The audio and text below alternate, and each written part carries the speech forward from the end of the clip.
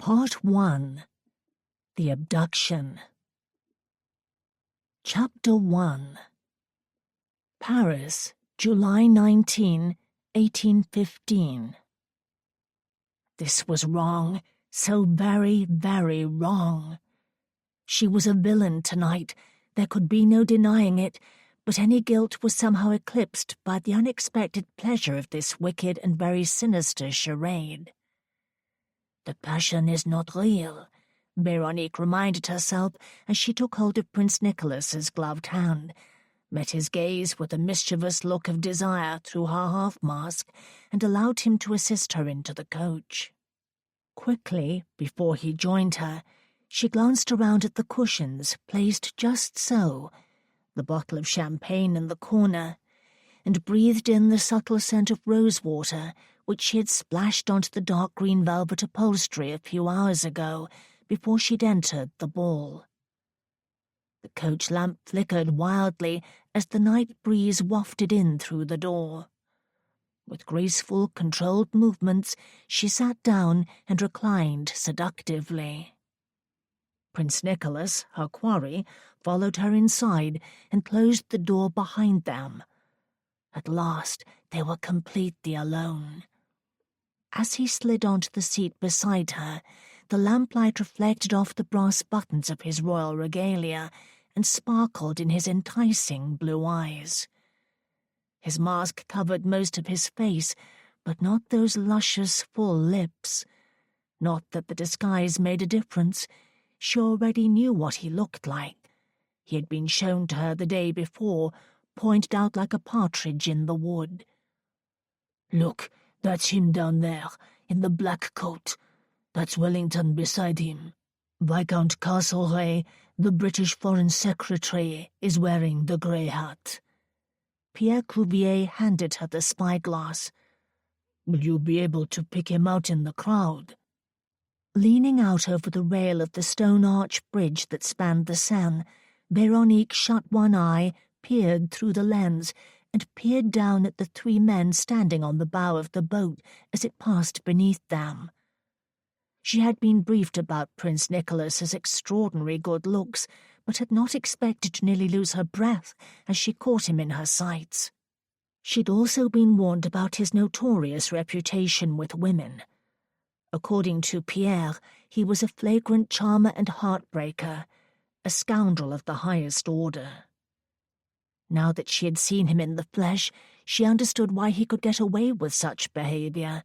Not only was he a royal prince of Petersburg, a small but powerful European nation on the North Sea, but he also had the face of a Greek god, with jet-black hair and blue eyes, a teasing smile that could charm all the angels out of heaven, and a strapping muscular build, unquestionably fit for a throne. Though he would likely never wear the crown, for his brother's wife, Queen Alexandra, had recently given birth to a son. None of that concerned Veronique, however. She had a job to do, and she must stay focused on the task at hand. "Yes, I will be able to pick him out," she replied, as she snapped the spyglass shut and handed it back to Pierre. "He'll be wearing a mask," he warned. Veronique turned to walk back to the coach. "Don't worry, it won't be a problem." Yet here she sat this evening, reclining on the soft upholstered seat in the overheated coach, smiling at her captured prince with tempting allure, wondering how much time she had. How long would they be alone before the laudanum took effect? 5 minutes? An hour?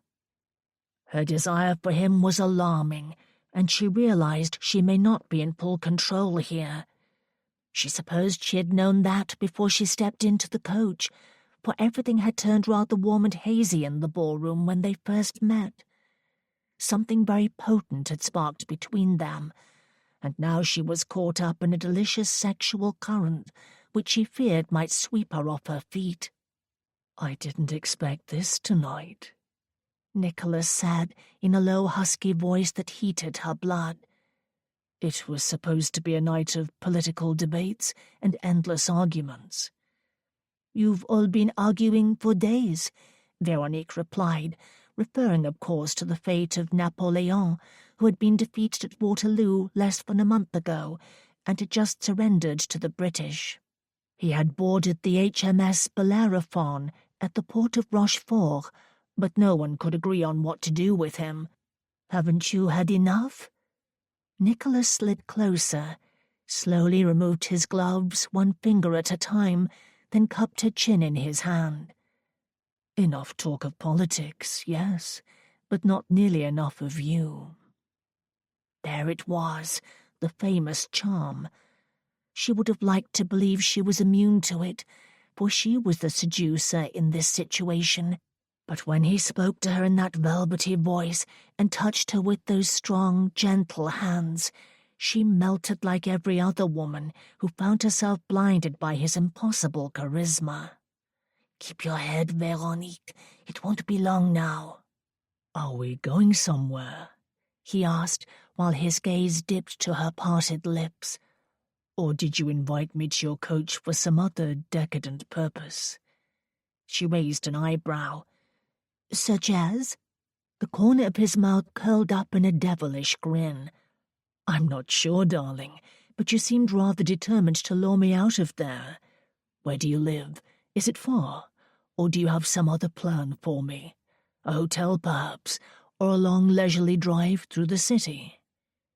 The coach lurched forward and pulled away from the curb. Prince Nicholas's eyes remained fixed on hers, and he smiled. "A drive it is, then."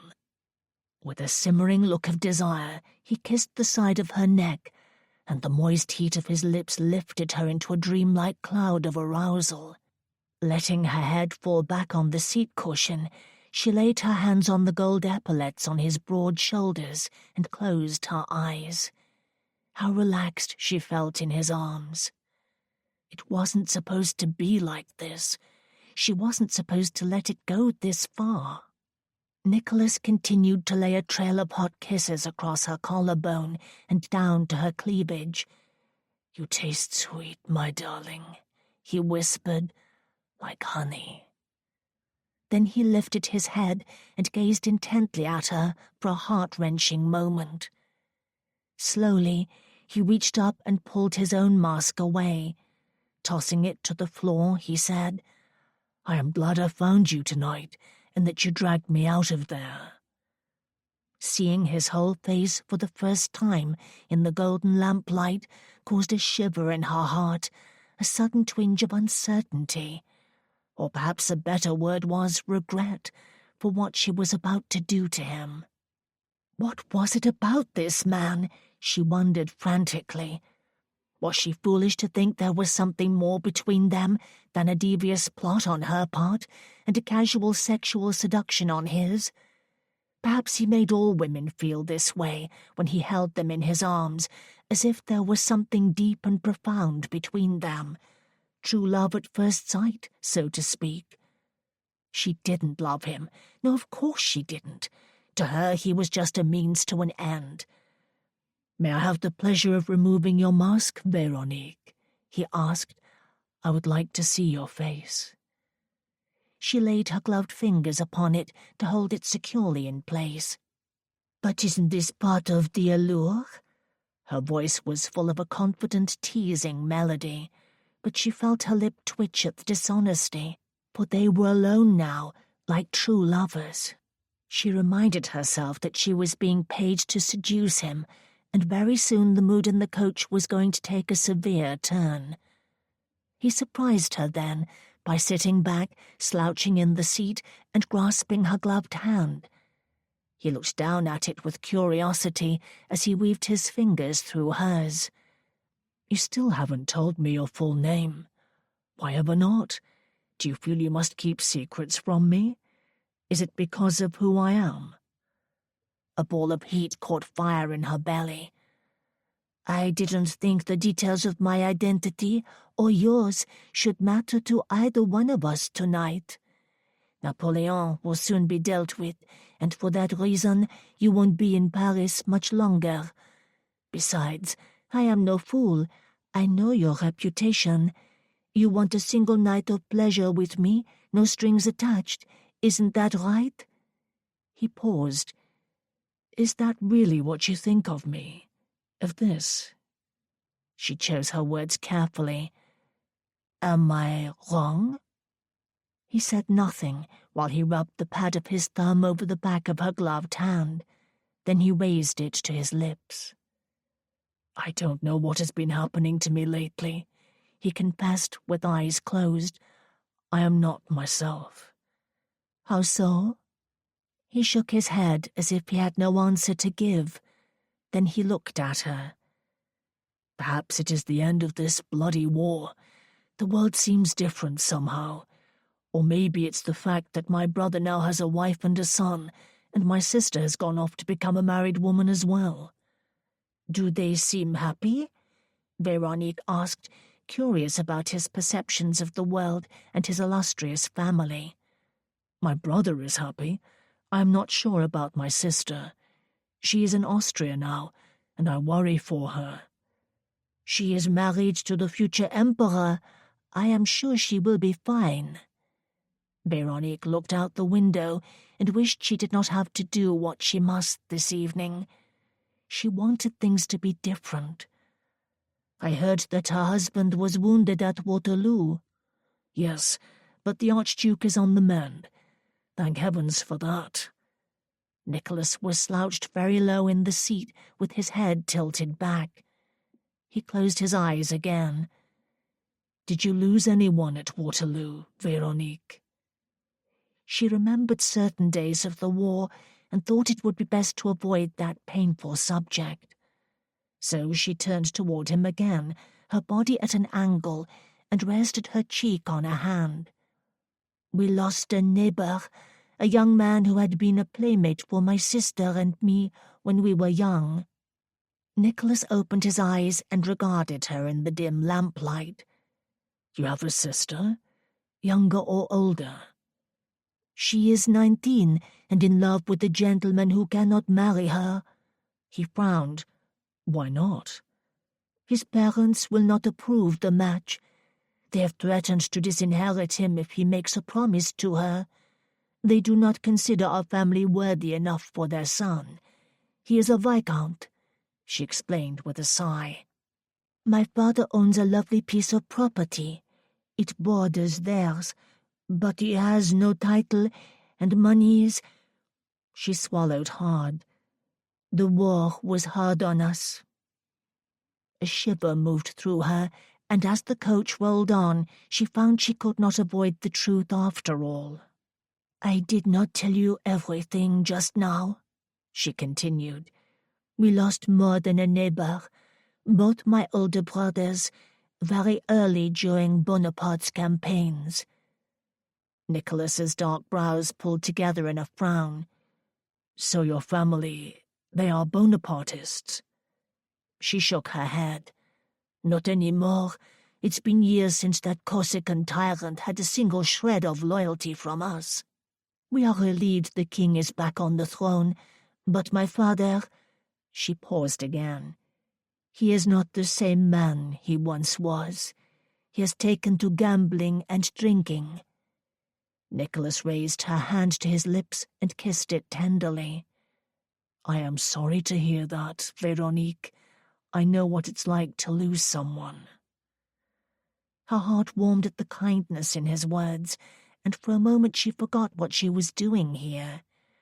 All that seemed to matter was the way he made her feel, like a woman who was meant to be loved. By him. But this was not love. Still, there was something strangely enchanting about this encounter. "You are referring to your father, the king?" she asked in response to his last comment, for it was a well-known fact that the King of Petersburg had been lethally poisoned the previous year. Nicholas continued to kiss her hand and began to journey up her wrist while she tingled all over with pleasure. "And my mother died when I was very young. They say I took it hard." "You don't remember?" He seemed lost in thought or very sleepy. "I remember everything." The coach rocked back and forth as they made their way to the outskirts of the city. "God, I'm tired all of a sudden," he said as he reached out to pull her into his arms. "Come here. I want to hold you." She snuggled closer and rested her cheek on his shoulder. "You smell good," he whispered as he kissed the top of her head. He smelled good too. Veronique turned her face into the crimson wool of his jacket, which was decorated with a navy sash and a black belt with brass buttons. Closing her eyes, she inhaled in the delectable scent of his body. He was a handsome royal prince, and his clothes smelled clean and regal, like nothing she'd ever smelled before. She wanted to know so much more about him. If only they could continue talking this way, but the drug was taking effect. Soon he would be unconscious. They would reach for a little farmhouse on the outskirts of the city, and everything would change. He would not say caring words to her when he learned what she had done to him. She sat very still for the next few minutes. She did not move a muscle, nor did she initiate any further conversation. When the sound of his breathing grew slow and even, she carefully lifted her head to study his profile. What a beautiful man he was! His dark features were perfectly sculpted. He had the enticing aura of someone born to be a woman's dream lover, her Prince Charming in every way. It was almost comical that he was a true prince. In that regard, his brother, King Randolph, would no doubt take notice of his mysterious disappearance from the Paris ball and leave no stone unturned in the quest to locate him and punish those responsible for the abduction.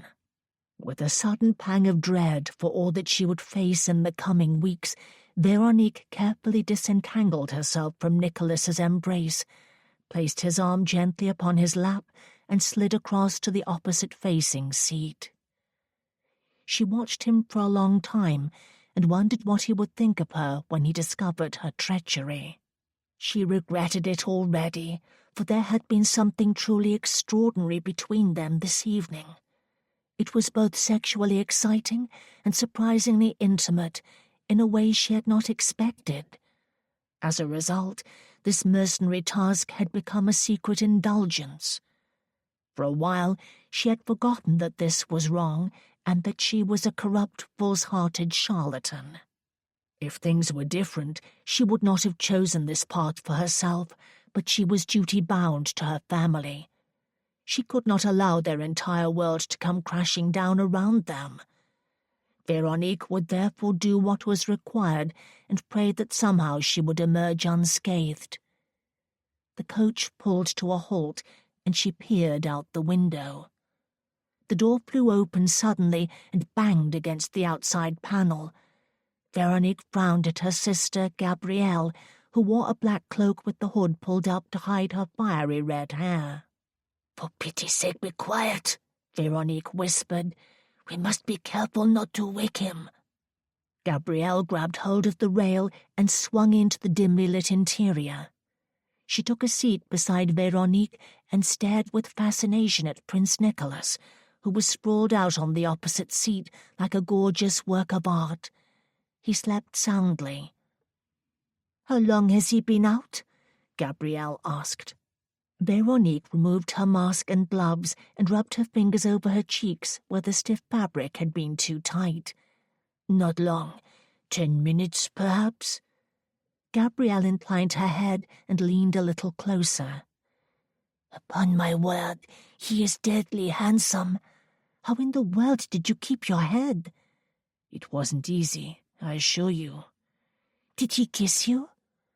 Veronique let her memory take her back to those first few moments. "Not on the mouth." Gabrielle's eyebrows lifted. "Not on the mouth?" She spoke as if scandalized, but Veronique knew her sister was thrilled at the possibilities. "Care to explain?" "No," Veronique said. "There's no time for that. I don't know how long he will sleep. Did you bring the rope?" Gabrielle pulled it from her cloak, like a rabbit out of a hat. "I've got it right here. Which one of us gets to do the honors?" Veronique immediately snatched the rope from her sister. "I caught him," she said, "so it's only right that I get to bag him." Chapter 2. Nicholas woke to an excruciating pain in his head, a state that felt worse than death. Not that he knew what death felt like, but it was probably better than this. He tried to sit up. Lord help him. His brain was throbbing in his skull like a hammer on a bass drum, and his stomach was churning like the Baltic. He shut his eyes and lay back down, very still, knowing that if he tried a second time to sit up, he would likely retch up the contents of his stomach, and he needed to get his bearings first. Which direction should he roll to hit the chamber pot, or at least to avoid a bed partner, if there was one? He remembered enough about the night before to know that he had left the ball with Veronique. Veronique? He opened his eyes and blinked up at the green silk canopy in the bright morning sunlight. Was he in her bed, or had she taken him to a hotel? Why couldn't he remember? Swallowing hard over the intense wave of nausea that rose up in him at the mere idea of moving, he pressed the heels of his hands to his forehead and shut his eyes again. A dizzying, throbbing sensation engulfed him. The bed was spinning like a top. Nicholas carefully glanced in the direction of the pillow beside him, but found it to be vacant. Thank God for that.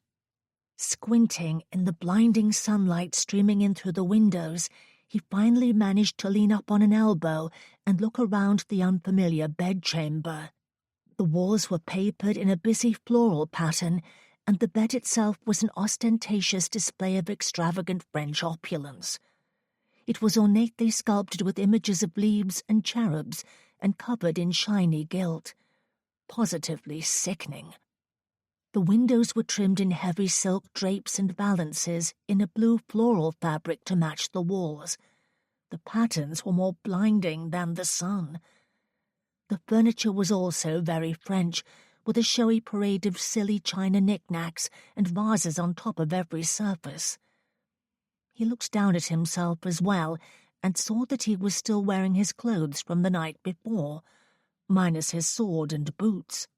Where the devil was he? And where was Veronique?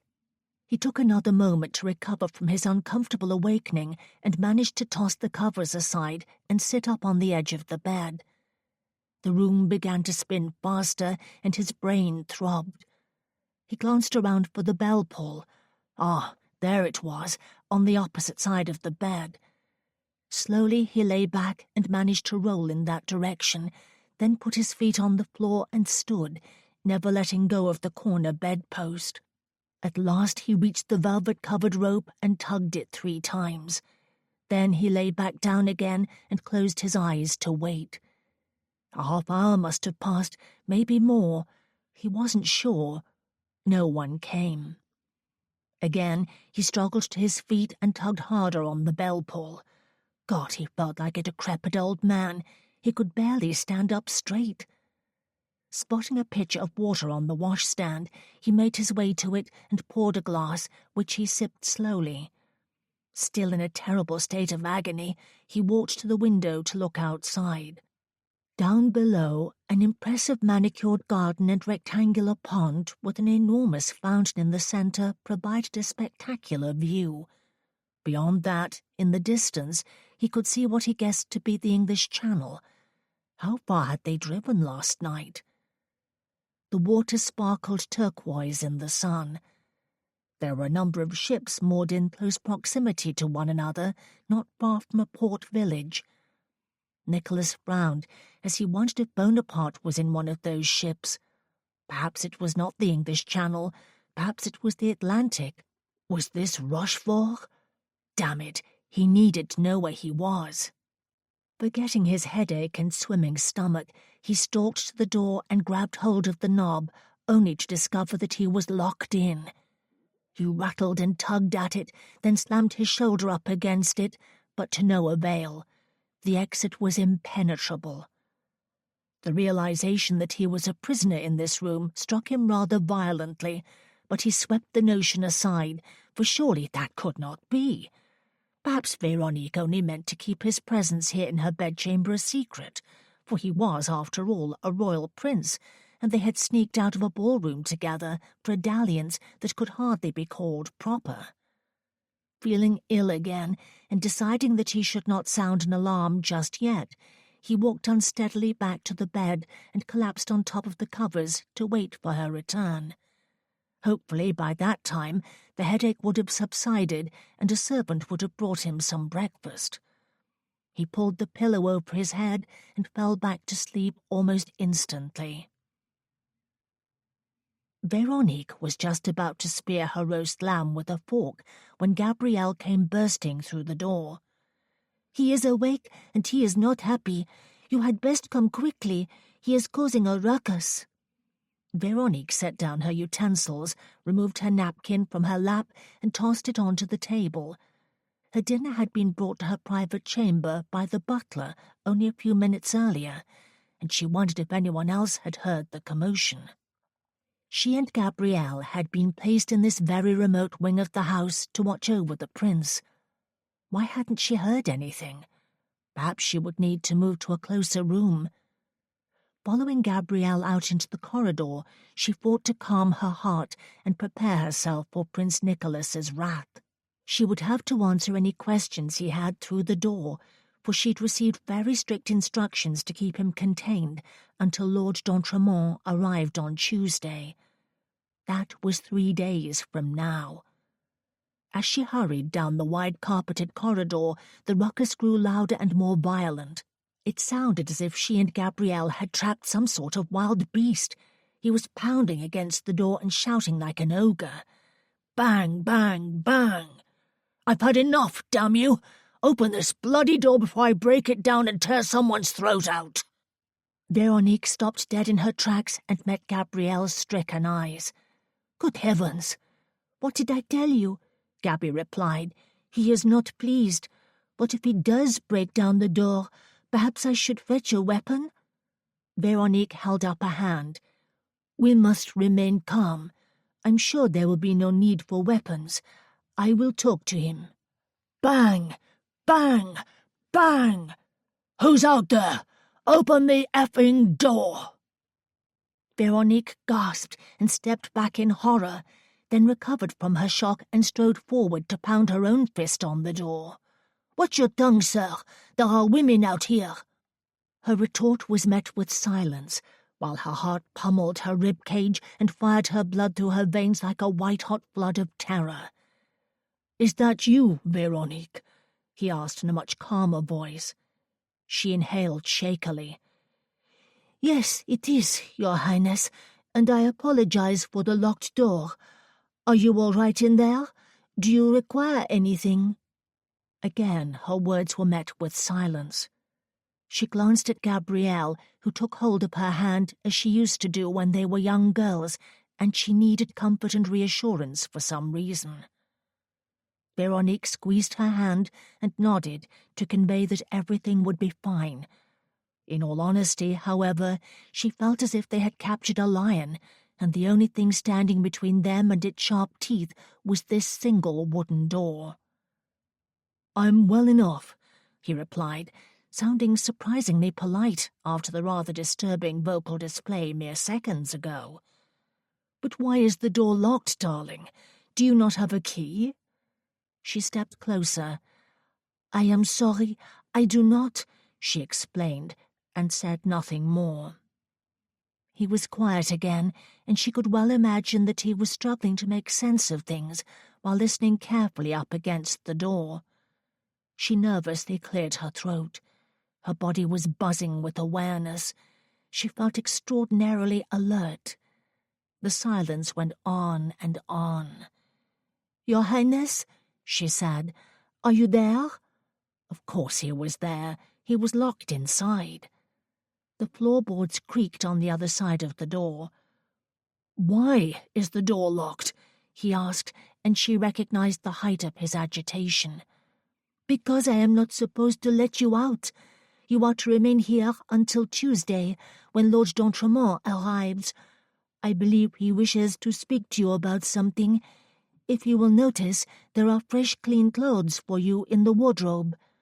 "Who is Lord d'Entremont, and where are we?" Nicholas asked, ignoring her reference to the clothes. "He is a French marquis, and this is his house. We are near Dieppe." He paused. "Have I met him before?" "I do not know." Another pause. "What does he wish to speak with me about?" "I am sorry, but I don't know the answer to that question either." The sound of Nicholas's heavy footsteps pacing back and forth behind the door caused her to look sharply at the doorknob.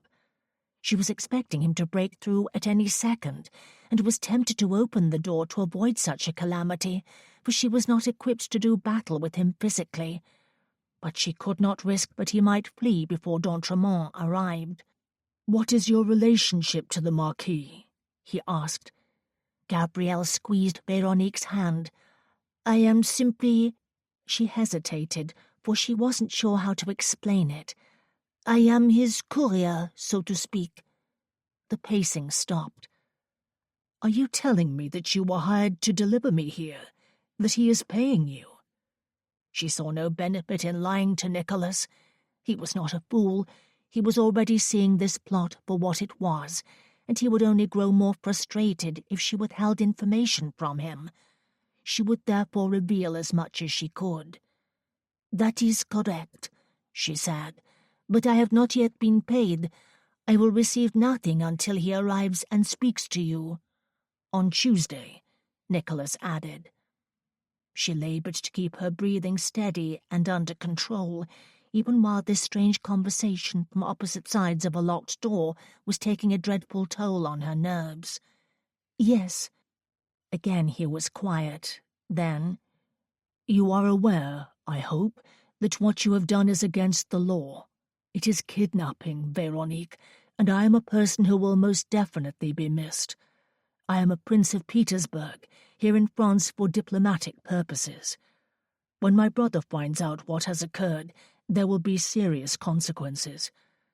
Are you sure you want to be involved in such a plot? If you unlock this door now and take me back to Paris tonight, I give you my word that I will not press charges against you. I don't even know your last name, for pity's sake. Let me out of here now, take me back to Paris, and I will allow you to simply walk away from this. No questions asked. Then I will deal with d'Entremont separately." Her mind was now swimming in panic, but she would not be deterred. She had promised the Marquis that she would deliver and hold Prince Nicholas here until Tuesday, and she would not let anything keep her from doing so, for they had an agreement, and she needed the Marquis to fulfill his part of it. "I am sorry, Your Highness, but I cannot take you back to Paris. You must remain here." His angry footsteps approached the door, and he banged so hard on it that it rattled in the jamb. Both she and Gabrielle jumped back to the opposite wall, as if he were coming at them with a knife, and there was no door to protect them. But there was a door, and they were safe, at least for now. She must not lose her courage. "What does he want to see me about?" Nicholas asked again. "I told you before, I don't know." "Does it have something to do with Bonaparte?" Veronique gave no answer, for she did not know the Marquis's intentions, nor did it matter. She only wanted her house back. "Does he want me to negotiate for the Emperor's freedom? Because I assure you, he will be wasting his time discussing such a thing with me, especially if he means to get what he wants through barbaric methods such as this." "Please believe me, Your Highness, I have no idea why he wants to see you. He did not share that information with me." Gabrielle leaned close to her and whispered, "You don't think the Marquis will harm him, do you?" Veronique immediately put her finger to her lips to hush her sister. "Who is that?" Nicholas asked. "Who is with you?" "No one," Veronique replied. "I was talking to myself." He was quiet for a few heated seconds, and all Veronique wanted to do was flee. She didn't want to have anything more to do with this, but she must weather it. She must. "Whatever he is paying you," Nicholas said, "I will double it. Gabrielle raised an eyebrow. Veronique shook her head and mouthed the word no. Gabby rolled her eyes and shrugged in defeat. Then she took hold of Veronique's arm and pulled her down the hall farther away from the door. "Why can't we just put a bullet in his brain?" she whispered. "I hope you are not referring to the prince," Veronique whispered in reply. "Of course not. It's Lord d'Entremont who needs to be murdered, or locked up, and somewhere a lot worse than this. Where can we find a dark dungeon with rats?" Again, Veronique lifted a finger to say hush and returned to the door. "I can hear you whispering," Nicholas said. "I know you are not working alone, so I will ask again. Take me back to Paris tonight, and I will triple whatever he is paying you." Veronique sighed heavily. "I told you that we cannot accept your offer. Again, I apologize for this, Your Highness. We do not mean to cause you any distress or discomfort, but you must wait for Lord d'Entremont. Do you have everything you need? Are you comfortable?" Silence again. Then, "Am I comfortable? Are you bloody insane?" Veronique stepped forward and placed an open hand flat on the door. "Please be patient, sir. I will make sure dinner is brought to you post-haste, and I will try to make this as painless as possible. You must trust me." She didn't feel quite right speaking those words, however, because she had no idea what the Marquis intended to do with Prince Nicholas when he arrived, or why he had wanted him brought here in the first place.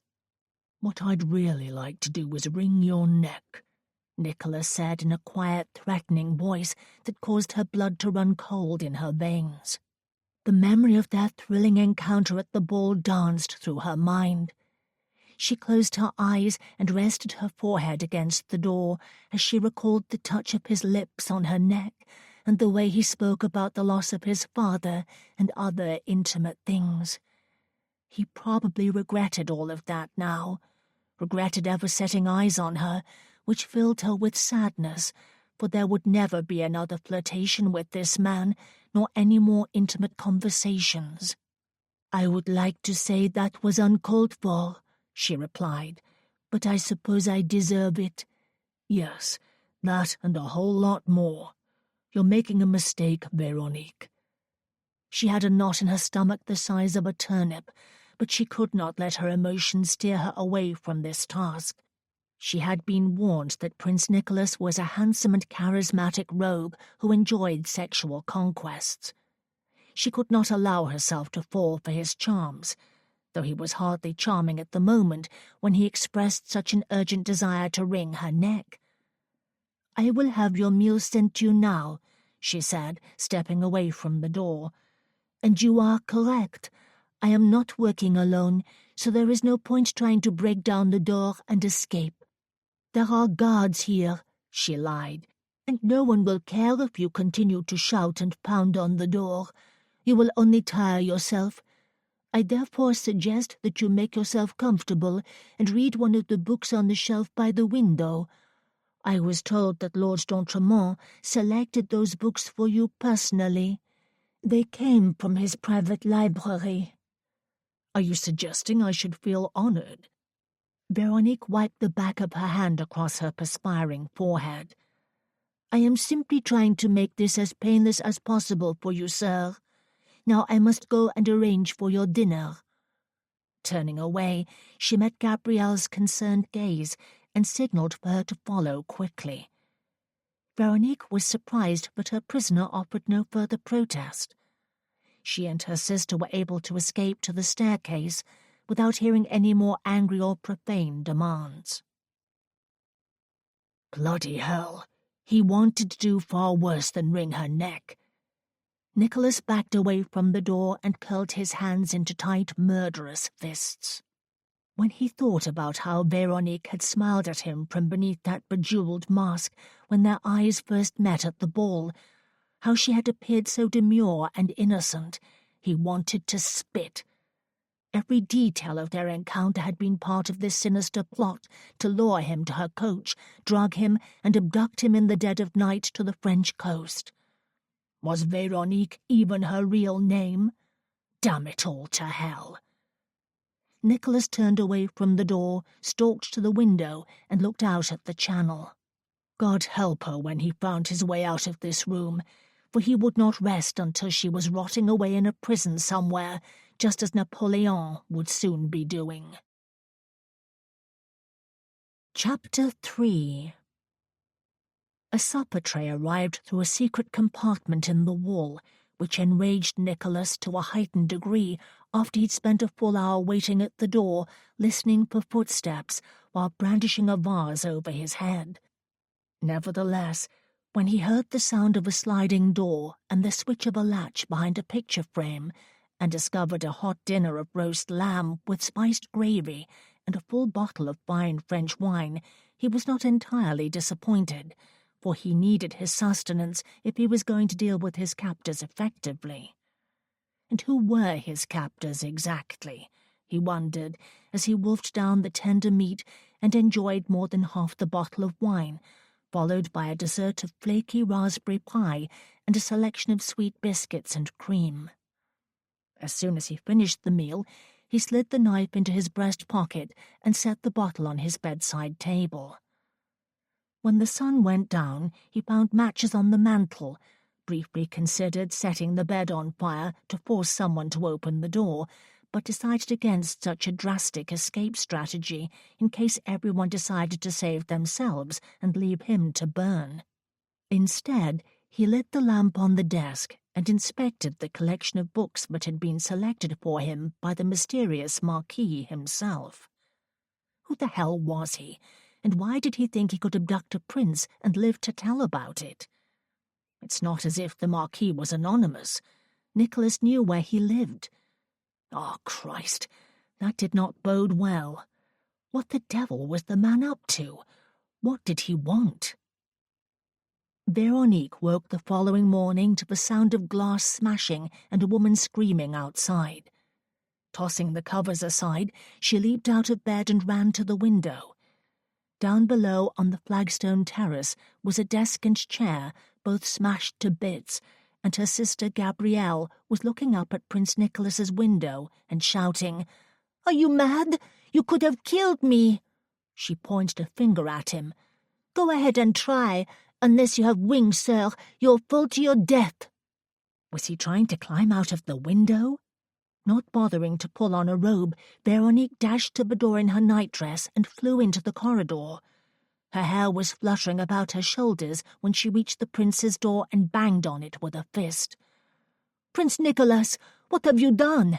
You mustn't endanger yourself, and please do not vandalize the Marquis's property. I hear he values his furniture." Values his furniture? Oh, that was convincing. She grimaced at herself. "Please come to the door and talk to me," she continued in a calming voice. "How can I help you?" She heard the terrifying sound of his heavy boots pounding across the floor and experienced a renewed surge of panic. Again, she found herself recalling those first few moments in the coach when he'd kissed her, when she feared she might forget her purpose and allow him to ravish her. She could not imagine being alone with him now. He was a beast with a dangerous roar. Shaking away such imaginings, she laid her open hand on the door and listened. "Are you there?" "Yes, I am here," he replied from the other side. His voice was low and wrathful, very close to the door. "You shouldn't have done that," she said. "You could have hurt someone." "Like your sister," he replied. "And don't pretend that's not who she is. The resemblance is obvious, except she has red hair and you are very blonde." Damn him! She had hoped to keep Gabrielle's presence here a secret, but it was too late now. He knew. They would have to be very careful when this was over. They would have to hide for a while. "Yes, that was my sister," she confessed. "I do not appreciate you frightening her like that." "Frightening her?" he scoffed. "She didn't appear the least bit frightened. In fact, she has quite a colourful vocabulary. She called me a despicable rogue, among other things, which was wholly unfair, since I am the victim here, not she. 2 steps to the left, and she would have been victimized quite mortally, Veronique argued. That was very dangerous, sir. Do not do it again. I'll do whatever I damn well please, Veronique, and worse if you do not open this door in the next 3 minutes. Veronique swallowed over her rising impatience. I cannot do that, not until Lord d'Entremont arrives. When at last Nicholas spoke, his tone was only slightly less threatening. Are you afraid I will try to escape? Yes, she replied. That is my main concern. If you are not here when the Marquis arrives, I will not be paid what he has promised me. It cannot be money that you want, Nicholas said. Otherwise you would have accepted my offer to triple the amount. Does he have some sort of hold over you? Is it blackmail? Veronique could almost feel the heat of her unease burning through her veins, for it was no small matter to have a powerful prince asking about her welfare, as if he actually cared. She did not dare tell him anything, however, for she could not be sure he was not simply manipulating her to get what he wanted. She could not be sure he would not use it against her somehow. At the same time, she wanted desperately to confide in him and reveal Lord d'Entremont's cruelty and unfairness. She wanted to say horrible things about the Marquis, confess her loathing, and drag his name through the mud, but she could not. Not now, when her home hung in the balance and he held control of everything. I do not wish to say one way or the other, she carefully replied. Well, that is as good as a yes. Nicholas was quiet for a moment. Then he scratched a finger against the door, which made her draw back in surprise. What if I promise not to leave? He softly said. What if I give you my word as a gentleman that I will remain here inside the house until Tuesday? His voice was soothing, and she found herself listening to his request, considering whether or not she could trust him. Then she struggled to knock some sense into herself. I cannot take that chance. Why? Do you not trust my word? Do you believe I would endanger you? All I ask is to be treated like a guest, not a prisoner. You just threw a desk out of the window, sir. That is hardly the behavior of a proper guest. He paused. I was at my wit's end. I needed to do something to get your attention. There was a spark of flirtation in his tone which filled her with mistrust. Veronique knew that he wanted something from her, namely his freedom, and he would likely say anything to get it. I am sorry, she firmly said. You must be patient and wait until Tuesday. Is there anything else I can do for you? More books, perhaps? Do you have a set of playing cards in there? She heard the sound of something going plunk against the door. His forehead? Oh, she was not enjoying this. She didn't want to keep him locked up. She wanted to open the door and see him, talk to him, apologize for flirting with him and slipping laudanum into his champagne glass. Please, Veronique, he said, I am begging you. If you unlock the door, I promise I will behave. Her heart squeezed painfully in her chest, and again she had to remember that he was a seductive genius. He knew how to play women like musical instruments. Try to think of this as a holiday, some much-needed time to yourself to do nothing but lie around and daydream. Surely a man in your position rarely enjoys such a luxury. She heard his finger scratch the door again and moved closer to press her ear up against it. She could hear him breathing. I wish you would trust me, he whispered, so close, only an inch away, as if he knew exactly where her ear was resting. Her body grew warm. It felt as if he were close enough to touch. She could almost feel his breath on her neck. What does he hold over you? Nicholas asked. Tell me. I can help you. You and your sister. She forced herself to back away. No, I don't think you can. But that wasn't entirely true. He was a prince. He could do anything. She simply wasn't sure that she could trust him to follow through on such a promise. Not after what she had done to him. "Please do not make this more difficult than it already is," she said. "Just wait for the Marquis." "Fine," he replied, "if that's the way it must be. But I will ask something of you in return." "Yes?" A few seconds passed. Did he even know what he wanted to ask? "I promise not to destroy any more furniture," he said, "or throw anything out of the window, myself included, if you will come again and talk to me, to help pass the time, perhaps bring a chair and stay a while." Veronique wasn't sure if he genuinely desired her company, or if this was a clever scheme to trick her into eventually opening the door for him. It didn't matter, she supposed, because she wasn't going to break. She had come this far. The hard part was over. She'd be a fool to throw it all away now. "Fine," she said. "I will return in a short while after I am dressed." "You're not dressed?" he inquired almost playfully. "You are truly bent upon torturing me, aren't you?" Veronique couldn't help but chuckle at the flattery, even while she suspected it was another form of trickery. "You're wasting your time if you think you'll be able to charm me into setting you free," she told him. "I know your reputation, remember?" "I remember a lot of things." Dear Lord, he was impossibly charming when he wanted to be. Just the sound of his voice sent her spinning back into the excitement of their brief encounter in the coach, when he had touched her so enticingly. But she must be sensible. There could be no further intimacies between them.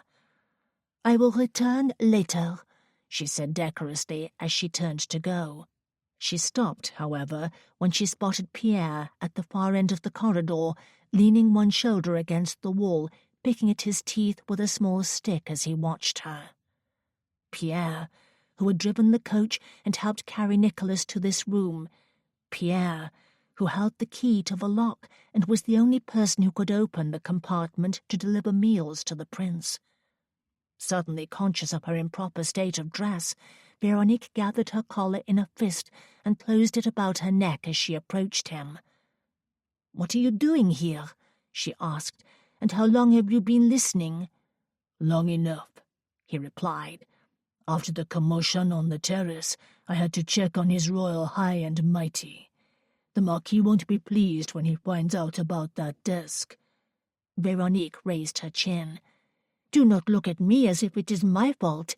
The Marquis will have no one to blame but himself. I would consider it the proper cost of locking a man up against his will." Pierre always seemed to wear a permanent scowl on his face, and this morning was no different. "Someone's going to have to clean that up," he said, "and it ain't gonna be me." She squared her shoulders. "Why not you? You are as much a part of this as I am." "I have to go fetch him his breakfast." She narrowed her eyes. "Then I suggest you alert the butler, though I suspect he's already aware of the situation." Pierre had made it clear when they arrived that he did not get on well with the servants. He worked among them, but considered himself apart and above them.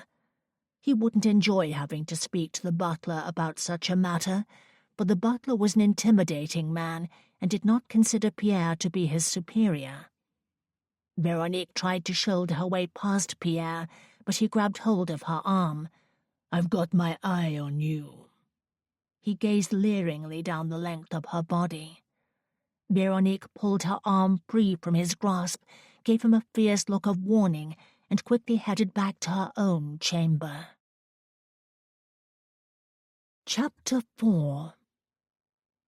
Nicholas was pacing back and forth in front of the bed when the sound of the sliding door in the wall alerted him to the arrival of breakfast. Immediately, he moved to the large portrait that swung open on squeaky hinges and opened the second door that slid upward like a sash window. There, in the large compartment, he found a tray with eggs, toast, and coffee. The aroma filled his nostrils and fed his obsessive desire to find a way out of here.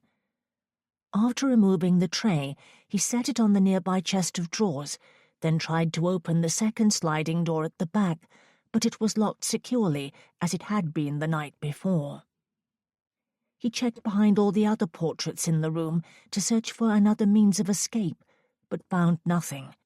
It was as if this room had been constructed for the purpose of keeping someone prisoner and delivering meals. What sort of place was this, and what did the French lord want from him? He would find out soon enough, he supposed. In the meantime, he must keep up his strength and prepare for his meeting with the Marquis, or preferably escape before that moment arrived. So he dug into his breakfast and ate heartily. As he spooned some fruit preserves onto a slice of toast and bit into it, he considered his plan for the day. His best hope was Veronique. He would do what he must to win her trust before Tuesday. In fact, he would do whatever was required, for he didn't know what the Marquis had planned for him. It was going to be an interesting day, he realized, because despite all the charm he was about to send through that locked door, he still wanted to wring her bloody neck, and would take great pleasure in doing so as soon as he had the chance. "Slow down, you're going too fast," Gabrielle complained as she struggled awkwardly to help Veronique carry the blue-upholstered chair down the corridor toward the prince's chamber. "Try to keep up," Veronique replied, walking backwards. "Is that better?" "Yes, but what are you going to do in this chair all day? What will he want to talk about? Does he want you to read to him or sing to him?" Veronique glanced over her shoulder to ensure she didn't bump into anything. "I'm not certain. All he said was that he wanted company to help pass the time." Shuffling along in their heavy skirts, fumbling with the chair, they finally reached the prince's chamber and set their cargo down. "Be careful," Gabrielle whispered. "He might have some dastardly plan in mind." They both turned their heads at the sound of Nicholas striding across the floor inside the locked room. "Is that you, Veronique?" he asked. "Yes, I am here with Gabrielle. She helped me carry the chair." "Were there no servants at hand to perform such a task?" Gabrielle's eyes shot to Veronique's, and she frowned. "There are plenty of servants here," Veronique explained. "But the Marquis has instructed them to keep out of this wing until he returns." "Ah, so my imprisonment is a secret?" "Yes, Your Highness." He paused. "What about the driver who brought me here? Has he been sworn to secrecy as well?" "Yes." They were all quiet. "Is your sister still with you?" he asked. Veronique gestured for Gabby to reply. "Yes, Your Highness," she said. "I am here." Silence again. "We have not been formally introduced," he said. "I am Prince Nicholas of Petersburg. It is a pleasure to make your acquaintance." Gabrielle couldn't help herself. She curtsied. It was all very strange. "It is an honor, sir." "Yes. Well, I must apologize for nearly crushing you with the desk earlier today. It was not my intention. I simply didn't see you there." "Apology accepted," she replied. Then she dashed a glance at Veronique and grinned like a schoolgirl before mouthing the words, "He's lovely." Veronique put her hands on Gabby's shoulders and turned her around to face the other direction. "My sister was just leaving," she said. With a teasing smirk, Gabby headed back to their own chamber. A moment later, Veronique sat down, while the sound of a chair being dragged across the floor inside the room kept her waiting. She heard Nicholas sit down as well. "What do you wish to talk about?" she asked. All her senses drummed with awareness as she leaned forward. His chair creaked as he settled into it. "You," he replied in a low voice. "Put your hand up against the door," he added. "Place it flat on the middle panel, halfway down." "Why?" "It's lonely in here, Veronique, and I have not been able to think of much else besides the other night, when you lured me out of the ball. Have you thought about it?" She tried to fight it, but was compelled to answer honestly. Yes, I have. Closing her eyes, she imagined his open palm on the other side, only an inch or so away, and she ran the pad of a finger over the smooth texture of the wood. "What specifically do you think about?" he asked. Her heart fluttered like the wings of a bird, but it took some effort to speak in a steady voice. "Our conversations, mostly." That was a lie. He was quiet. "You don't think of how we danced? Or how it felt when we were finally alone together in the coach and I held you in my arms? Or was the spark between us all an act?" "It was not an act," she said. "But that is irrelevant, because we will not see each other again after this. Besides, I am not the sort of woman who routinely leaves masked balls with strangers. That part, at least, was an act." "I see." Her arm was growing tired, so she lowered her hands to her lap. "Is there anything else I should know that was not real?" he asked. "You are not married, are you, or betrothed to someone?" "No, I am unwed." "With no chaperone that night?" "The masks made it possible," she explained. "I entered without revealing my true identity to anyone." "Not even to me," he replied with a sigh. She heard him stand up and walk away. Leaning close, she listened carefully. "I am pouring a glass of wine for myself," he explained, as if he could sense her curiosity. "Pity you are not in here with me. I would pour you a glass as well." He returned to his chair.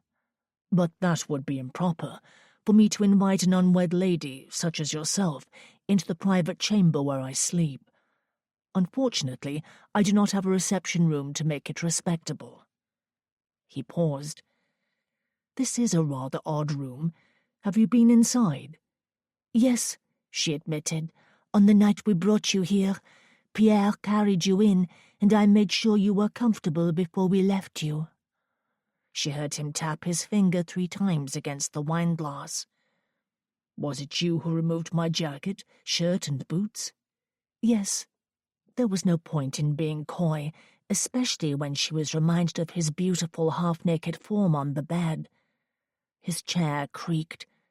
She imagined him lounging back in it, with his long muscular legs stretched out before him.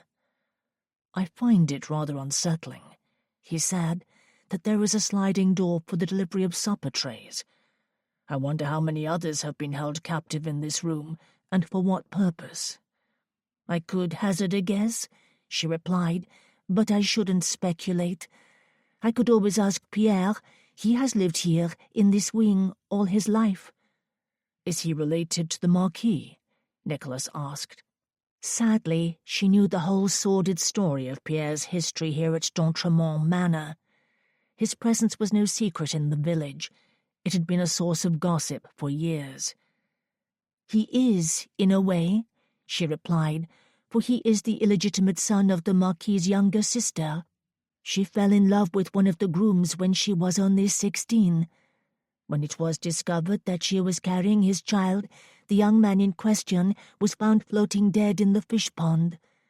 She was locked up in the house during her confinement, and perhaps this was her room. Regrettably, she died on the birthing bed, but the child survived. That child is Pierre." "So he is the Marquis's nephew.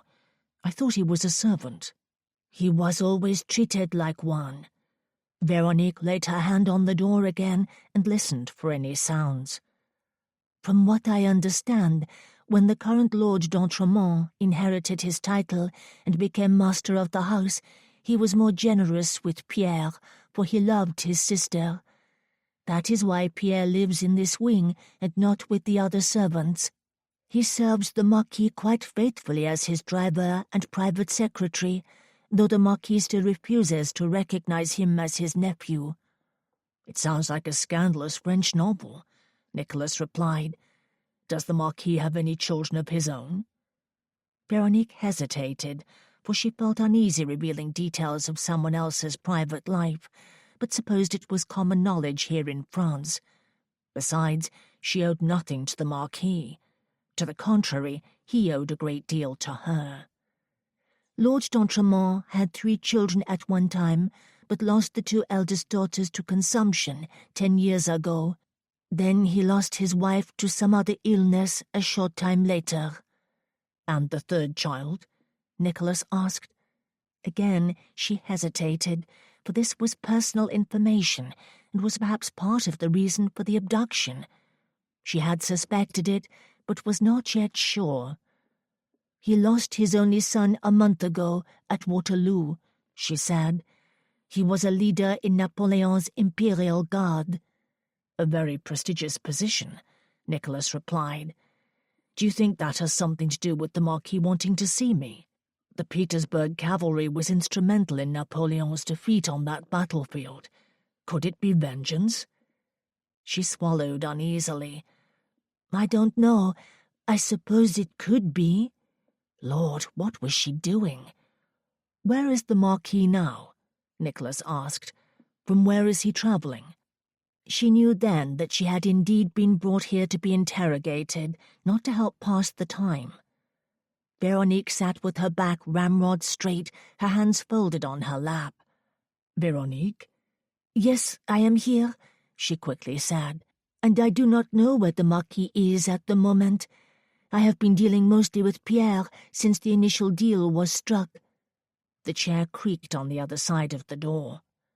"You must understand that it is not easy for me to remain here," he said, like a sitting duck. "I do understand. Then why won't you help me?" he asked. "Whatever it is that you need, Veronique, I promise I can give it to you, if only you would offer me some assistance." "To do what? Escape?" The chair creaked again as he sat forward and spoke closer to the door. "Yes." Her heart began to pound at the mere sound of his voice, so close to the door while she waited for him to continue. "If you would only come to my rescue," he whispered, "I would see to it personally that you would be rewarded. Not only would you be exonerated from all charges concerning my kidnapping, but I would ensure that you would have whatever it is that d'Entremont is promising. Won't you please tell me what that is?" All her instincts were screaming at her to confide in him, to accept his offer, to unlock the door and become his partner in an escape. But could he be trusted to keep his word, and was it even possible for him to help her and Gabrielle? Could he give her back her home if d'Entremont refused to part with it? "Please come inside," Nicholas softly said. "I want to see you, talk with you. We could help each other." "Nicholas, please do not ask me." "But I must," he replied. His tone was silky with a veiled passion that aroused her senses, even though she knew it was a clever manipulation. "There was something between us the other night," he continued, "something quite wonderful, as if it were destiny that we should meet. I believed it at the time, and I still believe it now. There is a reason you were chosen for this task, Veronique. You imply that you are trapped by d'Entremont, which is why you agreed to this. But I know you are no villain. He is the villain, and I have the power to buy your freedom from him and erase this crime you have committed. You are not my captor, Veronique. He is. You are my rescuer, and I am yours." There was a sudden terrible clatter somewhere else in the house, as if a maid had dropped a silver tray on a marble floor. It caused Veronique to jump in her chair. Her gaze darted to the far end of the corridor. "What was that?" Nicholas asked. "I am not sure," she replied. "I don't think it was anything." Then why was her heart pounding as if she had been caught in some secret act of thievery? "Listen to me, Veronique," he said. "This can all work well in your favor if you will unlock this door and come inside. We can plan something together, find a way out of this. I cannot do it without you, and I do not believe you want to be a part of something as ugly as what this might become. I do not know what the Marquis wants from me, but clearly it is not a friendly invitation. This is sinister. I feel it in my bones, as you must feel it too." She realized she was nodding her head. She had been uncomfortable about this assignment from the beginning, but had ignored any inclination toward feelings of guilt or doubt. She had intentionally steeled herself into a woman driven by necessity, duty, and love for her family, for she must get her home back from the Marquis. Nothing else outside of that mattered. Until now. Prince Nicholas had become so much more than a mere package for her to deliver. He was a man, a handsome regal prince who had aroused her desires and touched something inside her, even when she knew he was manipulating her to get what he wanted. What she felt was something quite unfamiliar, which she did not yet understand. She didn't want this to turn ugly. That would be a terrible tragedy. She would never be able to live with herself if d'Entremont did something foul, and she did not trust him, for he was no gentleman. "I do not have a key," she told Nicholas at last. "Pierre has it, but there must be another. The housekeeper would surely have one." Oh, what was she saying? Could you get it from her without Pierre knowing? "I could try." A heavy silence ensued while she considered all the possible consequences of this decision. Was she really going to do this? Was it the right course of action? Or was she letting her emotions and her desires rule her intellect? "We do not have much time," Nicholas said. "D'Entremont will be here in less than 2 days." Despite everything, Veronique found herself nodding her head again. "I will do my best. So I must leave you now. Expect me later, at dusk, after the supper trays have been delivered." She stood up and turned the back of the chair against the wall, then heard the deep timbre of Nicholas's voice behind the door. "When you slip the key into this lock, Veronique, I should warn you about something." She listened. "Yes?" His voice, though quiet, possessed a raw, ominous quality. "I will need to kiss you." A sizzling, almost alarming spark of anticipation danced down her spine at the mere thought of being in this man's arms again and accepting his gratitude. She had spent far too many moments over the past 2 days conjuring him in her imagination, fantasizing about what might have occurred in the coach if she had not put laudanum in his champagne at the ball. But could she trust him? Should she? Surely this was madness. "I will return at dusk," she said nevertheless in a steady voice, as steady as she could manage. Then she hurried back to her room to talk this over with Gabrielle. Chapter 5. "Are you certain we can trust him?" Gabby asked while Veronique paced back and forth across the thick red carpet. "What if he turns us in for kidnapping and refuses to honor the agreement? What would happen to Mother?" Veronique stopped pacing and cupped her forehead in her hands. "That would be the worst possible outcome. But somehow, for some reason I cannot explain, everything in my heart is telling me that he will keep his word if we help him. I despise d'Entremont, and I know you do too. How can we trust him more than we would trust Prince Nicholas, who has been most unfairly treated?" "By us," Gabby reminded her. "You especially, when you drugged him and cast him off to parts unknown, bound and gagged like an animal." "He was never gagged," Veronique corrected her. "Now you are just being dramatic." "How can I help it? This is quite an unbelievable situation, worse than any farcical play." Veronique faced her sister. "Do you know if Pierre keeps the key on him, or would it be in his room?" "Do you really intend to steal it?" "Yes, if I can. If not, I will try the housekeeper." Gabby crossed the room to meet Veronique at the foot of the bed. "I saw him slip it into his coat pocket after we locked Nicholas inside on the first night. I do not believe it's been used since then. It could still be in his pocket, or he may have hidden it in his room." Veronique experienced a fluttery feeling in her belly, accompanied by an acute sense of purpose. "I will check his room this afternoon." "Should I go with you?" "No, but you could be my decoy. Go for a walk in the garden, so that Pierre will follow to keep an eye on you, as he always does. He is very suspicious. It's warm outside. He won't likely be wearing his overcoat. With luck, he will leave it in his room." Gabrielle hesitated. "What's wrong?" Veronique asked. "Do you not want to do this?" "It's not that," she replied as she moved to a chair and sat down. "I am just not feeling well this morning." "You do look pale." Veronique crossed to her sister and placed the back of her hand on her forehead. "Your temperature seems normal." Gabrielle pushed her hand away. "I am fine. It's nothing." She quickly stood up and reached for her bonnet, slipped it on, and tied the ribbons under her chin. "Very well, then. Off I go." Veronique escorted her sister to the stairs, then returned to their guest chamber to watch from the window. A few minutes later, Gabby strolled leisurely toward the cherry orchard. Sure enough, Pierre appeared from the stables to follow her at a distance.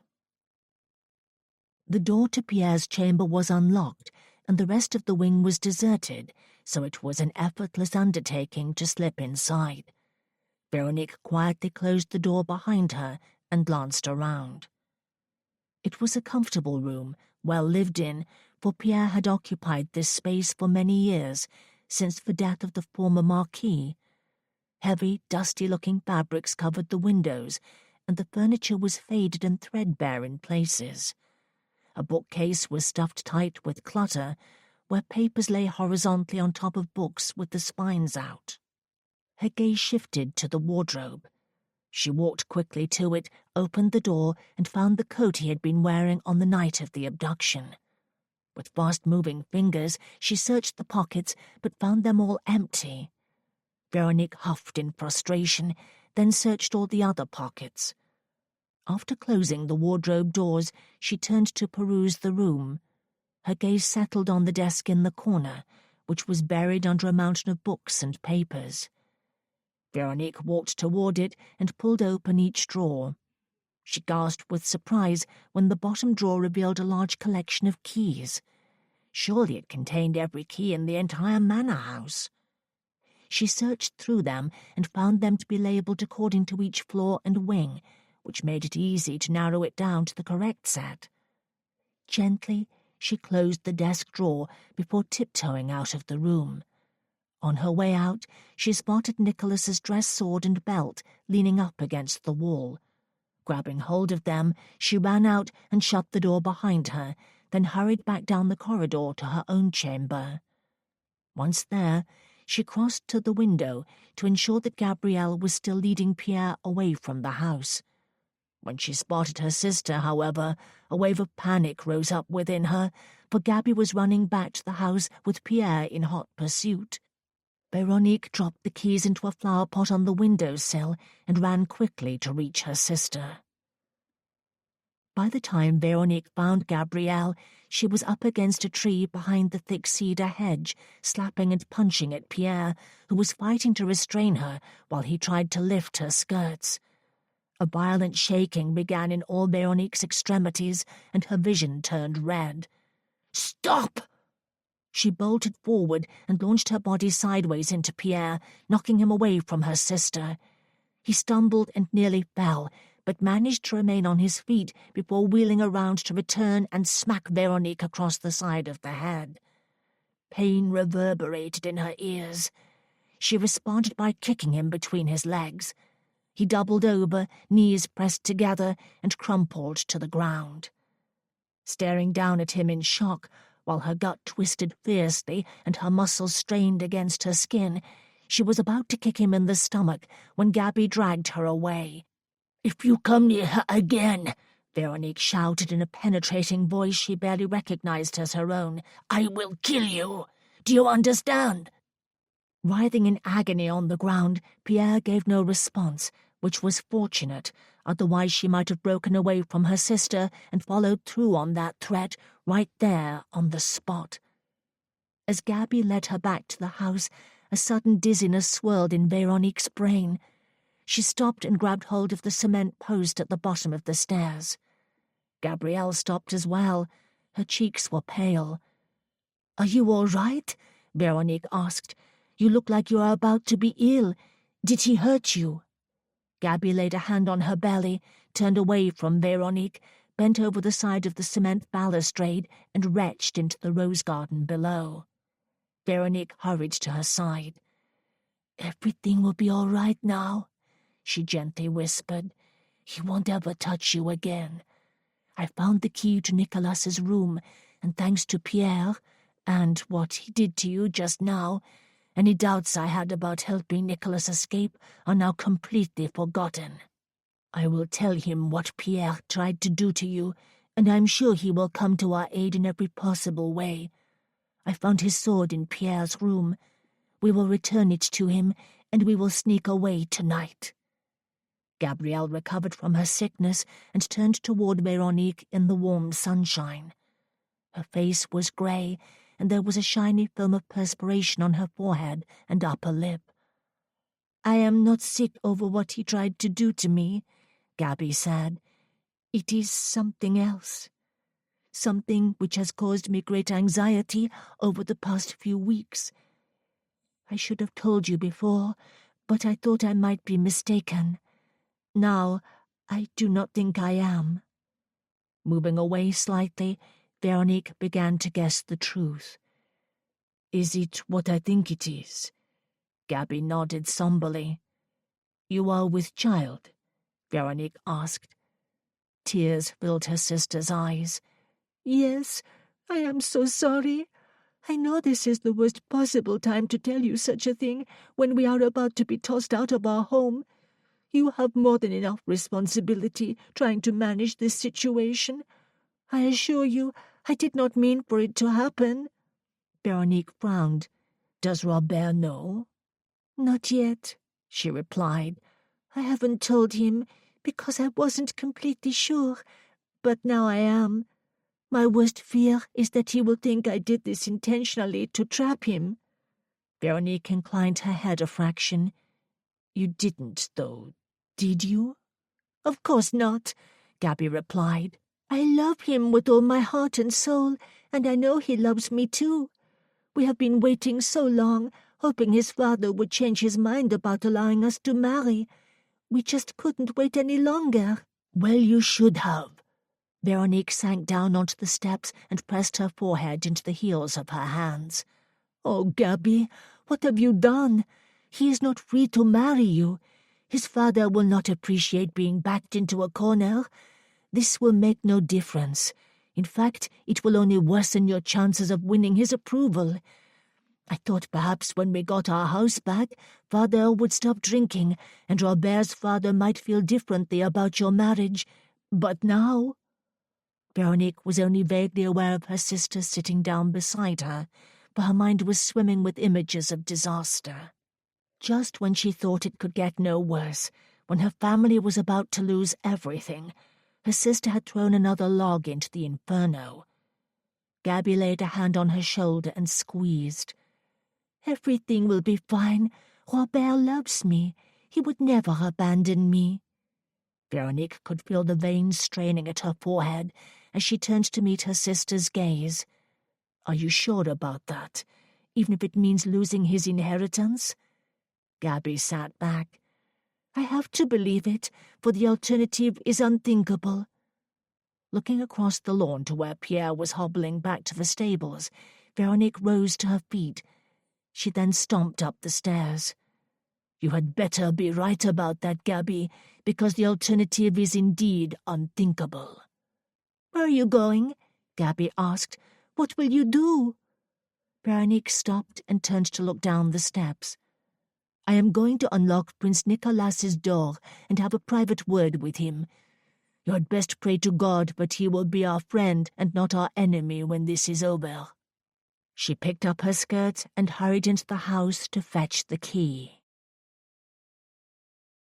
Chapter 6. When Veronique unlocked Nicolas's door, she could barely contain the fear that was blazing in her bloodstream, for it seemed as if her whole world was falling apart.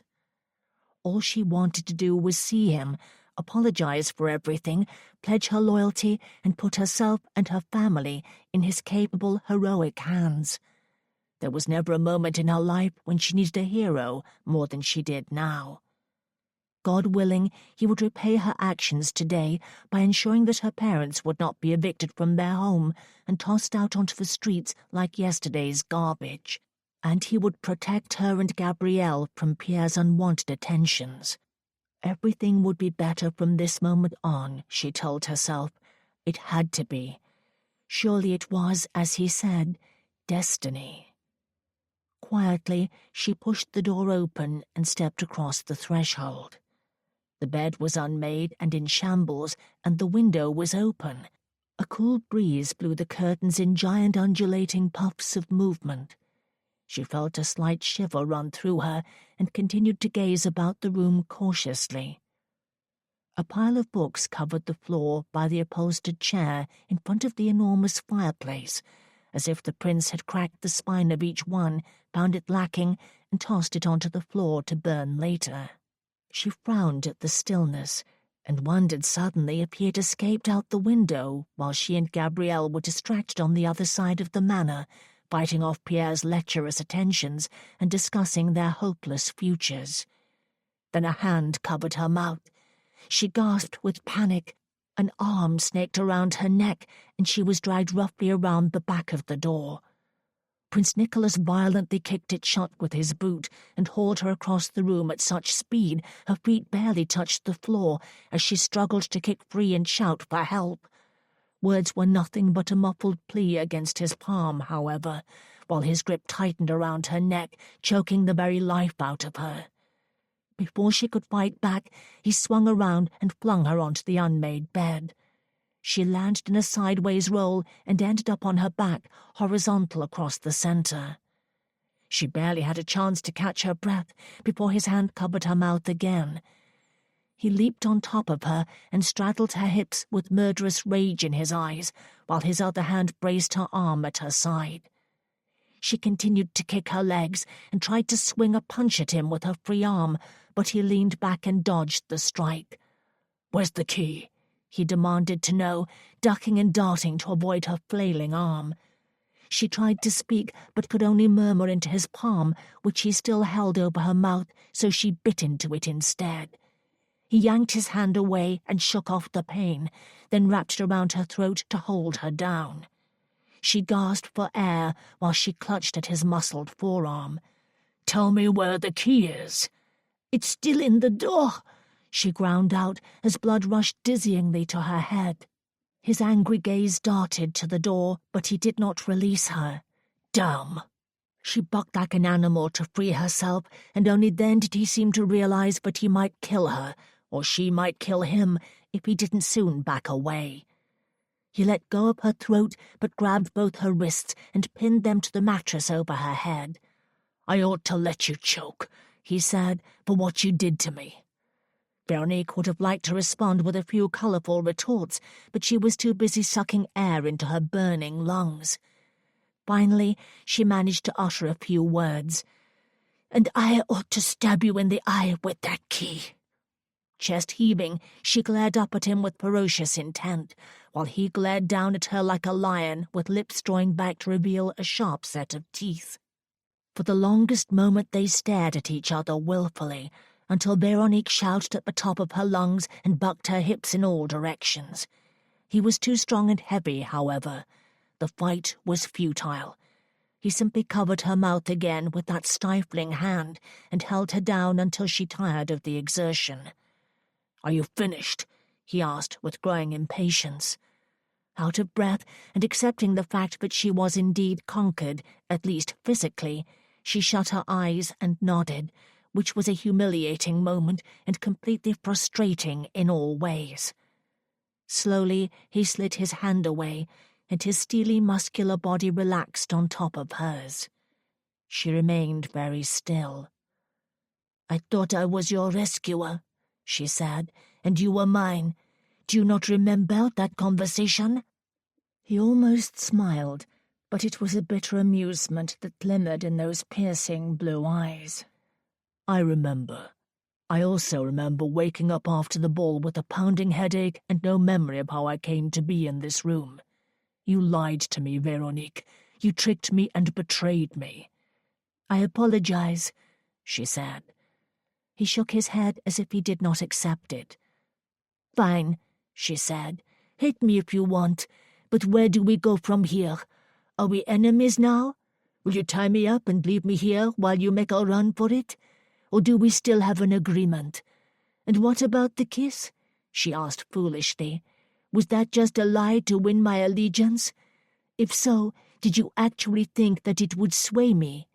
Because, I will have you know, I did not steal that key for a kiss from you, sir. I stole it because I believed you were a man of honor who would keep your word and help me get back what d'Entremont took from me." "And what was that?" Nicholas asked, leaning over her on all fours. "You have yet to reveal it." She felt suddenly overheated and wet her lips. "He took my home," she explained. "Or rather, he took my father's home. He won it in a card game, knowing full well that my father was flat broke and drunk and had nothing else left to wager. He encouraged the bet, and when he won the hand, he did not give my father a chance to win it back. It's a large property not far from here, worth a great deal, and it has been in our family for generations. D'Entremont wanted it for his son. He was going to reward him with it after Waterloo, but now his son is dead. The worst part is that my mother is ill and they have nowhere to go. D'Entremont told my parents they must be out by the end of the month, and she cannot stop weeping. It breaks my heart to see her like that. She is a good woman with the heart of an angel. D'Entremont is a monster. He trapped my father at the gaming table because he wanted our land." Nicholas's eyebrows pulled together in a frown, but there was no sympathy there. "That's quite a woeful story," he said. "And what has he promised you for the task of abducting me? Has he agreed to give you back your home? Do you have it in writing?" She nodded. "He holds the deed of ownership, which is why I did not think you could help us. But if you could purchase it from him, or charge him with kidnapping and force him to give it back to us—" Nicholas rolled off her. At last she could breathe freely. He lay beside her on his back and cupped his forehead in her hand. "Ah, Veronique, there is part of me that wants to drag you back to Petersburg right now and throw you in prison for life." She leaned up on an elbow and looked down at him. "But there is another part of you?" she said hopefully, urging him to continue. He dropped his hand to his side and gazed up at her. "The other part of me must honor the promise I made to you through that locked door." "Because you are a prince and a gentleman," she added, as her heart unwound with relief. He regarded her coolly. "Prince? Yes. Gentleman? Absolutely not. I am a rogue and a scoundrel. I will help you now only because I cannot have you sounding an alarm." For a long moment she peered down at him in the fading afternoon light. "Well, that is disappointing, just when I was beginning to think your reputation was undeserved." He sat up and looked at her with a dark note of warning. "I assure you, it is completely deserved. If there is a scandal in Petersburg, I am at the center of it." Veronique remembered that the key was still in the door, and he had not yet gone to fetch it. "Perhaps it is time to redeem yourself and prove everyone wrong by doing something heroic in this matter," she suggested. "You could save my family. If you did that, I would sing your praises, and so would my father and mother." He rose from the bed to go and retrieve the key. She took note of the fact that he had changed into the clothes the Marquis had provided for him, clothes she suspected belonged to his late son. He looked less like a prince, more like a normal man. Nicholas slipped the key into the pocket of his waistcoat and moved to the window to survey the surroundings. "Are there any guards out there?" he asked, ignoring her last comment, as if he did not care in the least about his reputation and wanted only to narrow in on the most important issue at hand, his escape. "No," she replied as she inched to the edge of the mattress and stood. "There have never been any guards except for Gabrielle, Pierre, and me. Even the servants have been kept in the dark about your presence here. Only the butler knows. This part of the East Wing is usually deserted, except for Pierre's room, which is closer to the stairs. They have been informed about Gabrielle and me, but that is all. The Marquis left instructions for Pierre and no one else to deliver meals to us while he is away." "That is rather worrisome," Nicholas replied. "If no one knows I am here, it seems too easy for me to disappear without a trace. Do you not agree?" She nodded as she walked to the trapdoor in the wall, which was located behind a large gilt-framed portrait that swung open on hinges. The compartment for the dinner trays was empty. "I honestly don't know what he has planned for you," she said absently, then stiffened with shock when Nicholas clasped a hand around her wrist and pulled her round to face him. She backed up against the wall until she was trapped there by his lean, muscular body. "There is something else we agreed upon," he said, "and I believe I will claim it now." In a smooth, swift wave of motion, his mouth found hers. The kiss was firm and demanding, and before she could comprehend what might happen next, she wrapped her arms around his neck and began kissing him passionately in the last of the afternoon light. As she drank in the exquisite taste of his lips and tongue, and the warm, damp sensuality of a hard kiss she should not find pleasurable, she knew that he was not expressing passion, affection, or love. This, for him, was something else, something vengeful. He wanted her to know that he would take what he wanted from her, whether she liked it or not. She should have been outraged by this show of disrespect, but she had been dreaming of a kiss from him for days, and it was disconcertingly easy to remember those fantasies as he kissed her now, mere minutes after he held her down and she had fought against him with all her might. His hips pressed forward and pinned her snugly up against the wall, while his hands cupped her face, then gracefully stroked down her neck to the tops of her shoulders, where he squeezed gently until she sighed with a delicious swell of satisfaction. Her knees were just about to buckle beneath her when he drew back and rubbed the pads of his thumbs across her cheekbones. At last she opened her eyes. "Thank you for bringing the key," he said in a soft, husky voice. Veronique felt a deep shudder in her core, caused by a flash of heat that raced through her senses. "Does this mean you will help me recover my home?" She would do anything, anything to get it back. He released her and stepped away. "I gave you my word, and I will keep it. Once we are free from here, I will bring a hammer down on d'Entremont's head like nothing you've ever seen. Everything he owns I will take from him, including his freedom, for I will have him arrested and charged, at the very least for unlawful confinement." She was surprised when the scorching vengeance she saw in Nicholas's eyes caused a spark of arousal in her core, for it was a vengeance that she wanted too, with all her heart and soul. She hated d'Entremont, and she wanted him to pay for the pain and humiliation he had inflicted upon her family. The rage felt like a dark monster inside her, awakened by what Pierre had just done to Gabrielle, who was pregnant and in danger because the man she loved could not marry her. D'Entremont had stolen everything from her family, and Veronique wanted to see him punished. She wanted to see it again and again until the Marquis atoned for all the pain he had caused. "I hate him," she said.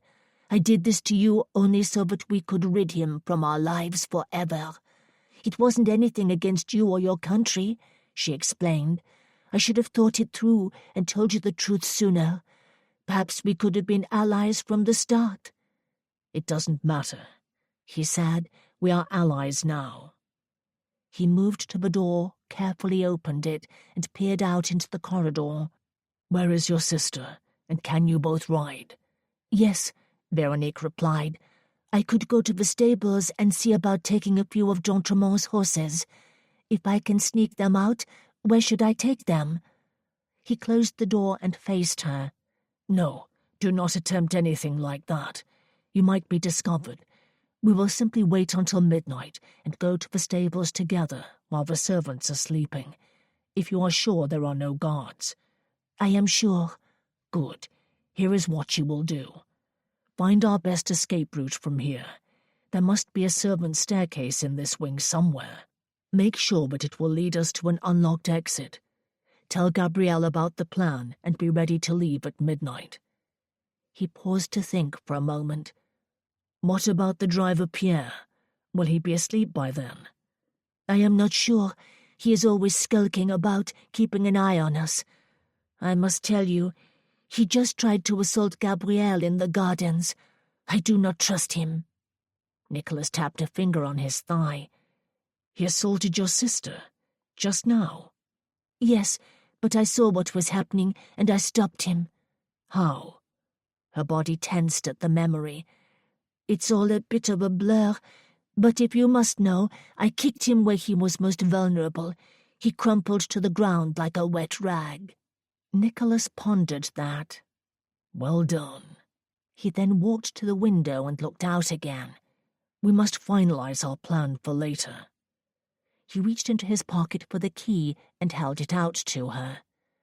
"You'll have to lock me in again, otherwise Pierre may discover our plan. Can I trust you?" "Of course." Before handing the key over, however, he studied her carefully with hooded eyes. Then, at last, he relinquished it. "I don't suppose you have any laudanum left from the other night, do you?" She understood his intentions instantly. "I believe I do. It would be in my reticule." "Excellent. Now one last thing.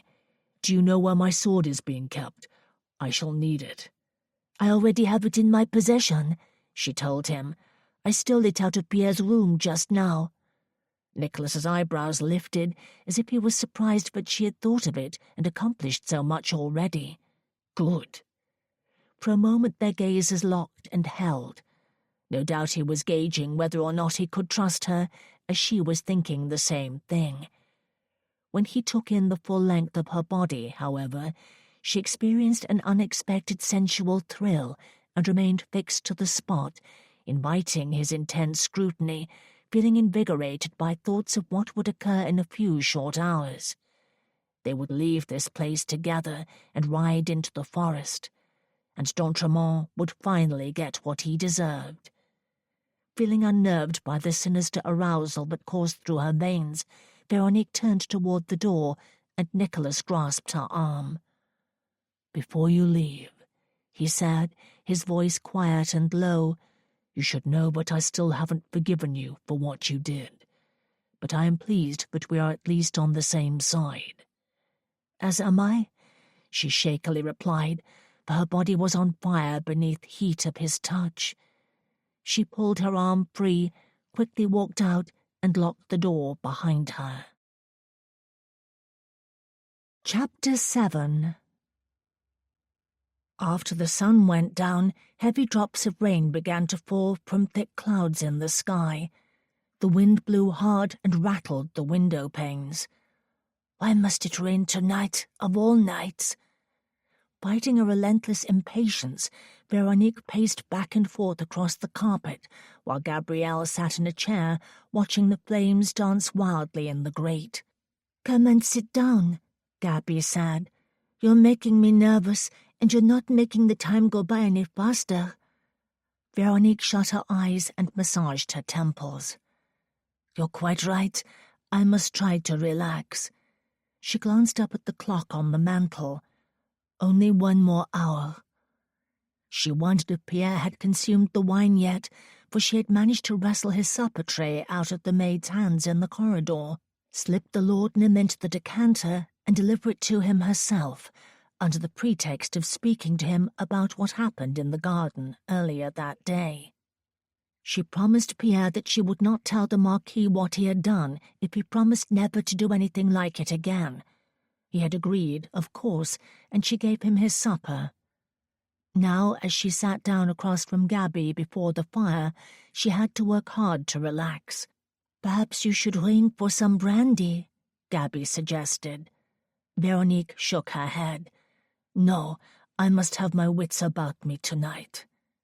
Especially when she slipped the key into the lock, opened the door, and found herself back in the presence of Prince Nicholas.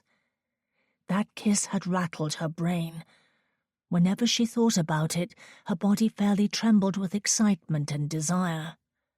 She mustn't allow herself to become swept away by it, however. She was not helping him escape to satisfy her own pleasures or to enjoy acting the part of a harlot.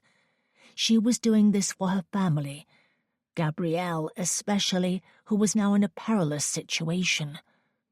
The only way out of this was to rely on the generosity of Prince Nicholas, who had more power than their enemy. The clock began to chime. Her gaze flew to the mantel. "It's 11 o'clock. Will you be ready to leave when the time comes?" "Of course," Gabrielle replied. "I've been ready since the supper trays were collected. Will you be ready?" Veronique slid her sister a sidelong glance. "Of course you will be," Gabrielle added with a knowing look. "I dare say you've thought of nothing else since you walked out of his bedchamber this afternoon, with your cheeks flushed the colour of a ripe tomato and your hair all tousled." Veronique frowned. "What are you implying, Gabrielle?" Her sister shrugged innocently. "Nothing at all, for surely you would tell me if there was anything important to relay. You would share your feelings with me, since we are sisters and so very close." The window panes rattled in the storm.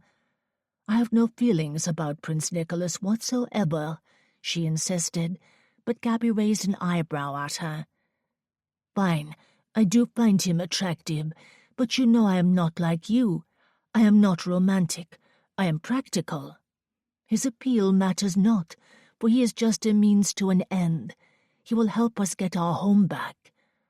"Just because you are practical," Gabby argued, "does not mean you feel no passion. I saw him with my own eyes, and I cannot imagine that you could fail to be affected by his looks and charms. And surely if you are concocting plans of escaping together, there must be some sort of bond between you. Do you want to talk about it? I may be younger than you, but I do have some experience with love." "Love?" Angered by the suggestion, for she had no intention of feeling anything of the sort, Veronique stood abruptly. "This has nothing to do with love. He is handsome, but prince or pauper, he is also a notorious rake. I am not only practical, but I am sensible as well, Gabby. All that matters to me now is our escape from this place and the recovery of our home."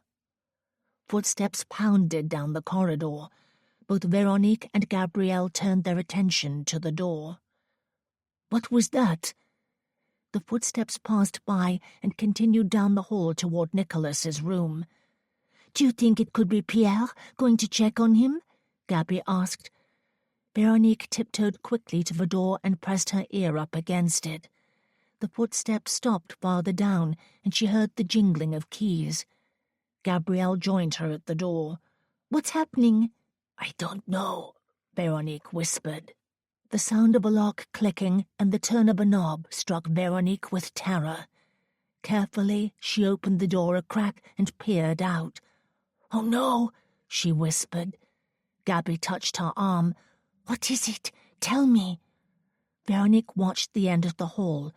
"The door is open. Someone has gone inside." Something clattered across the floor in Nicholas's room. Then an obvious scuffle followed. Veronique pulled the door open and dashed out into the hall. Nicholas raised his hands over his head in surrender when the cold barrel of a pistol touched his forehead square between the eyes, and the chamber cocked. As soon as Pierre relaxed his shoulders, Nicholas knocked the weapon away and kicked Pierre in the stomach. He was about to dive for the gun, but the sound of a second pistol cocking from just inside the door halted him on the spot. Pierre, who was doubled over in pain, glared at him with flaring nostrils.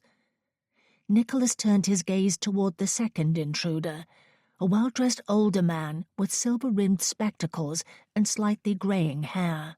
"Who are you?" Nicholas asked, his body tense and primed to fight. "Good evening, Your Highness," the man said with a bow. "I am Jean Fournier, butler of the house. I am here to inform you that the Marquis wishes to see you now." Nicholas frowned. "The Marquis is here?" "Yes, sir. He arrived home just over an hour ago. I apologize for not rolling out the red carpet for you upon your arrival the other night, but I was instructed to keep your presence here a secret." "So you knew about me?" "Indeed." The butler stared with loathing at Pierre. Wondering what else this man knew, Nicholas fought to calm the raging fire in his blood. "Now, sir," Fournier said, "if you will allow me to escort you this way, Lord d'Entremont will see you in the library and answer any questions you may have." Nicholas considered his options as Pierre limped to pick up the pistol. So much for a midnight escape, Nicholas thought. He wondered if Veronique was aware of this. At that precise moment, as the butler led him to the door, the sound of a woman's heels clicking down the long corridor in a frantic rush reached his ears. Veronique and Gabrielle nearly skidded to a halt as he crossed the threshold with the two men brandishing pistols on either side of him. Nicholas met Veronique's eyes and knew immediately that she had nothing to do with this. She was as surprised as he. Then he set eyes on Gabrielle for the second time since the incident at the window.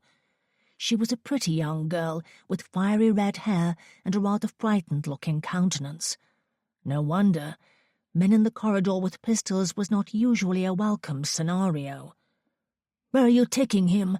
Veronique asked. "Good evening, mademoiselle," Fournier said. "They are taking me to the library to meet d'Entremont," Nicholas explained as he passed. "He just arrived this evening." Obviously, their plan was foiled, and he hadn't yet decided what to do about it. If something happened to him, he hoped Veronique would at least have the decency to send word to his brother, Randolph, in Petersburg. He wanted to tell her to leave now and report this outrage to someone, but then she would not be guaranteed the recovery of her home. He realized with regret that he could not trust her to put his needs before her own.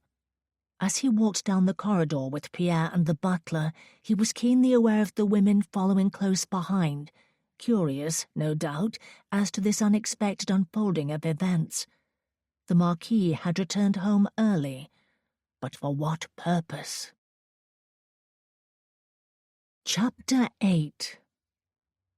The hot fire in the cherry and oak panelled library was blazing in the hearth as Nicholas was shown inside. There were a number of candles lit on tall standing candelabras, and the room smelled of wood smoke and spices. He turned at the last minute to see the butler backing out, closing the double doors behind him and shutting out Veronique, who looked as if she wanted to accompany Nicholas inside, to act as a witness. But a witness to what? The doors clicked shut. Suddenly he was alone in the room with the crackling fire and the sound of hard pelting raindrops against the windows. Then he noticed a large high-backed chair facing the fire. It concealed the figure of a man. Nicholas saw only the top of his head and the toes of his boots. A hand with a giant ruby ring reached over the armrest and beckoned him closer. "Do not call me over like a dog," Nicholas bellowed. "Stand up and face me, d'Entremont, and tell me the meaning of this." The hand disappeared again, while Nicholas waited for the Marquis to reply. At last he spoke in a low, gravelly voice. "I regret to inform you that I cannot stand, Your Highness, for I am a cripple, a weak, pathetic invalid. Come and see for yourself." Nicholas felt a tightening in his chest as he comprehended the Marquis's strange greeting, which was not at all what he had expected, based on Veronique's description of the man. Nicholas had imagined a towering, imposing figure. Nevertheless, he knew better than to underestimate an enemy, so he moved forward cautiously, all his senses on high alert. As he approached, his gaze fell upon d'Entremont's legs. They were covered by a green woolen blanket. Stepping around the high-backed chair, Nicholas finally beheld the Marquis's face. He was about 60 years of age, with prominent dark features. His hair was thick and wavy, with only a few traces of grey. His nose was slender and straight, his eyes hazel, his shoulders broad. Nothing about him struck Nicholas as weak or pathetic. Standing at his full height, d'Entremont had no doubt been an imposing figure at one time, but tonight he did not get up. "Would you care for a brandy?" the Marquis asked. "It's my finest." Nicholas was tempted to tell him to take his fine brandy and choke on it, but restrained himself. Instead, he turned and spotted a sparkling crystal decanter and an empty glass on a table near the desk. He crossed to it, poured himself a drink, then returned to sit on the matching chair that faced the fire across from the Marquis. "I am waiting for you to explain yourself," Nicholas said. "Why am I here, and why all the secrecy? If you wanted to see me, why not just send a letter and invite me?" "I couldn't take the chance that you would refuse my invitation and return to Petersburg," d'Entremont replied. "Then why not come to Paris and call on me at my hotel? Clearly you knew I was there, for you had me abducted out of a private ballroom." "I was farther down the coast," the Marquis explained, "trying to arrange for a ship to America." "For yourself?" "No." D'Entremont regarded him shrewdly, as if waiting for Nicholas to guess the true answer. "For Bonaparte?" "Yes." D'Entremont pinched the bridge of his nose as if he were in pain. "Unfortunately, I was unsuccessful. The Emperor has surrendered. He is now in the hands of the British." Nicholas was relieved to hear it, but was no less on guard. To calm his temper, he took a sip of the brandy, which was indeed very fine, perhaps the best he'd ever tasted. He hoped it wasn't laced with laudanum. "So what do you want from me?" he asked. "To arrange Bonaparte's escape? I assure you you're wasting your breath and your fine brandy if you think I will be pressed into helping that tyrant get away." D'Entremont stared at him intently. When at last he spoke, his voice was quiet and solemn. "You have your mother's eyes." The word sent a jolt into Nicholas's heart, and he frowned. "Did you know my mother?" And what the devil did his mother have to do with anything? She had been dead for over 20 years. "Yes," d'Entremont replied. "I knew her very well, which is why you are here now, Nicholas." He waved a hand dismissively through the air. "But I will not drag this out and force you to continue to ask why this is happening. I will answer your question now. I sent for you with such haste because I am dying. I will not be long for this world." Nicholas cleared his throat. "I am sorry to hear it." The Marquis began to cough. He clutched his stomach, then recovered his composure. "As am I. You may or may not know that I lost my only son at Waterloo, which has caused me much sadness and grief." His voice quavered, and he paused. "My condolences," Nicholas softly said. The Marquis sipped his brandy, set it down on the table beside him, then managed to continue. "When he fell on the battlefield, I lost my only heir. Now I must decide what to do with this estate and all my worldly possessions." Nicholas thought of Pierre, the Marquis's illegitimate nephew, but remained silent as he waited for d'Entremont to finish. "That is why you were brought here, Nicholas. I wanted to meet you in person and explain all this myself." "Explain what, exactly?" Nicholas sat very still as an ominous feeling settled into his stomach.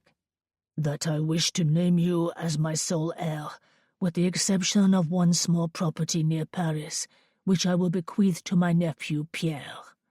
"Why me?" Nicholas rubbed the back of his neck while the answer to that question was already filtering uncomfortably into his brain. "Because the man you knew to be your father, King Frederick of Petersburg, was not your real father. I must tell you now that that man is me." A sudden coldness swirled in Nicholas's head as he stared speechless at the Marquis. "No," he said firmly, "I do not believe that to be so." He rose from his chair and stood, then set down his glass and started for the door. "Please come back," d'Entremont pleaded. "You must give me an opportunity to explain. Do you not want to know the truth?" Nicholas halted with a tight grip on the doorknob, while his gut churned with sickening anger over all he had endured these past few days. And now this. Nevertheless, he let go of the knob and turned around to face the dying Marquis, while the wind and the rain outside beat more violently upon the glass.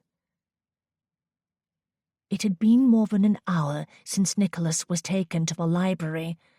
Veronique waited impatiently in her chamber until at last a knock sounded at the door. In a rush of movement, she leaped out of her chair and hurried to answer it. "Who's there?"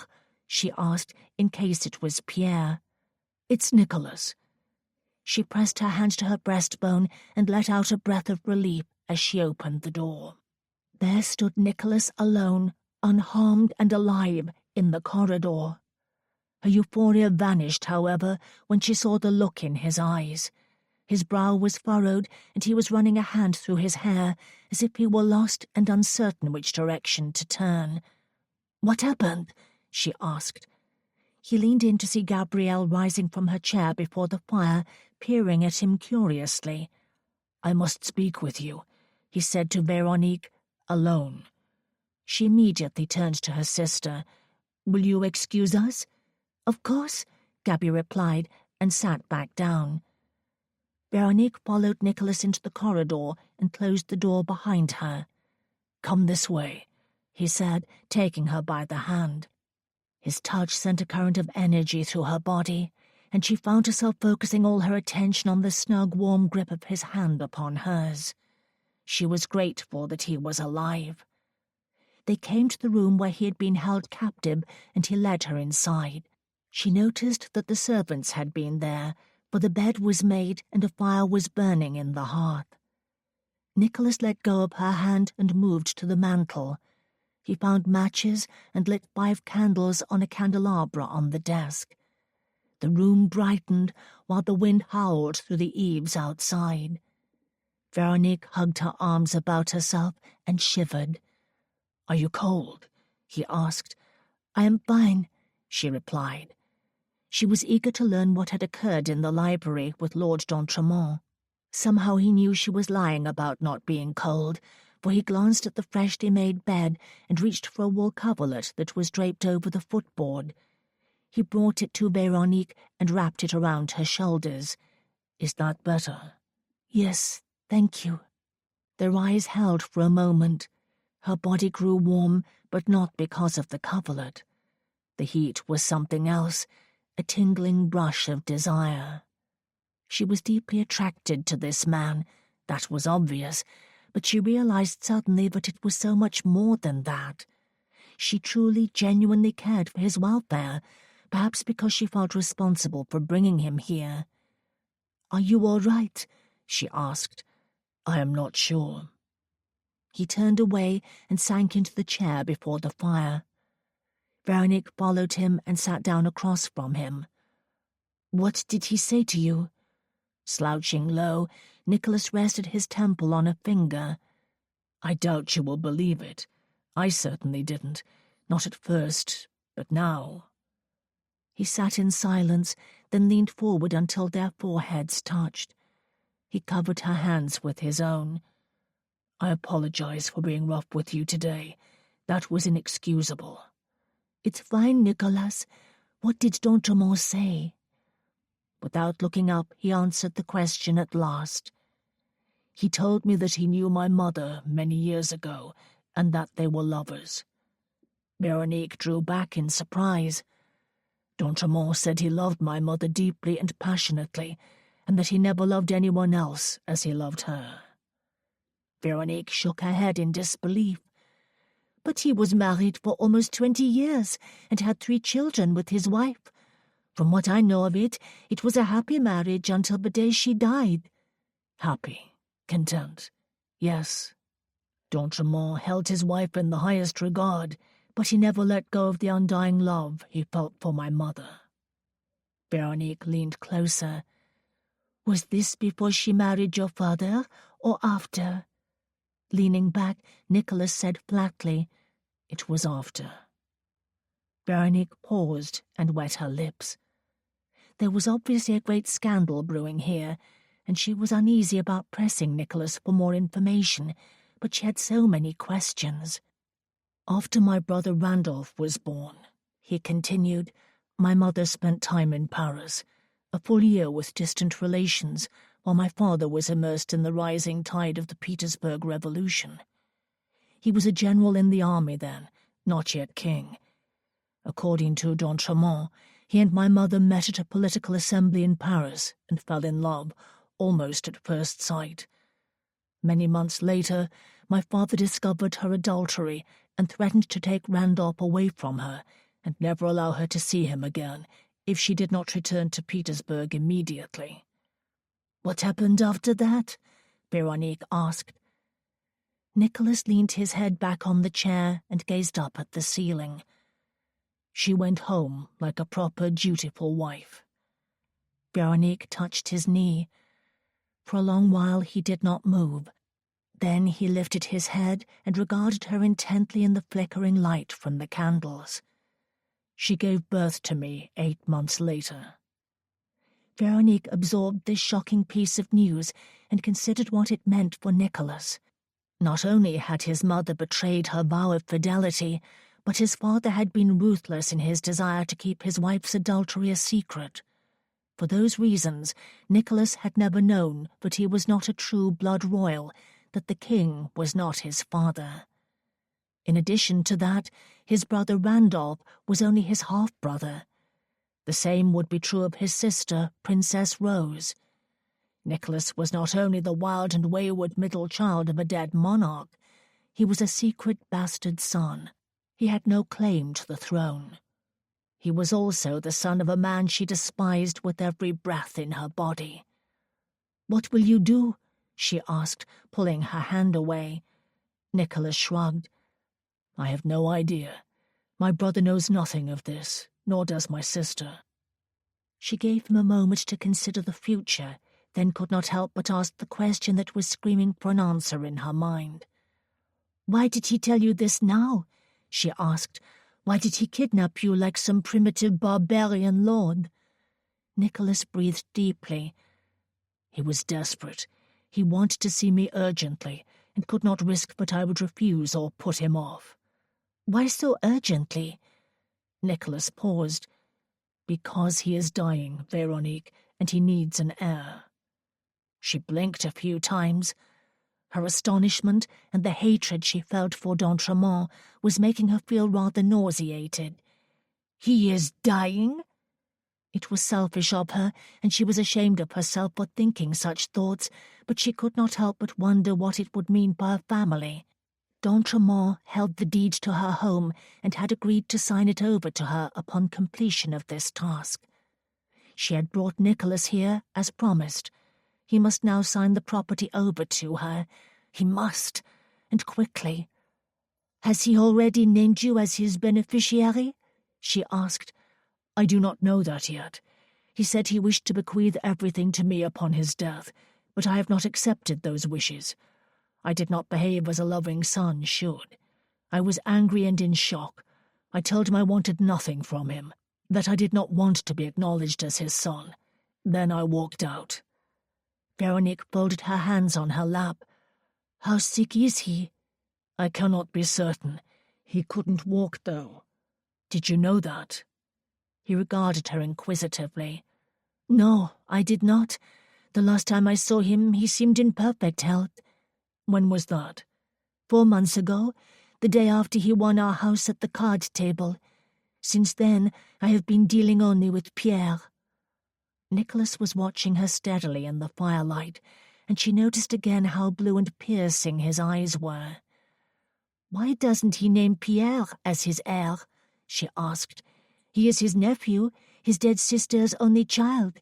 Pierre has served him faithfully all his life." I asked him that question. D'Entremont said he does not believe Pierre to be a man of honor. He does not trust him, nor does he feel that Pierre deserves any of this. "But he trusts you?" she replied. "Pardon my candor, Nicholas, but he doesn't even know you."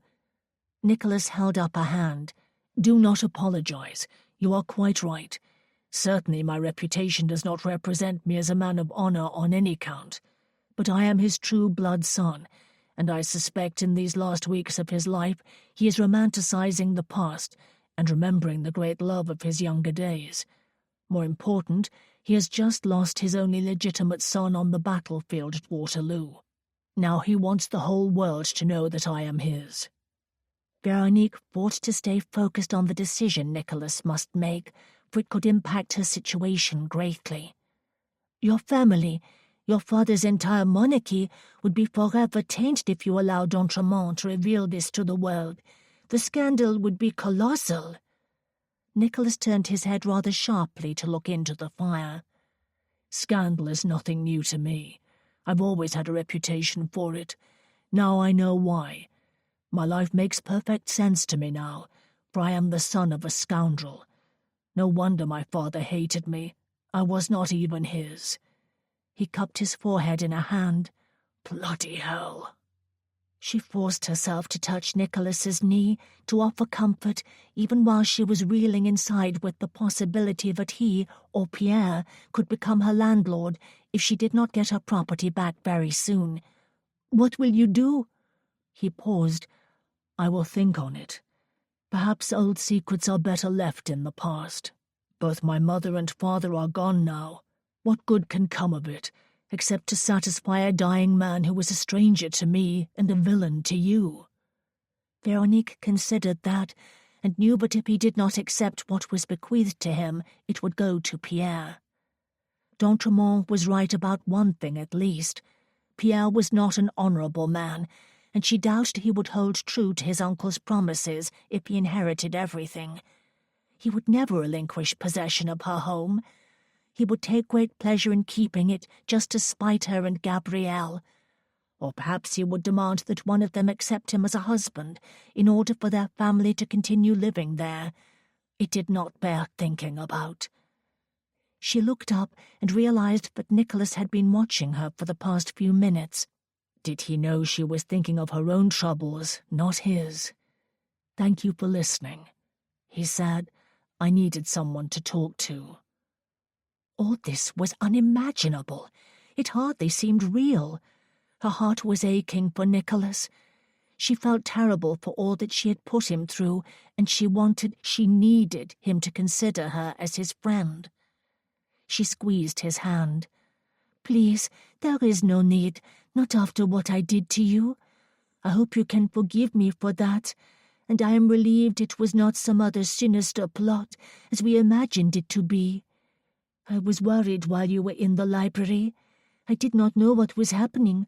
I wanted to break down the door and go to your rescue with a horsewhip or some other weapon." She was not lying about that. Despite her selfish deliberations just now, she did care for Nicholas, far more than she should. "I would have enjoyed being a witness to that," he replied with a hint of a smile that sent her heart sailing. He was D'Entremont's son. He was a rake and a seducer of women. She must be very careful with her feelings, for she really did not know him at all. Yet every move he made, every sound, every glimmer in his eyes was immensely spellbinding to her in more ways than she could fathom. He ran a thumb over the back of her hand, and she felt that persistent fiery spark of desire in the depths of her womanhood. Heaven help her! She was already knee-deep in potential scandal, having kidnapped a prince, not to mention attending a masked ball without a chaperone. Now she was alone with this prince in his bedchamber at midnight, considering how she must behave, how she must feel about him. He could end up as her landlord. It occurred to her that she mustn't incite his scorn or displeasure. She must make up for what she had done to him and win his allegiance. But what sort of alliance would it be, and how far would she go to ensure it? "Perhaps I should leave now," she heard herself saying. She should speak to the Marquis before it was too late. He must pay her what he owed her. Then she would be free of this sticky web. This time Nicholas squeezed her hand. "Please do not go yet." He weaved his fingers through hers, and she found herself luxuriating in the intimacy of such a simple mingling of hands and fingers. Another rush of desire heated her blood, and she forced herself to think of his reputation. He was a notorious libertine, and he had all the power here, especially if he was soon to be master of her father's property. The attraction she felt toward him made this a very dangerous situation. He kept his intense blue eyes fixed upon hers as he leaned forward in the chair and brought her hand to his lips. "Stay," he whispered as he laid a few light kisses across the sensitive flesh of her knuckles, "just for a little while." His touch continued to disrupt her balance while her blood quickened. "Why?" she asked, fighting to remain strong in the wake of his provocative appeal. "You have been an unexpected friend to me tonight," he said. "All I want is to be with you a little longer." "I must control this situation," she thought. "I must influence his decisions." "I am glad you consider me a friend," she said, "even though I began as your enemy. If I had the chance, Nicholas, I would go back to that night and act very differently. You know that, don't you? I wish I had trusted you and confided in you at the outset." "Do you trust me now?" She hesitated slightly, then willed herself to nod. "Then stay with me," he said. "I promise I will not take advantage." He paused. "It has been a difficult night, Veronique, and I have been captive in this room for days. Stay and have a glass of wine with me. We can talk about how to proceed from here. I still want to help you," he said, and she was immediately pulled in. "I haven't forgotten that you want your property back." There they were, the words she needed to hear, but nothing was set in stone yet. D'Entremont still held the deed, and Nicholas was clearly torn over what to do. She swallowed uneasily and boasted her resolve to tread carefully and remain guarded, when what she really wanted to do was surrender herself completely to his safekeeping. Perhaps she could.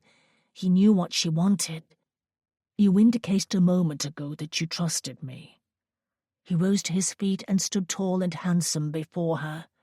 "On my honor, I will not behave like the scoundrel that you and everyone else believe me to be. At least, not tonight." "I do not think you are a scoundrel," she told him. Then she narrowed her eyes at him accusingly, but with a hint of teasing. "Unless you say that to all the women?" His lips curled into a small smile. "I confess I have said it before, but I always keep the promise when I make it." She sighed dramatically. "Now I don't feel special." He chuckled, and his response thrilled her beyond comprehension as he held out his hand to escort her somewhere. To the bed? No, surely not. Nevertheless, taking a great risk, she slid her fingers across the warm flesh of his palm and allowed him to lead her to the table by the window, where a tray was set out with a decanter of wine and 2 glasses. Chapter 9. Veronique's eyes fluttered open at the sound of birds chirping outside and a heavy crashing thunder in her brain. Grimacing at the explosive torment that seemed to stretch her skull and cheekbones outward, she pressed her palm to her forehead and slowly leaned up on one arm. She glanced toward the window. It was not yet dawn. Only a faint hint of blue had touched the sky. Her gaze then shifted to the rest of the room, and she realized in a flash of panic that she was still in Prince Nicholas's bedchamber and had spent the night there. The panic shot a new frisson of pain into her skull. Biting to her discomfort, she turned her head on the pillow to look for Nicholas in the bed beside her, and discovered, with profound relief, that she was alone. A swift scan of the chairs in front of the fire revealed the shadow of his form. He was slouched very low, with his head resting on the back of the chair. She squinted agonizingly at the empty wine decanter and realized what had occurred. The maids must have taken the decanter she had delivered to Pierre's room with the supper tray and brought it here for Nicholas instead. Veronique tried to remember what had taken place after he poured their drinks. Nothing. She was quite sure of it. She had slept in her clothes, and so had Nicholas. He had probably been in no condition to seduce anyone if he had consumed more of the wine than she had. She should check on him, however, and make certain he was still breathing, for he appeared to be out cold. Then she would return to her own bedchamber as promptly as possible and prepare for what she must do first thing today. See Lord d'Entremont and demand that he pay her for her work. She had delivered what he wanted. He must therefore give her what he'd promised. Carefully, so as not to cause another crash of thunder in her brain, she slid over the side of the mattress and touched her feet to the floor. She was not wearing her shoes and did not remember taking them off. Where were they? A quick survey of the foot of the bed revealed them on the upholstered bench. She fetched them and slipped them on, then tiptoed lightly across the room to touch Nicholas's forehead. His temperature seemed normal, and he was breathing steadily. She stood briefly in the pale dawn light, admiring the peaceful, handsome contours of his face and body, the way his massive form was sprawled so serenely in the chair. Images of the night before flashed in her brain, and she remembered talking to him about her home not far from here and her mother's weakened condition over the past few months. He had been sympathetic, but then the laudanum must have taken effect. She remembered wanting to lie down. He had taken her to the bed, sat on the edge of it. Veronique backed away as she recalled the weight and feel of his body coming down on hers, his hands cupping her face, the whisper of his breath in her ear as he brushed his lips across her cheek and down the side of her neck. What else had happened after that? She remembered nothing until the moment she woke alone a short while ago. Had he taken further liberties? Had she been willing? Glancing around the room one last time, knowing there was no answer to be found, and feeling unsettled by the lingering passion that still coursed through her body, she moved to the door and slipped out. A moment later she was sneaking into her own room, making an effort not to wake her sister, when she discovered that bed was empty as well. Gabrielle's voice reached her from the floor beneath the window. "Is that you, Veronique? Good heavens, are you all right?" Veronique hurried around the foot of the bed. Gabrielle slung an elbow onto the mattress. "This must be some sort of moral punishment, for I have never been so ill in all my life. I should mention that this is a very fine chamber pot. There are butterflies on the inside, but now they are swimming." Hooking her arms under Gabrielle's, Veronique helped her sister to her feet and back onto the bed. "Can I fetch you anything? Some dry toast, perhaps?" Gabrielle held up a hand in disgust. "Do not mention food. I simply need to lie still for a while. It usually passes by noon." "Why didn't you tell me it was so bad?" "You know I couldn't, and this is the worst day by far." Veronique tucked her sister back into bed and sat with her. "Where were you last night?" Gabby asked, with eyes closed. "I was worried. I went to listen at Prince Nicholas's door, but it was quiet inside." Veronique let out a heavy sigh. "I am mortified to confess that we drank Pierre's wine with the laudanum and both fell asleep." Gabby's eyes flew open and she smirked. "You cannot be serious." "I am, completely." "Well, it appears I am not the only one being punished. To spend the night alone with a man like that and to fall asleep at the outset." She frowned up at her. "Is that all that happened?" "Do not worry about me," Veronique replied. "I have a headache, that is all." "I wasn't referring to your head. I am asking about your heart. Veronique appreciated her sister's concern, but she really did not wish to discuss it. My heart is fine, and my head will be fine in a few hours. She rubbed Gabrielle's back until she appeared to be drifting back to sleep, then carefully slipped into bed beside her and did the same. The sun was streaming brightly through the windows when Veronique woke for the second time that morning. She sat up and squinted at the clock on the mantel. It was past 11. At least the headache was gone. She felt only slightly groggy. Looking around, she saw that Gabrielle was no longer in bed. "Gabby, are you here?" When no answer came, she assumed her sister had gone to the breakfast room, for they had been informed there would be no more meals delivered on trays now that the Marquis had returned.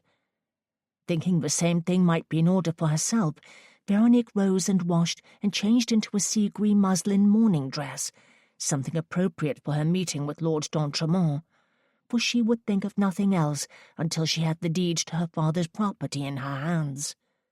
A short while later, she ventured downstairs to the breakfast room, where a single footman was in attendance, and served herself a plate of eggs and biscuits from the sideboard. She sat down at the white-clothed table, picked up her fork, and ate her breakfast while sipping a cup of hot coffee, which the footman refilled for her twice.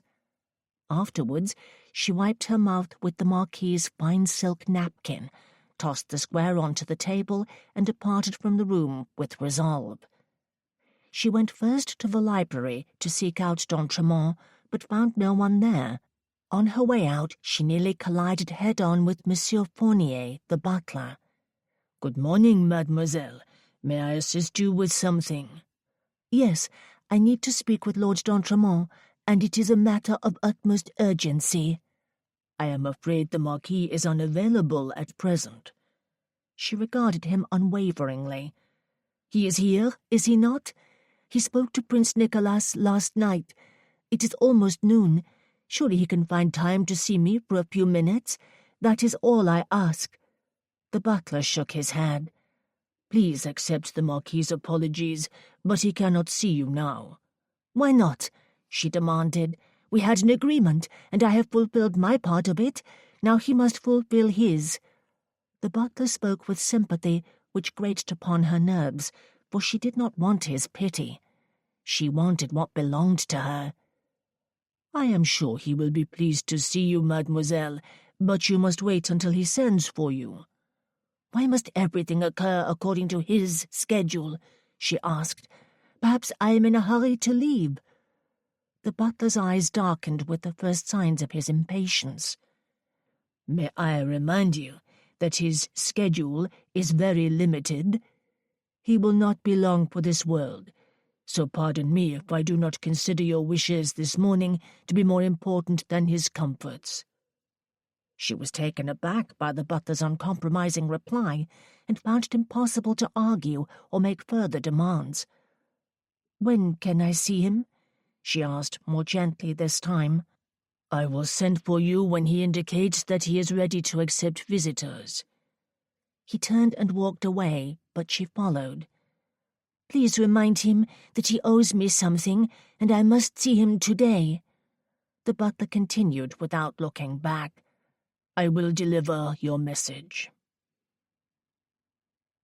Nicholas stood at the library window, looking out at the wide expanse of manicured gardens, rolling green hills, and the thick forest beyond.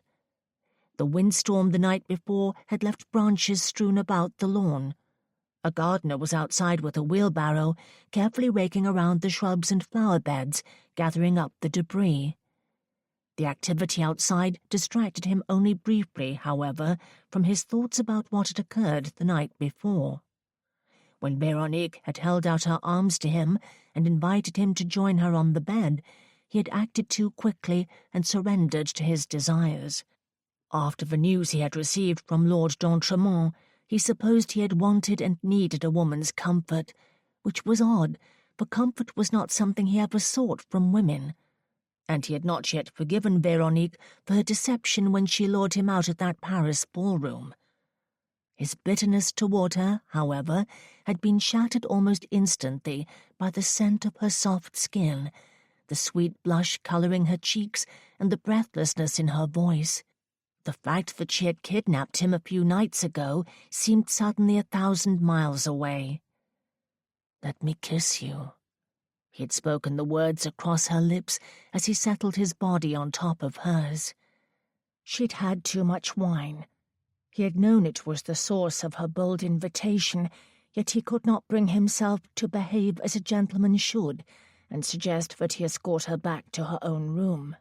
No, that was the furthest thing from his mind when his gaze swept to her soft, lush breasts, and he found himself drawn in closer in a strangely emotional way that left him almost flustered, for it was a novel concept for Nicholas to feel anything outside of physical pleasure when in bed with a beautiful woman.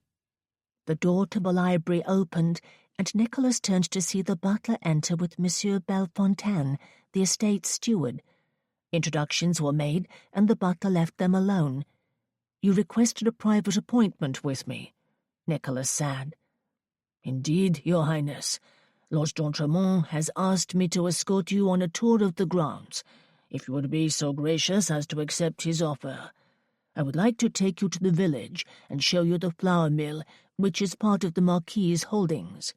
Then I will show you the tenant cottages. We could finish up with a brief drive past the vineyard and winery." Nicholas clasped his hands behind his back and took a long, scrutinizing look at the man. The steward appeared to be in his late 50s, and while not very tall, he was slender and fit-looking. His ginger-coloured hair receded only slightly at the temples. There was an obvious air of pride and confidence in his demeanour, for he held his head high. "How long have you managed the estate?" Nicholas asked. 21 years, sir. I inherited the position from my father, who served the former Marquis for 31 years, until the Terror. He died under the guillotine. The Marquis fled to England until it was safe to return and reclaim his property. I quietly managed everything in his absence." Nicholas considered all of this. "A loyal bunch your family must be." "Yes, sir." Turning back to the window, Nicholas looked toward the horizon. "I presume you intend to impress me today with the Marquis's possessions?" "That is the goal." "At least you are honest," Nicholas said. Bellefontaine bowed his head slightly to answer in the affirmative. Nicholas took time to consider his options. Part of him wanted nothing to do with Lord d'Entremont or his impressive landholdings. He just wanted to leave here and forget any of this had ever happened. He wanted to return to the world he knew in Petersburg, where he lived a life of superficial hedonistic pleasures, always believing himself to be the legitimate son of King Frederick I, never questioning the past, never revisiting certain memories. Now everything was turned upside down, and he felt completely cut off from the man he thought he was. "I will go with you on one condition," he said at last. "What is it, sir?" "You must extend the invitation to include Mademoiselle Véronique, who was my escort from Paris." Bloody hell, he still didn't know her last name. The steward remained silent. His Adam's apple bobbed as he swallowed over some obvious discomfort. "I would be pleased to extend the invitation," he replied nevertheless. "If you will give me a moment, sir, I will make the necessary arrangements with Fournier." He left the room and returned a few minutes later. "Fournier has gone to knock on the young lady's door. I have asked him to bring her out front to join us in the barouche. If you wish to accompany me now, we can wait for her there." Disconcerted by how strongly he wanted Véronique at his side for this tour of the estate, Nicholas followed Monsieur Bellefontaine out of the library. Chapter 10. It was past noon when Véronique exited the house onto the shady step beneath the massive front portico of d'Entremont Manor. There was not a single cloud in the sky.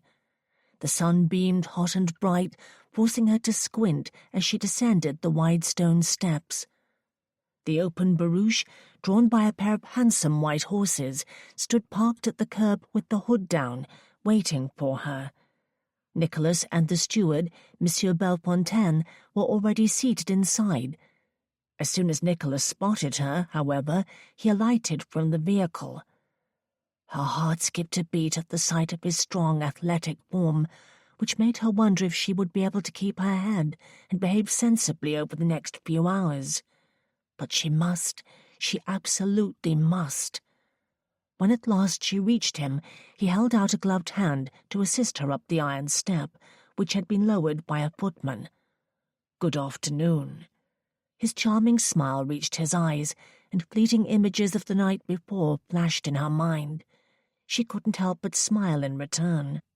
"Good afternoon, Your Royal Highness," she replied with a brief curtsy. "How good of you to invite me to join you." "My pleasure entirely." Was he, too, thinking of last night? And what exactly had happened beyond the first kiss? Did he remember everything? Should she ask him? She stepped into the open carriage and took a seat across from the steward, who gave her a polite nod. "How nice to see you again, Mademoiselle Montaigne." "Greetings, Monsieur Bellefontaine. How is your family?" "Very well, thank you," he replied. It was a forced courtesy on both sides. For the last time they met, she had begged him to convince the Marquis to show her father mercy and not take possession of the card-table winnings from the night before. Monsieur Bellefontaine had been contrary and uncooperative. They did not part on friendly terms. She had called him a swine. She found herself clenching her jaw slightly at the memory of that morning meeting and the pretense of their easy familiarity just now, when she would have preferred to jab a hatpin into his knee. Prince Nicholas slid onto the seat beside her and lounged back comfortably. "Mademoiselle Montaigne," he said, with eyes narrowing slightly, and she realized it was the first time he had heard her last name. She felt a shiver of unease while he studied her face in the sunshine, for her identity was now out in the open. He would be fully within his rights to charge her with kidnapping, if he so desired, which was why she must maintain a cordial friendship with him at the very least. He turned to the steward. "You wish to show me the grounds, Monsieur Bellefontaine," he said, indicating that he was ready to begin. Veronique wondered if he simply wanted to hurry things up and be done with it, or if he was genuinely curious about what could belong to him if he accepted the Marquis as his father. Would Nicholas be invited to tour her family home next? It was, after all, part of the Marquis's legal holdings. Perhaps that was why she had been asked to join them. The steward rested a hand on the ivory handle of his walking stick. "Do you have any preference about what you would like to see first?" Nicholas turned to meet Veronique's gaze, as if he were seeking the wisdom of her opinion. "Tell me, mademoiselle, where should we go?" "It makes no difference to me, sir." He turned his attention back to the steward. "I should inform you that Mademoiselle Montaigne has been fully apprised about the reason I was brought here. She knows the Marquis has named me as his sole heir, and that I am, according to him, his natural son. I have explained everything to the lady, including the Marquis's claim that he and my mother were involved in an adulterous affair here in France many years ago. You may therefore speak openly this afternoon, Bellefontaine." The steward shifted uncomfortably on the seat. "I see." As the carriage rolled forward and started down the long tree-lined drive, Veronique raised a gratified eyebrow at Bellefontaine. "In that case," he said, "we shall begin with the old oak tree on the hill. I believe, Your Highness, that you can see it from your guest-chamber window." Nicholas regarded him curiously. "Why there?" Bellefontaine lifted his chin.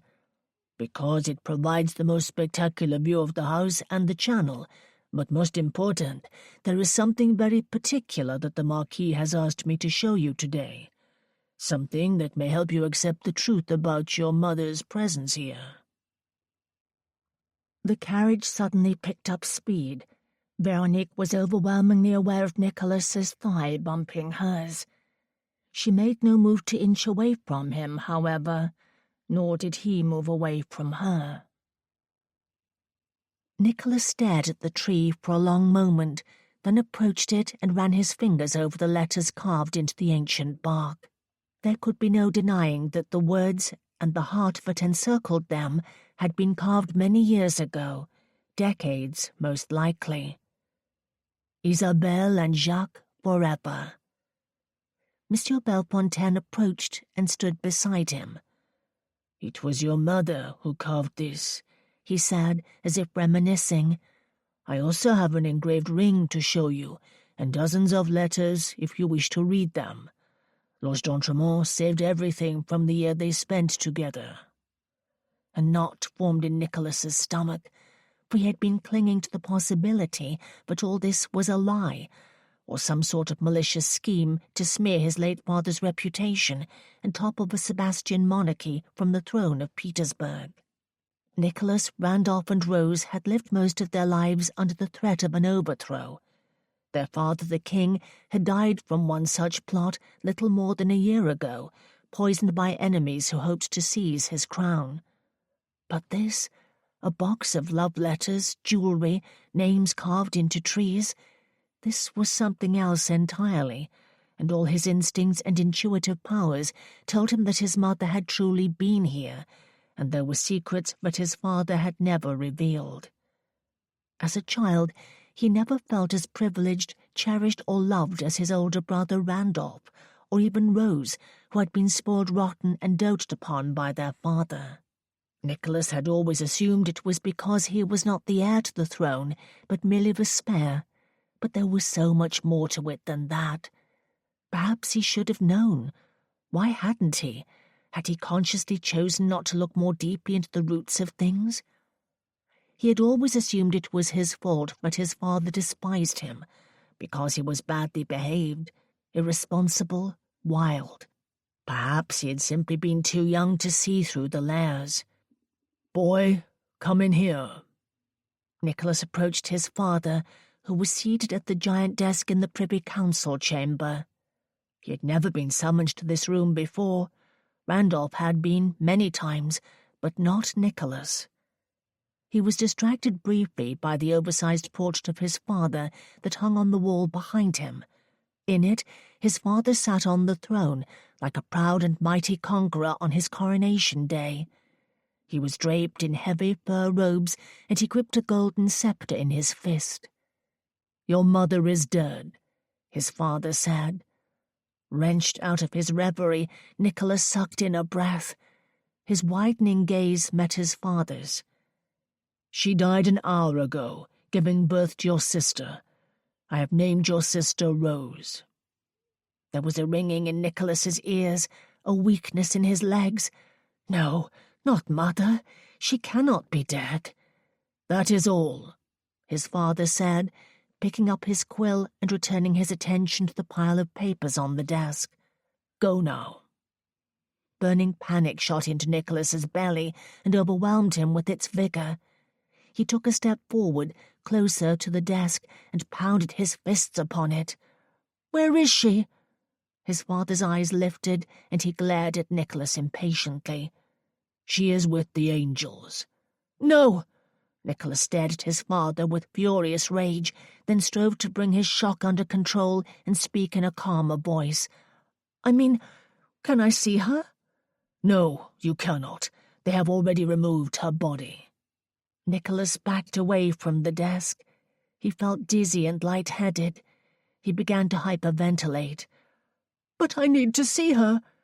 He needed to touch her hand, to feel her comforting arms around him, to bask one last time in the warmth of her embrace. "She is gone now, boy. You won't ever see her again." Later, Nicholas learned that Randolph had been permitted inside the birthing chamber to see their mother shortly before she passed. Though she was weak, she had held Randolph in her arms and kissed him on the head. "You will be a good king," she had whispered to him. As far as Nicholas knew, they were her last words. There had been no such words for him. He found himself wondering what his father would have done if anything had happened to Randolph. Would he have allowed Nicholas to take the throne, or would he have revealed the truth to the world? Would Rose have been crowned queen instead? Nicholas felt a hand on his shoulder just then and was startled by it. Turning, he looked into those deep green eyes but never failed to quicken his blood. "Are you all right?" Veronique asked. Nicholas took note of Monsieur Bellefontaine climbing back into the carriage a short distance away on the lane. "I told him to leave us alone for a moment," she explained. "That wasn't necessary," Nicholas tersely replied. "I disagree," she argued, "for you failed to answer him when he asked you if you were ready to see the flour mill. He asked you twice, Nicholas, but you ignored him." Nicholas glanced back at the carvings in the tree. "Did I, indeed? I suppose I was recalling the past." "I suspected as much." She touched his arm and stood quietly beside him, then lowered her hand to her side and cleared her throat. "I just realized that you are as much of a victim of d'Entremont's greed as I am." He frowned. "I am not his victim." He turned toward her. "And our situations are not the same." Too late he realized he had spoken rather harshly. "No, of course not," Veronique replied, while regarding him with a furrowed brow as if she were disappointed by his response. "For you are about to inherit all of this. It is your choice to make whether you accept it or leave it all behind." Nicholas took a moment to gather his thoughts, to think rationally. He was not the only person here with something to lose. "I apologize," he said. "You are correct.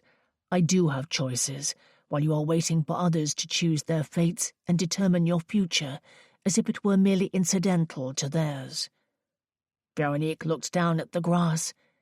He found himself staring at the top of her bonnet, realizing that she was indeed at everyone's mercy here. Today she was powerless, waiting for someone to be charitable enough to hand over her father's property, which was allegedly worth a great deal of money. Nevertheless, only one thing was occupying his mind at present, and it was not the value of her father's property. "I did not take advantage of you last night," he assured her. "I slept in the chair. You must have seen that when you woke, whenever that was." She lifted her head. "I did see you there, but I do not remember what happened between us. It was the laudanum. We drank it by mistake. I do not even remember falling asleep. All I know is that when I woke—" There was a hint of anxiety in her eyes. "I was not wearing my shoes." Nicholas could have laughed at that, for he was the sort of man who woke naked in bed in the most unlikely places, and he couldn't tell you half the names of his naked bed partners or their boorish husbands. When he remembered Veronique's brilliant performance as a seductress at the masked ball, and her tempting sensual allure in the perfume-scented coach, her charming innocence today touched something unfamiliar in him. Again. What was it? What did he feel? He didn't even know. He was confused, for he was standing under an ancient oak tree in France, where his mother had declared her eternal love for a man she would be forced to give up and never see again, not even after she gave birth to his child. Nicholas found himself arrested on the spot. He felt disconnected from everything he knew, everything except for Veronique. He could not take his eyes off her. She was impossibly beautiful, a golden silken flower in the dappled shade of the oak tree. At least his physical desires were familiar. "I did remove your shoes," he confessed at last, "but nothing more than that, my dear, and only so that you could sleep comfortably." "We kissed," she asserted. "I remember that much." It had been a passionate, tender kiss, one he would never forget. "Yes," he replied. "Certain things were done, and you would be well within your rights to blame it all on the depraved scoundrel at hand, and the opium-laced wine." Though it was she who had held out her arms and invited him to join her on the bed. Veronique swallowed uneasily. I would appreciate being able to do so, sir, if you do not object. Not at all. Instantly charmed by her answer, he looked away, back toward the house. What the devil was happening here? Why did he care about what occurred, or how she felt about it? She was his kidnapper, for pity's sake. It was one night on the French coast with too much wine, nothing more, and no one would ever have to know about it. Her reputation was not at stake. Nothing happened, he nevertheless assured her again. You kept your promise, then? She gazed up at him with relief and a veiled message that was not yet clear to him, until at last she explained. But there was another promise you made. He listened intently. You said you would help me get my property back. She was very tenacious. He admired that. He also admired her full lips and rosy cheeks, and how her captivating long-lashed eyes shone dazzlingly as she looked up at him. You completed your task, Nicholas said. Now d'Entremont owes you your property in return. Why do you need my help? Because I don't trust him to keep his word, she quietly replied, glancing back at the carriage to ensure Bellefontaine was not eavesdropping. He is putting me off. I can feel it. I tried to speak to him this morning, but he refused to see me. Nicholas folded his arms across his chest. And you believe I can influence him? Of course you can. You're his son, not to mention a royal prince. For the briefest moment he considered saying yes and concluding the matter on the spot. But when she inhaled deeply in suspense, and her lovely, lavish bosom rose beguilingly to the occasion, he found himself bedazzled yet again by her beauty. He wanted her in the most ungentlemanly way a man could want a woman. He thought about her virtuous concern over waking in his bed without her shoes, and tried to be a gentleman about this, but it was no use. Old habits were not easy to break. He was a scoundrel, and she had kidnapped him, tied him up with ropes, and locked him in a room for 2 days. In a way, she had it coming. I will do what I can, he said, resting an open hand against the tree, if you will do something for me in return. Her moist pink lips pursed, and she placed her slender gloved hand on top of her bonnet as the wind gusted over the hilltop. What do you want? She asked. I am almost afraid to ask. Why? Do you believe I will try to seek revenge? I am not sure. I've never been in a situation like this before, nor have I ever dealt with a man like you. Taking that as a compliment, whether or not she'd intended it to be, he moved away from the tree so that his back was turned to the barouche and said, I will talk to d'Entremont for you today. I will even try to negotiate on your behalf, if you will come to my room again tonight for another glass of wine. She stared at him raptly, her eyes as green as a lush spring meadow, and lifted her face as if she wanted to be kissed. He knew, however, that that was not what she wanted. It was something else on display here. Defiance, most likely, while he waited eagerly for her response. A strong breeze hissed through the leafy treetops above and blew the pink ribbons of her bonnet in all directions. All right, she said, leaving him speechless with shock. I will come to your room tonight, but not until you have spoken to d'Entremont, and I will expect good news. Veronique turned toward the carriage. Monsieur Bellefontaine is waiting to show you the flour mill. We should leave now. But he did not want to leave. He wanted to stay right here, shove her up against this thick, gnarled tree trunk, and kiss her senseless until she begged him to remove more than just her shoes. Veronique started back to the barouche, while Nicholas lagged behind for a moment to wrestle with his desires, for it might be embarrassing for the others if he rejoined them in his current state of sexual arousal. Oddly, the sensation of his physical desire for her eased his mind somewhat. That part, at least, did not leave him confused. Chapter 11. The tour of the estate lasted more than 3 hours, with a brief sojourn at the village inn for tea and a light lunch. Nicholas listened with genuine interest to the steward's description of the land, the crops, and the industries that were all part of the Marquis's holdings, while Veronique was quiet for most of it, making only polite conversation when the situation demanded it. She was a courteous, charming companion in the presence of Monsieur Bellefontaine, and did well at concealing her personal loathing for the Marquis. At the end of the day, as the open carriage rolled up the tree-lined drive toward the impressive mansion overlooking the English Channel, it seemed strangely familiar to him, as if he had spent his childhood here, which was not the case at all. He had never set foot in France until he was a young man, and was certain that he had never visited this part of the coast. He could presume, however, that he had been conceived here, which was a jarring thought as the vehicle pulled to a halt in front of the wide steps. Bellefontaine took Nicholas's hand and said good-bye, for he would continue on alone in the barouche to attend to a few minor estate matters. A footman hurried to open the door and stand by as Nicholas assisted Veronique onto the gravel drive and escorted her up the steps. When they entered the front hall of black and white marble and looked up at the frescoed ceiling, he stopped for a moment, feeling rather pensive. "I have not failed to recognize the fact that all this should go to a legitimate heir," he said. "D'Entremont had 3 children of his own, including a son who was evidently quite capable and responsible if he had been promoted to the level of commander in Napoleon's Imperial Guard. Now to die childless. No wonder the Marquis feels desperate." Veronique strolled leisurely to the white statue of Adonis in the centre of the hall. "It is, as you say, quite a legacy to leave behind. I had no idea it was so profitable.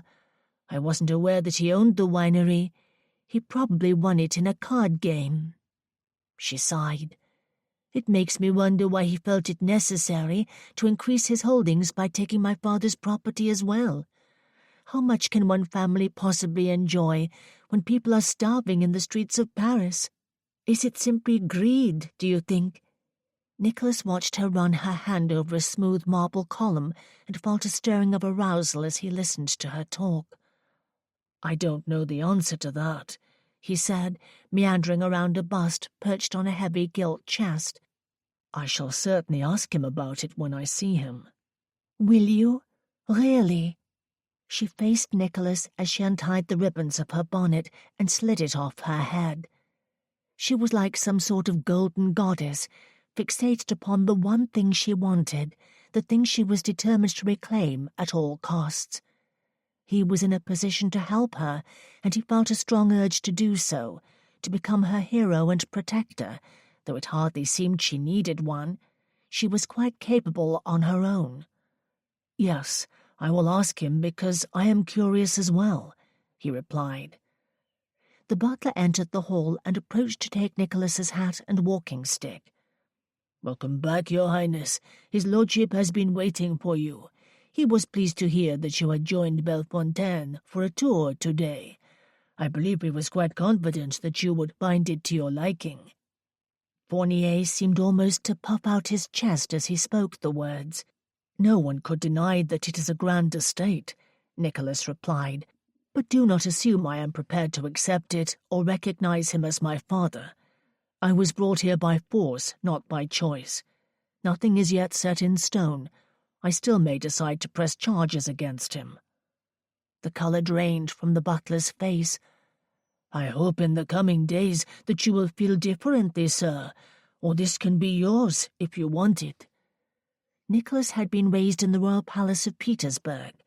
He had enough money and property to serve 10 lifetimes. He did not need this house or all the fine statues and works of art that it contained. He glanced at Veronique just then and wondered what it was exactly that he did need. He had never felt truly happy, despite all his worldly blessings. Something had always been missing. He usually failed at most things. He even derived a perverse pleasure from stimulating the wagging tongues of the gossips and disappointing his father when he was alive. "If you would like to speak with his lordship now," the butler said, "he is in the library, and has been there for the past few hours, awaiting your return." Veronique raised an eyebrow at Nicholas. He approached her to hear what she had to say.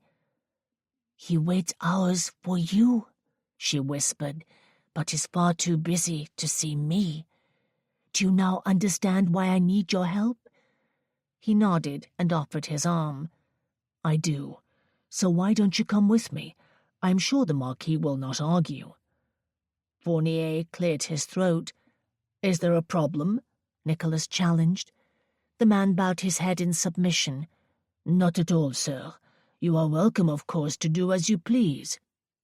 The butler sent a brief scowl in Veronique's direction before he pasted on a smile and escorted them both up the wide staircase.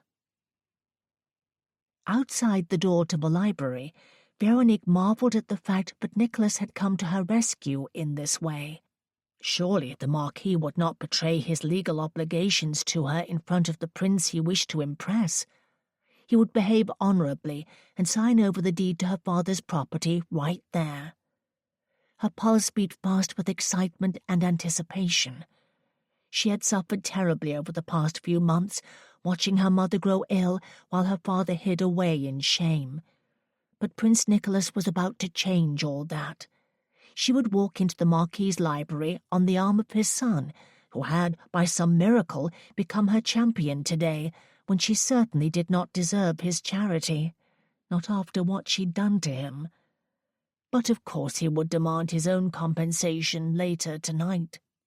She realized with some chagrin that she would pay any price to get her home back, even the price of her own virtue, and with this man she would probably enjoy it tremendously. What did that make her? The butler opened the double doors and announced them, then backed out of the room. Veronique let go of Nicholas's arm, but remained at his side. The Marquis was seated in a chair facing the window. He did not turn to greet them.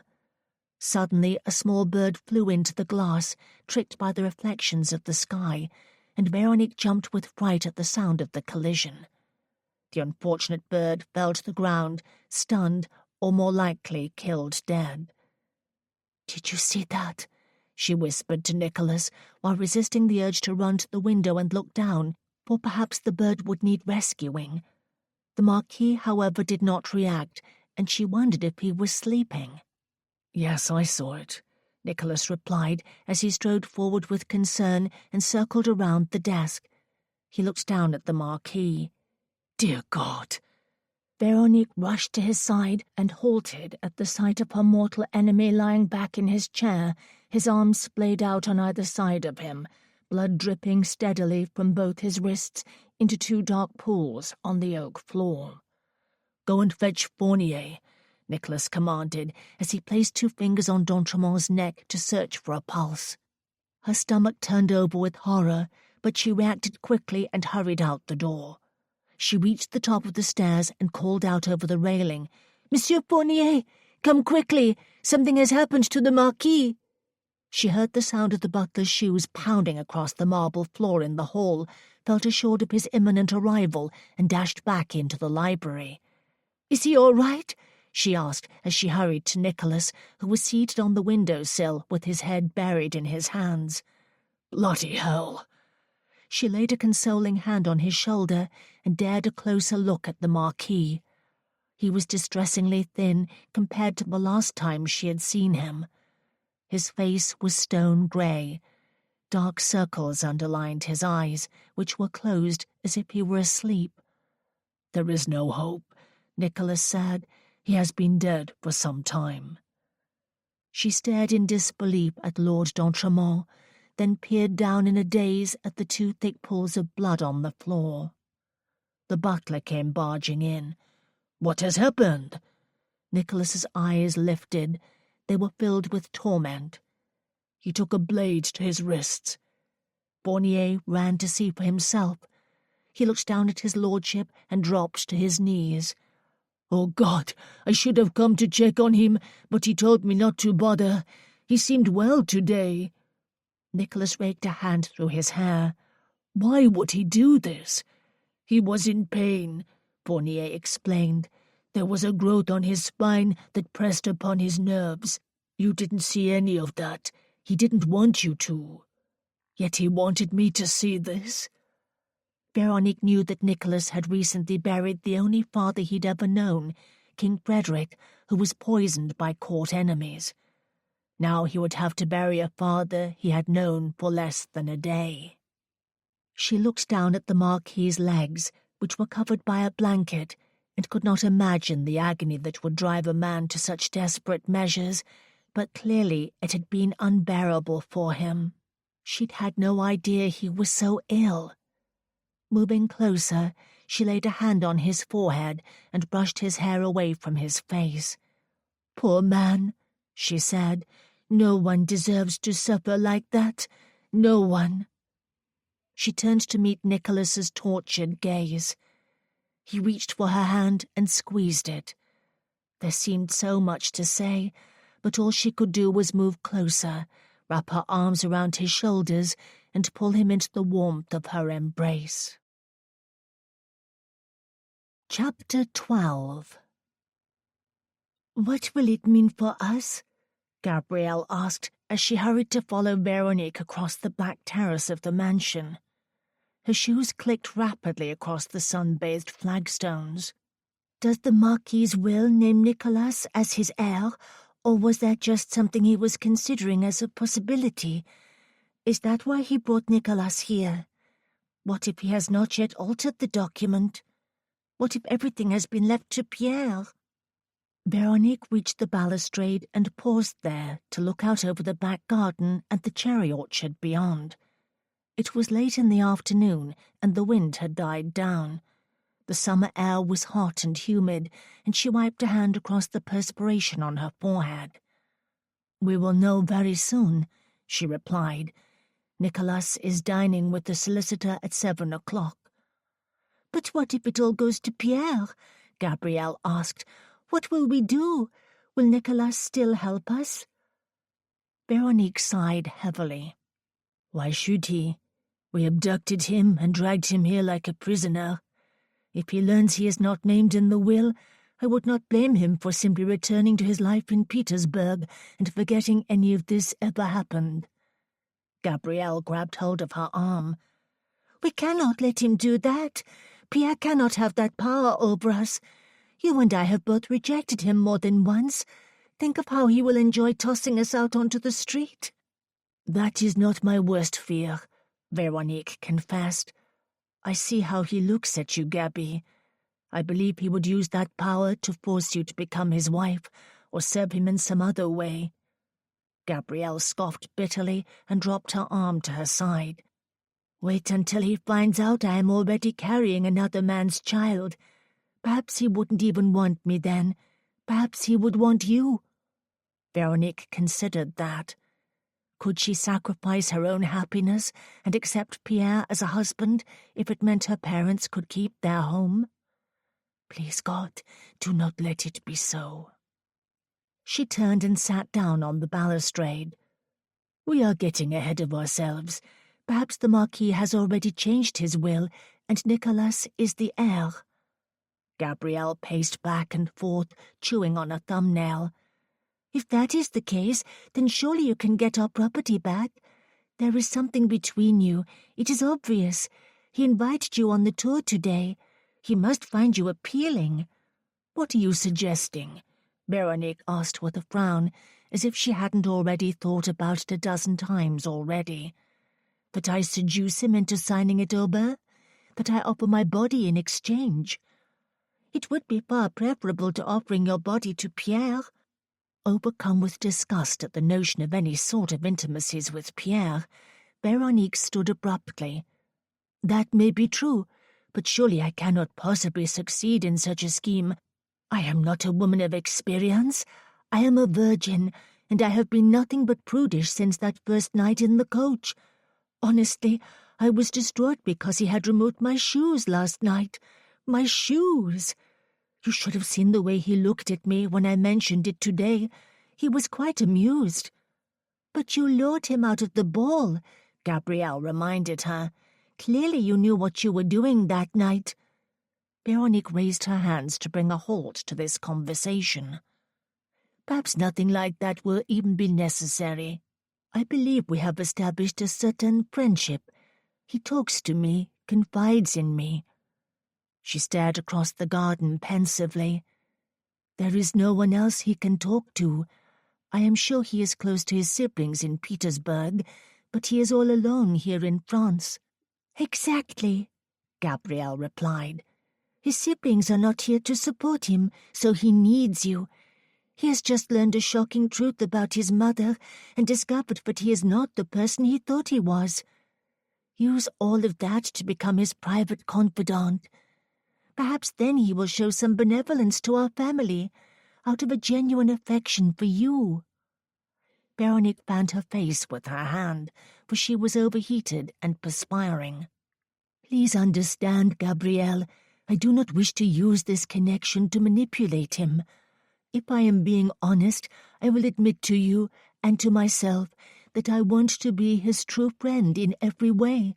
He needs one right now. Gabby approached and clasped both her hands in hers. You are the best person I know, Veronique, an absolute angel. He does indeed need a friend, so be that for him. Win his loyalty, for our situation is perilous. Mine especially. She lowered her gaze. Oh, how I miss Robert. I must see him and tell him about the baby. I cannot bear another moment away from him. Veronique pulled her sister into her arms. I am sure he is missing you too. Perhaps in the end he will be able to convince his father to allow you to marry. The words were optimistic, but in her heart Veronique was not so confident. Gabrielle sniffed. I hope so, for I will die if I cannot be with him. Her sister's pain was her own pain, and there were times Veronique wanted to sink into a chair and surrender to weeping, but she knew she must be strong and work towards some sort of positive outcome, whatever that turned out to be. She stepped back and looked up at the house. I wonder what is happening in there, she said. The doctor arrived a short time ago. Nicholas greeted him at the door. Gabrielle squeezed her hand. And Nicholas will greet you at his own door later this evening, won't he? After his meeting with the solicitor? Their eyes met again, and Veronique realized it was not trepidation she felt at the notion of being alone with Prince Nicholas again tonight, but rather a very ardent anticipation. With the humid fragrance of a rose-scented bath still heavy in the air, Veronique stood up from her chair in front of the fire. It is 11 o'clock, she said. He should have returned from dinner by now. Perhaps I should go to him. I hope this gown is all right. I have no idea what one wears to meet a prince alone in his bedchamber at this hour. Your gown is perfect, Gabrielle replied, as she twirled a lock of Veronique's golden hair around her finger and set it back in place at her temple. You look lovely. He will be very pleased to see you. But for what purpose? Veronique wondered. I am not sure what his expectations will be, if they are— She paused to search for the right word. If they are improper, I will have some difficulty with that, because I do not wish to surrender my honor in order to get what we want from him. But would she even be able to resist? Standing there in the soft candlelight, she remembered the hypnotic sensation of his kiss the night before, when she was lying on his bed, drunk from the wine. Or had it really been the wine? She wasn't so sure. Even now, as she recalled the thrill of his hard-muscled form on top of hers, her body ached for his touch, and she felt shamefully eager to pay any price he asked in exchange for the return of her home.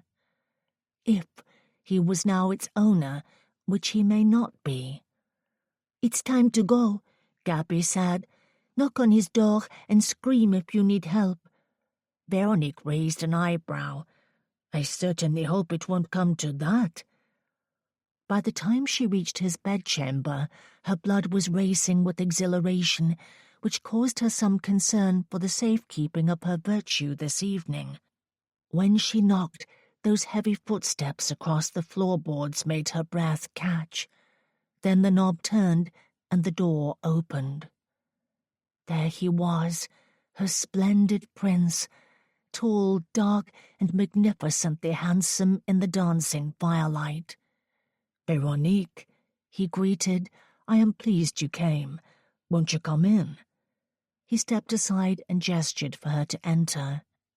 Slowly she crossed the threshold and realized that tonight was vastly different from the night in the coach when she had played the part of a seductress. Tonight she was herself, her true self, and she was far more conscious of the attraction that existed between them. This was not an act, nor was it a game. It was real. "How was your dinner with the solicitor?" she asked, for she was here to be his friend and confidant, not his lover. If she could remember that, she would be fine. He motioned for her to take a seat before the fire, then went to pour her a glass of wine. He handed it to her and sat down across from her. As she took the first delicious sip of the wine, she admired the muscles of Nicholas's thighs as he crossed one long leg over the other. "The dinner was explosive," he replied. "How so?" "Pierre was there." Veronique sat forward. "Was he indeed? What happened? Did the solicitor reveal the contents of the will?" A surprising glimmer of satisfaction flashed in Nicholas's eyes. "Yes, he did, and it appears I am now full owner of d'Entremont Manor, though I cannot inherit the title, which unfortunately will die with the Marquis.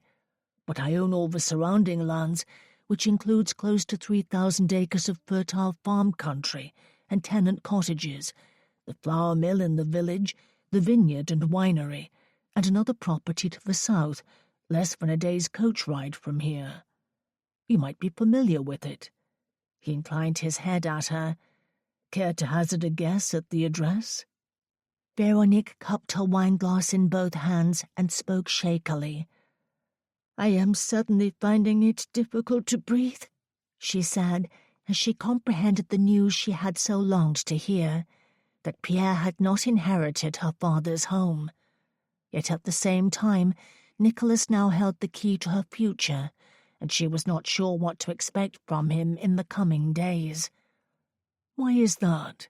he asked. "Because I am now entirely at your mercy." "Does that distress you?" He raised his glass to his lips and watched her over the sparkling crystal rim. "I suppose it should, seeing as how you committed a crime against me." A hot spark crackled and exploded in the fire, then floated up the chimney. Veronique strove to maintain her composure. Leaning forward, Nicholas rested both elbows on his knees. "You needn't worry," he said. "I promise I will be easier to deal with than Lord d'Entremont. You and he were at an impasse, were you not?" He sat back again. "I promise not to ignore you as he did." She noticed the self-satisfied look on his face. "You mentioned Pierre was at the dinner," she said, clinging to the thread of the conversation, "and that it was explosive. Was he very upset?" "Oh, yes," Nicholas replied as he calmly sipped his wine. "He threw a tantrum and had to be physically restrained and dragged from the room." "Good heavens!" "You should have seen it." He stood up from the table and swiped his full dinner plate onto the floor, cutlery, roast beef, gravy and all. Everything smashed to pieces on the porcelain floor. Then he came at me like a charging bull, knocking chairs over as he circled the table. "What did you do?" "I broke his nose before he could quite organize himself." "You broke his nose?" Veronique exclaimed in delight, for she had not forgotten what Pierre had tried to do to Gabrielle in the garden.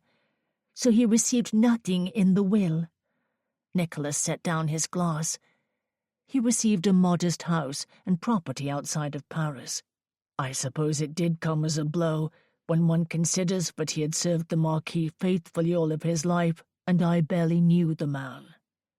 There was a chill in his words, as if he cared nothing for the fact that his true father by blood had died that very day.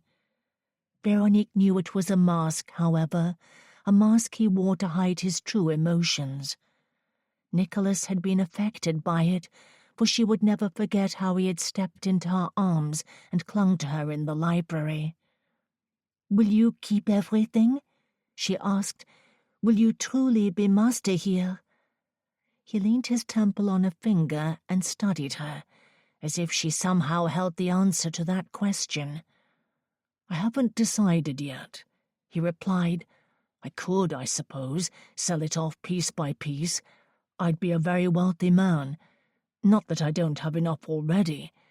As you said earlier today, how much can one man enjoy when there are people starving in Paris?"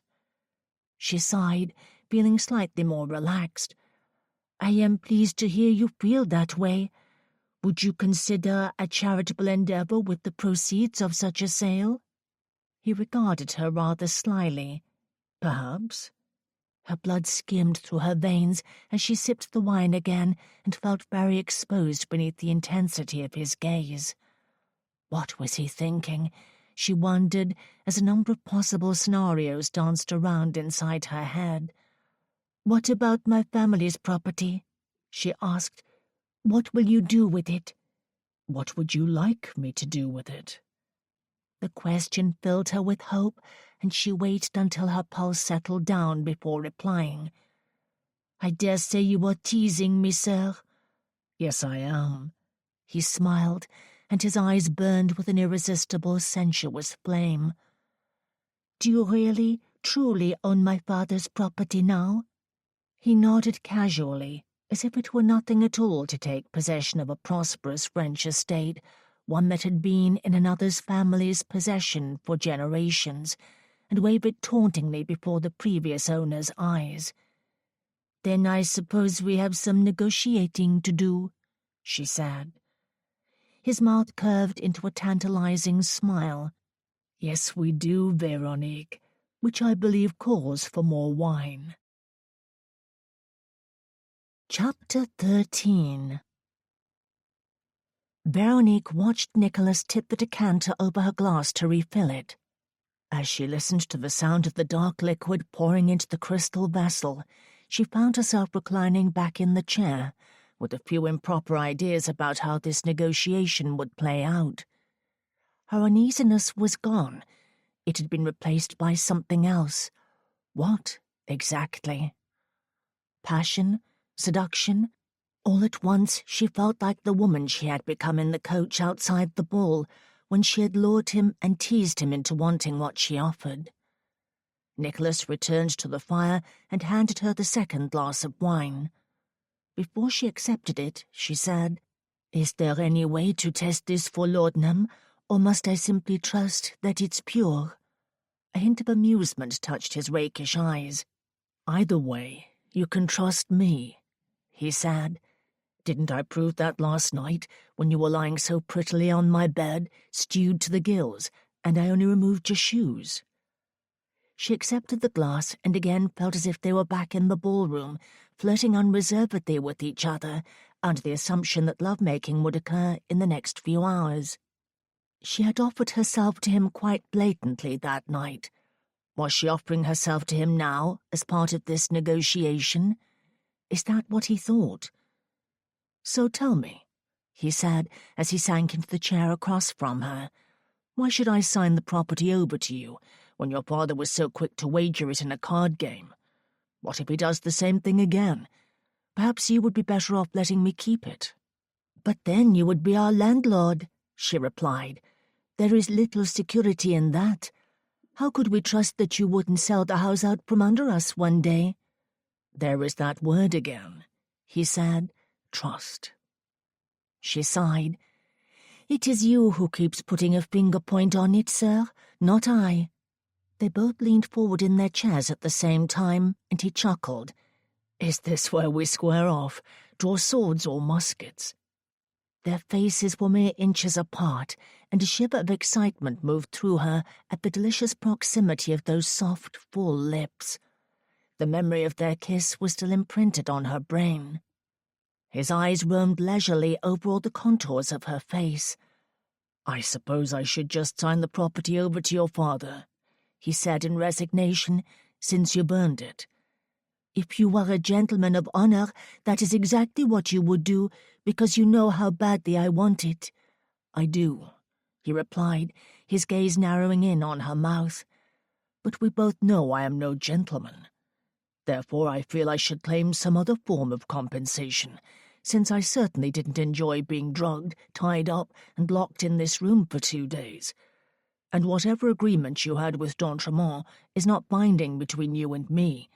This is a new agreement."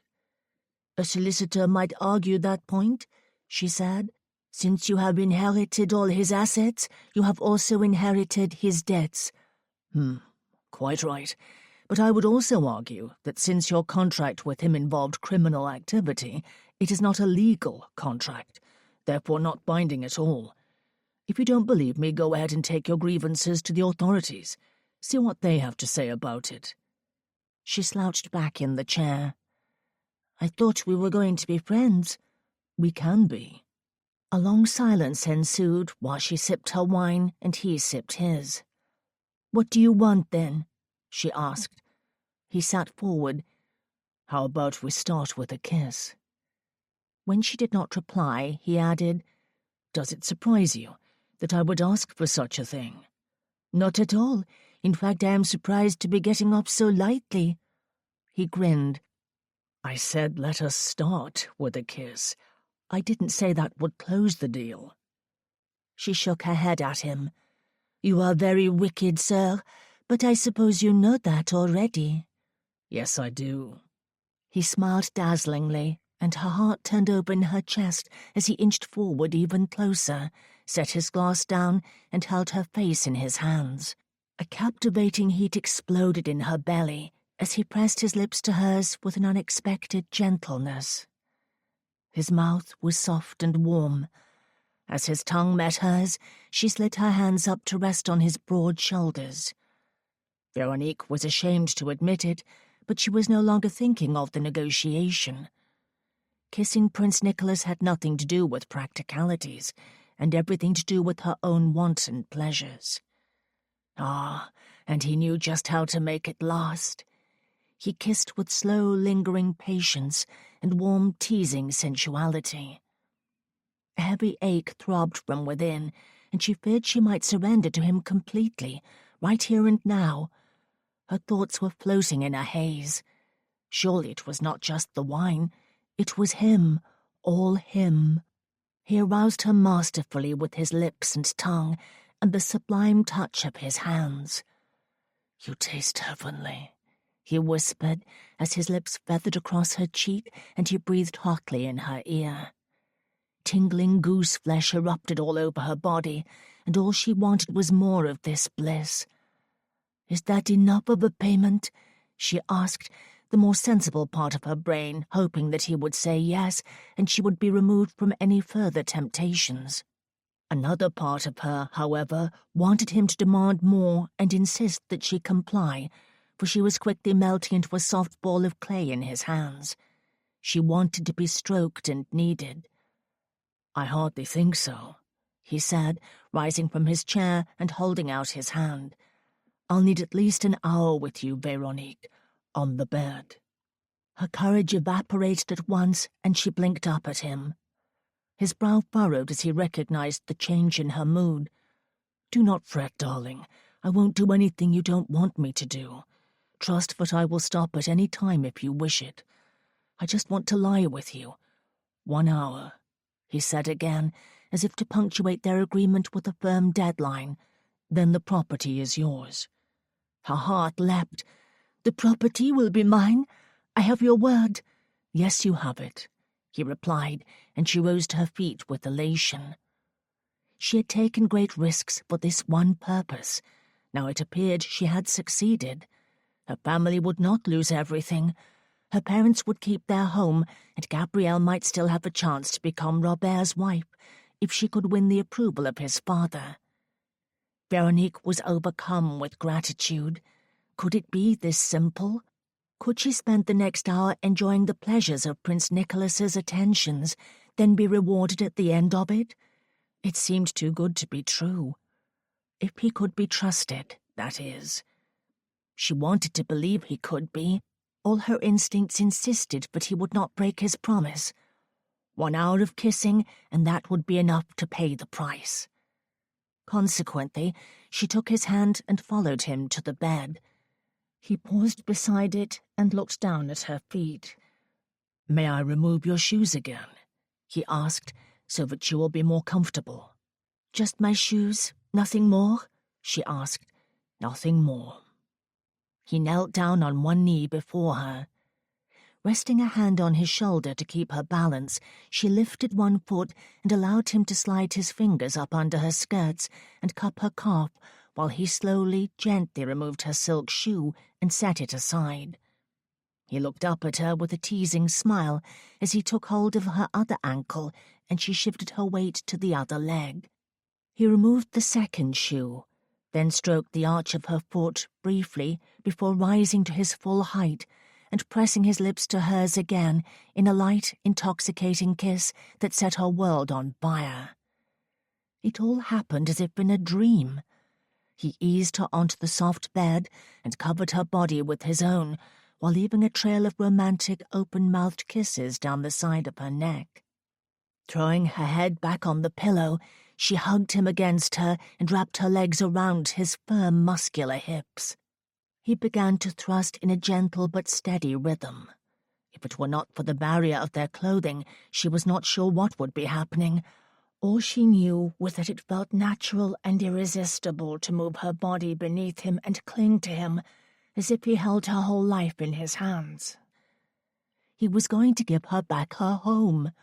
He was nothing like d'Entremont, nothing, and she did trust him to keep his promise tonight. But no matter how tightly she held him, she could not seem to get close enough. He too embraced her with an almost suffocating fervor, until he drew back and gazed down at her in the warm golden firelight. "I cannot believe how badly I want you," he said, frowning with confusion. "You're different from other women." "Different? How?" Was it her innocence, her virginity, or was it the fact that she had been his captor and his enemy? "I'm not sure," he whispered. "You feel out of reach." "I'm right here," she replied, laying a hand on his cheek. "But what I want from you, I cannot have." Veronique lay very still. "Because of the promise you just made?" "Partly." It was sexual then. He wanted to slake his lust, but she was not one of his easy lovers. "Well, there is nothing to be done about that," she said, "for I do not wish to change my mind." "I didn't think you would," he said, "which perhaps is what makes me so ravenous." "You want what you cannot have." He nodded. Veronique lifted her head off the pillow and kissed him again, slow and deep. "Are you sure it's not because Pierre interrupted your supper?" He stared at her, then began to laugh and rolled to his side. She too rolled over, straddled him, and braced his wrists together over his head. "Now I have you pinned to the bed, Your Highness." There was a hint of bitterness in her tone, for she had not forgotten what occurred in this room when she first unlocked his door. "You're still angry about our tussle," he said. "How, pray tell, do you intend to punish me?" Veronique was breathing heavily. "Is that what this is about? An hour of revenge for both of us? Then you will pay me what you owe me, and we will never think of each other again?" His eyes raked over her face and breasts. "I doubt I will ever forget you." Still gripping his wrists, she tilted her head to the side. "I cannot imagine I will ever forget you either, Nicholas, or what has happened between us over the past few days." Suddenly overwhelmed by a fierce desire, but astonished her with its intensity, she leaned forward and kissed him hard on the mouth, her body ablaze with a shocking, tumultuous lust. Veronique released his wrists and let out a gasp when his arms circled her waist and he flipped her over onto her back. Chapter 14. Nicholas stared down at Veronique and cursed himself for making that promise to her, for he wanted to do whatever it took to force her into a complete sexual surrender. The desire was out of control, and he was bewildered by the ferocity of it, for he did not normally crave innocent young virgins. In fact, he avoided them like the plague, but there was something very unique about this luscious golden-haired lady. He could not explain it. All he could do was press his mouth to hers again and again in the thick heat of the night. He made love to her for at least an hour, maybe more, but it wasn't really lovemaking by definition, for he never raised her skirts or unfastened his breeches. Nevertheless, it was as passionate and sweaty as any full-blown fornication.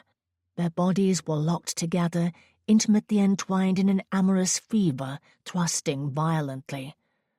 He stroked and kissed her breasts through the light fabric of her gown and ran his hands up and down her legs. It was enough to drive him mad with a lust that threatened to scar him forever. At the end of the hour, he could no longer endure the torment, and it appeared that neither could she, for she began to recklessly hoist up her skirts until they were tangled about her waist. Then she began to tug at the fastenings of his trousers.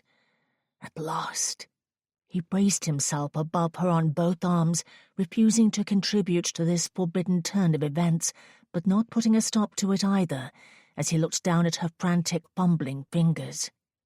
When she tugged his breeches down over his hips and released his erection, he let out a breath of relief and dropped down onto one arm. Her open mouth roughly collided with his, and he could have swallowed her whole. He tugged her skirts out of the way until their centers connected. He had promised he would not take it this far, but he was already thrusting his hips and pushing against her fragile maidenhead, while his body pulsated with painful, staggering need. He couldn't think, couldn't find any more strength to resist, until he realized Veronique's eyes were open and her hands were pressing against his chest.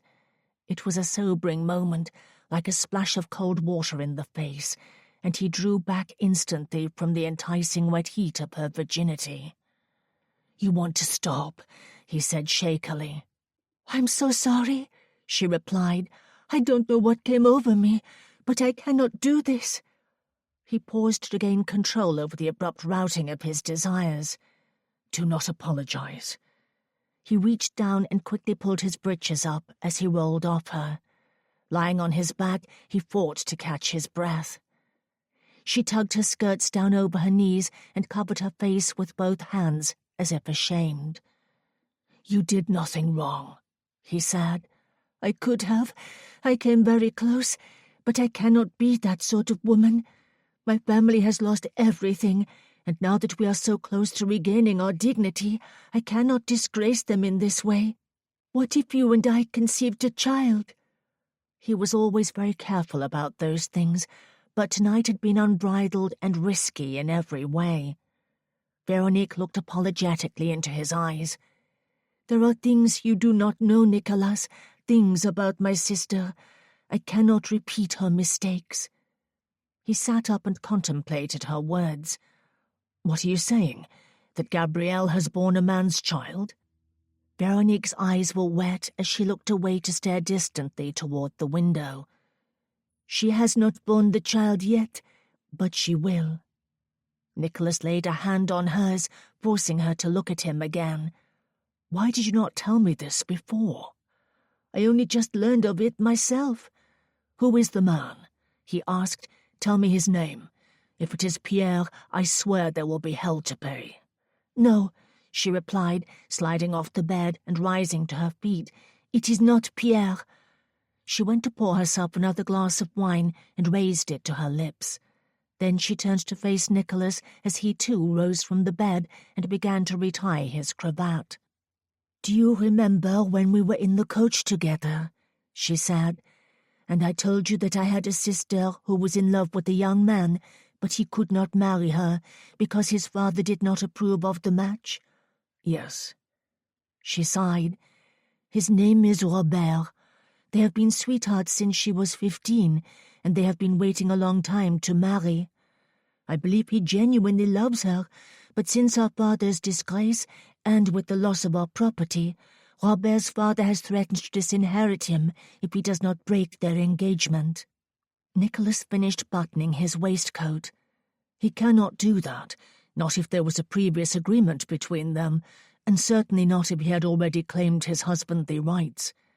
His father can do whatever he pleases," she said. "He is a wealthy viscount, and Robert is his only male heir, and we have no power. It was an unlikely match to begin with, for we are not aristocrats, and the viscount is ambitious. Robert is not like that," she added.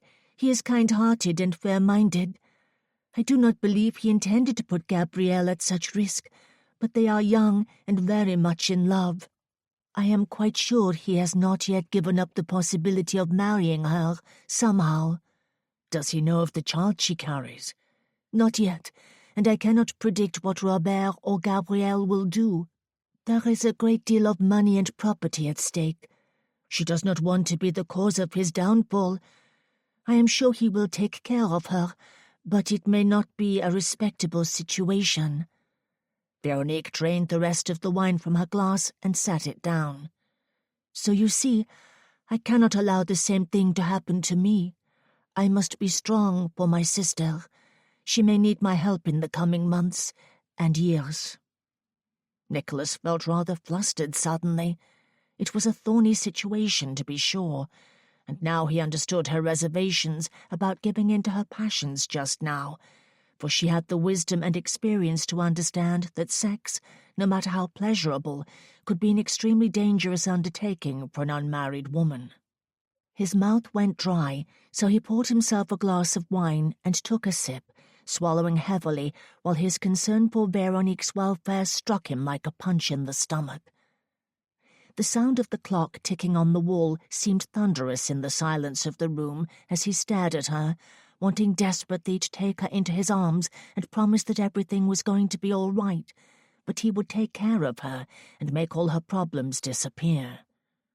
He was going to return the property to her father. That had already been decided.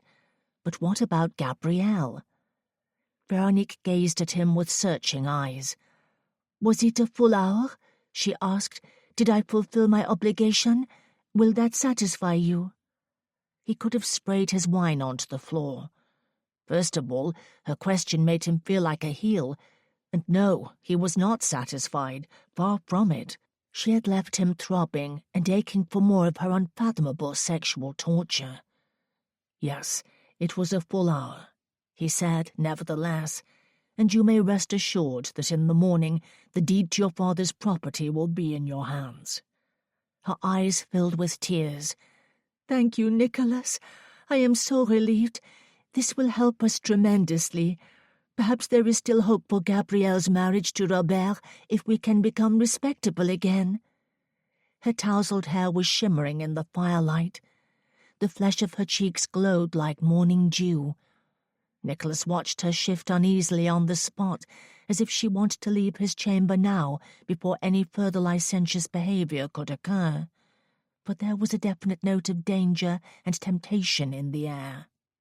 He should let it go at this, allow her to walk out with a feeling of satisfaction and accomplishment, for she had achieved her goal, but something deep inside him could not allow that.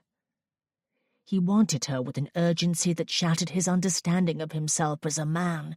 He had never deemed to care about a lover's happiness beyond the pleasure of their sexual encounters. He prided himself upon satisfying his lovers in bed, but this was something else. He could not bear to think of Veronique's sorrow after she left here. He did not want her to feel ashamed of her desire for him, nor did he want her to spend another moment worrying about her sister.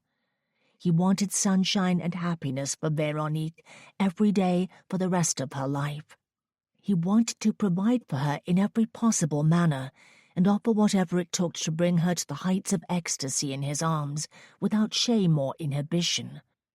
His gaze came to rest feverishly on the soft pink heaving flesh of her bosom. Then their eyes met.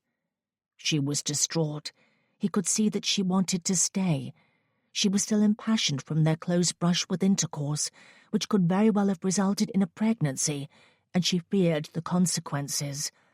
"I must go," she quickly said, her cheeks flushed, her delicate eyebrows pulling together in dismay as if she were nearly terror-struck. "No, please." He reached out to take hold of her arm, but she slipped from his grasp and hurried to the door. Her hand wrapped around the knob and she pulled it open, but he crossed the room in a flash and shoved the door closed, hard. "Don't go," he whispered in her ear, his boot braced against the bottom of the door while the front of his body pressed up against the soft back of hers. It was excruciating. He could smell the clean fragrance of her hair, feel its silken texture upon his lips. Astounded by the blazing heat of his desires, he ran his fingers lightly over her nape and squeezed her shoulder. Her body shivered. "Marry me," he said. Good God! The words were out before he could pause to consider the lifelong ramifications of such a request and what it would mean for his freedom. He had always lived for pleasure and could commit to nothing. He had never been faithful to one woman, nor did he ever imagine he would want to be.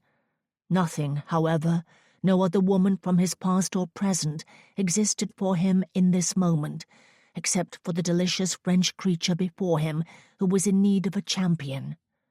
He wanted overwhelmingly to rescue her, to possess her, to conquer her. Oh, God! She smelled of roses and made him feel light-headed, inebriated. He brushed his nose down the back of her neck. Slowly she turned to face him. He pinned her tightly up against the door as his hand stroked over her shoulder and settled upon her full breast. "What did you say?" She looked up at him with those giant shrewd green eyes, almost daring him to repeat it. "I asked you to marry me," he replied. She took a deep breath, which caused her breast to fill his whole hand, and wet her lips. "It wasn't a question, if I recall," she said, "but rather a very arrogant command." His body filled with a need that felt heavier than lead. "Does it matter whether it was a question or a command? All you have to do is answer yes." "But I do not believe you are truly asking," she said. "This is something else. You are just trying to entice me into staying." He couldn't resist a devilish grin at the notion of spending the night with her. "Is it working?" "I hope so," he added, "because I would most certainly enjoy your company if you were so inclined." "If I did stay," she replied, "would there be a marriage proposal in the morning?" "I think not." He kissed her lightly on the cheek. Then he kissed her nose, eyelids, and forehead. "I suppose you think I propose to all the ladies who try to flee from my bed before I've had a chance to pleasure them senseless." She made a sound that resembled a hiccup, and he smiled. "Have I shocked you, Véronique, or did I tempt you?" "Both," she replied, letting her eyes fall closed as he laid a trail of kisses across her neck. "I fear you are trying to seduce me." "Obviously, that is the case." They were both breathing hard as he ran his hands down the voluptuous curve of her hips. Her eyes clouded over with desire as she gazed up at him. "This is madness." "Without a doubt. But you must stay focused, darling, and answer the question." "So it was a question, then?" "If you insist." He dropped to one knee, slid his hands up under her skirts, and stroked her calves, her soft knees, and the inside of her luscious, warm thighs. He wanted to go higher, but refrained, at least for the moment. "Will you marry me, Véronique?" he asked. "Be my wife and lover, and let me be husband and lover to you. I vow that I will set everything to rights in your life, especially in bed." He ran his thumbs across her knees. "But you are a prince," she argued. "I am your kidnapper and a nobody. Surely your brother, the king, will wonder what folly came over you if you take me as your wife. I cannot possibly accept." "Yes, you can, because you want to. Face it, you need me, Veronique, and you want to love me." There it was, the word he never imagined he would ever say aloud to any woman. Love. But this wasn't love. He didn't know what it was, outside of something that resembled drunken madness, surely brought on by rage, lust, and captivity. She was right. He had lost his mind. But it was a delicious madness, and he wanted more of it, more of her, his fascinating captor, who affected him like no other woman ever had. To his surprise, she urged him to his feet, rested her forehead on his chest, and placed her hands on his shoulders. "I am not sure I can believe this is happening," she said, her voice shaky and tremulous in the quiet of the room. "Trust me, it is," he assured her, as he lifted her chin with his finger to force her to look up at him. "I cannot explain it, but I feel a strong need to have you in my life. I cannot imagine leaving here and returning to Petersburg without you, or abandoning you to any sort of peril.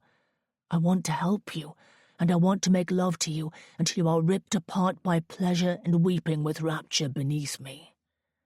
Out of all that, she seemed to hear only one thing. "So we would return to Petersburg? You would not stay here at D'Entremont Manor?"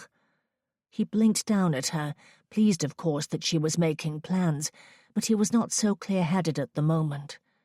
"Honestly, I haven't thought that far ahead," he replied. "I will need time to consider that." But of course he had to return home. He could not stay away forever or keep the news of these events from his brother Randolph. He was Prince Nicholas of Petersburg, and he had a duty to his family and his country. But wait, no, he was not Prince Nicholas. He was the half-French bastard son of a dead Bonapartist. The realization struck him hard, and he found himself suddenly pulling Veronique into his arms and holding her tight. "I will need to ask your father's permission to marry you," he whispered in her ear. "We will leave tomorrow." That would give him time to decide what he would do with this place. Veronique laid her hands on his chest. "Do you really mean this, Nicholas? You are not just trying to seduce me into your bed?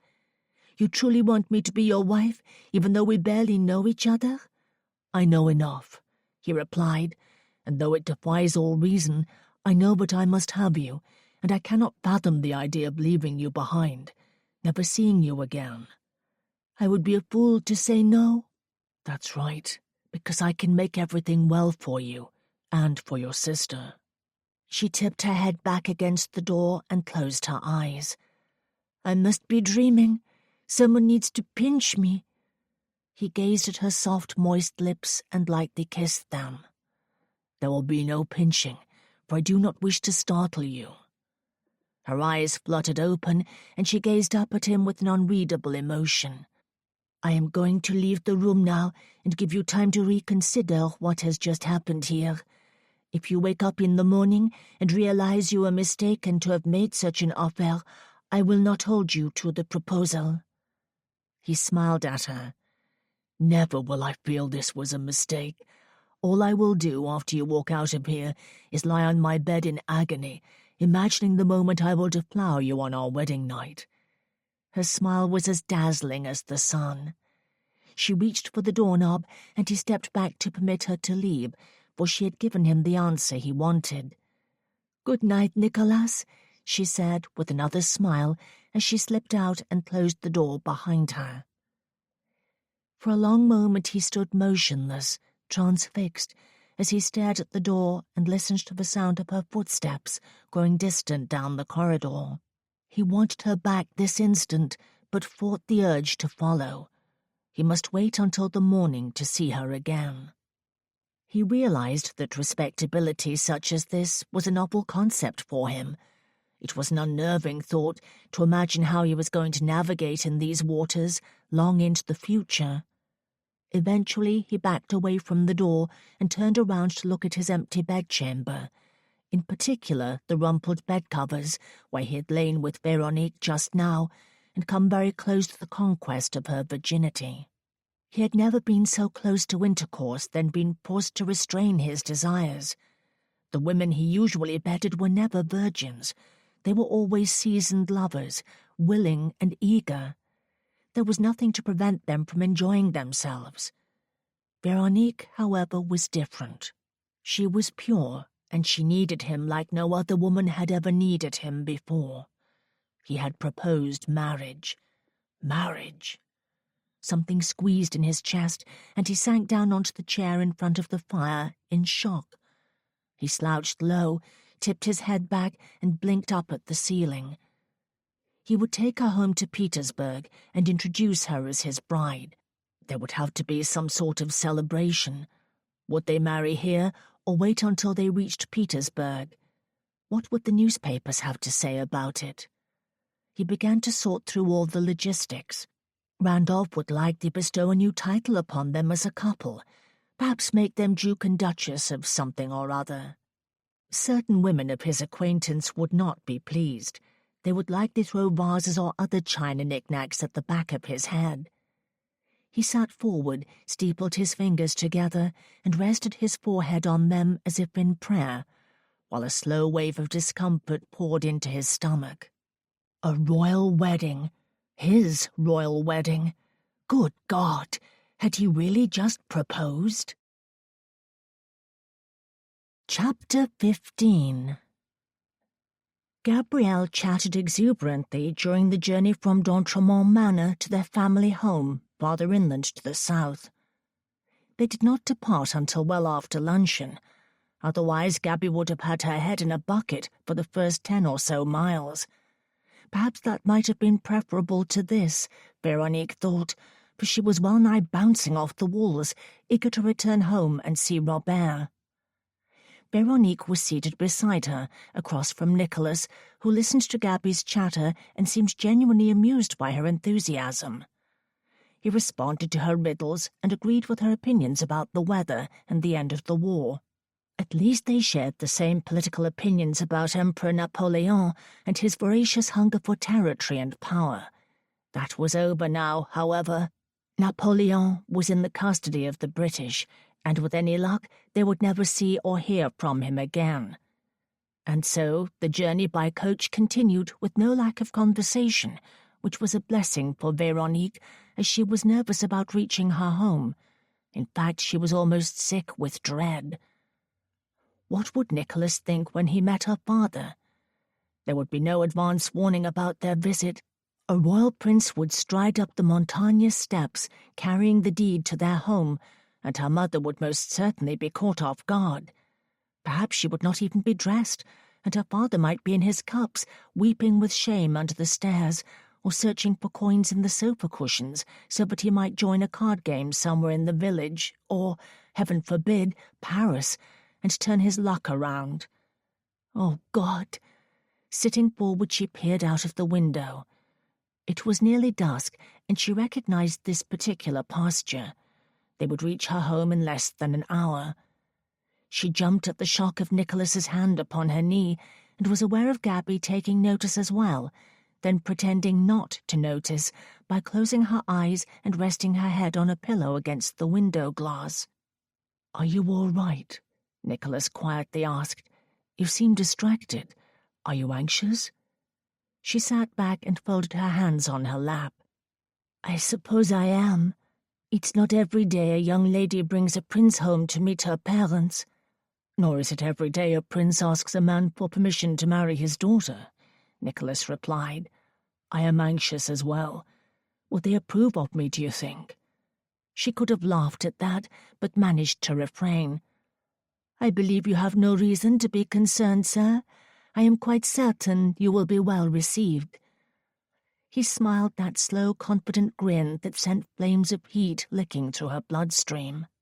"But what if they have heard about my notorious reputation?" he asked mischievously. "Perhaps they will wish to protect you from my clutches." He slid a glance at Gabrielle, knowing of course that she was not asleep, but listening. Veronique smirked at him and mouthed the words, You are very wicked." He raised his eyebrows unapologetically, then leaned back in the seat, gazing at her with dark seduction in the early evening light. They had not yet discussed a wedding date, and she wondered how long it would be before she could enjoy the pleasure of her deflowering, for he was a tempting and tantalizing man who was clearly well versed in the art of love-making. But would he be faithful? She wondered uneasily as the coach rumbled along the lane. She wanted to believe that he would. She wanted very badly to believe in him in every way.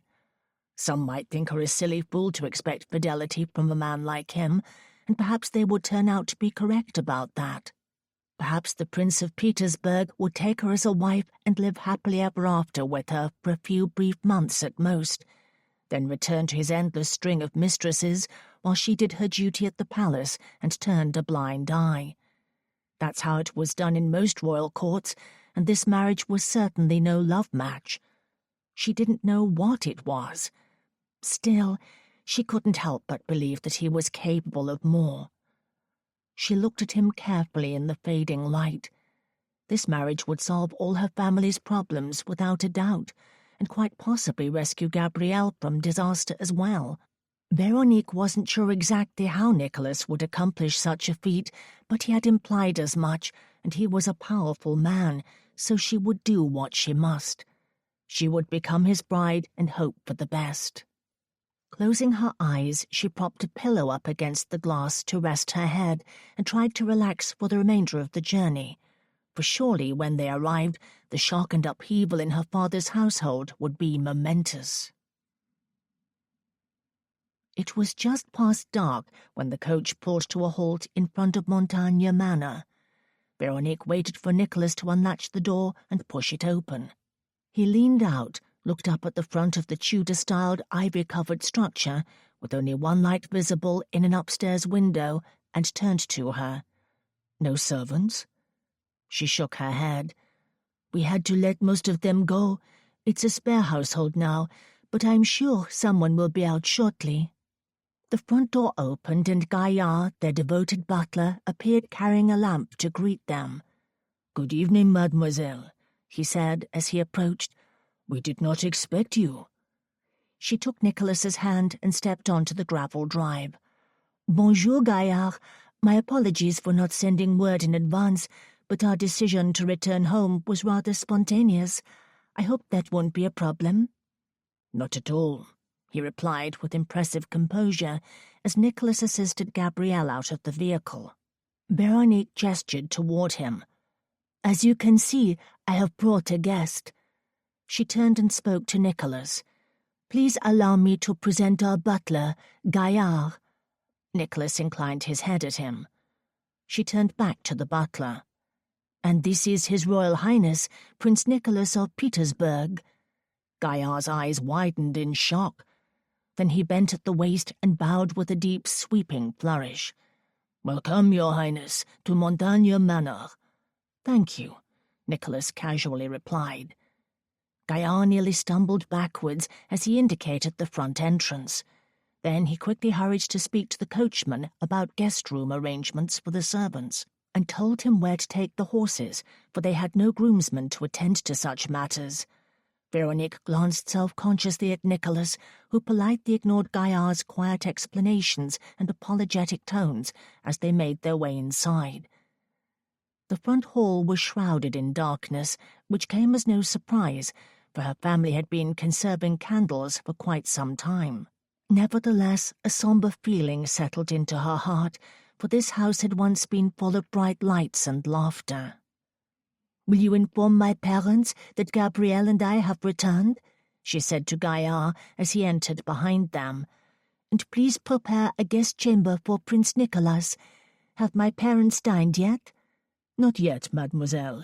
Dinner will be served at—" He paused uncomfortably. 9 o'clock.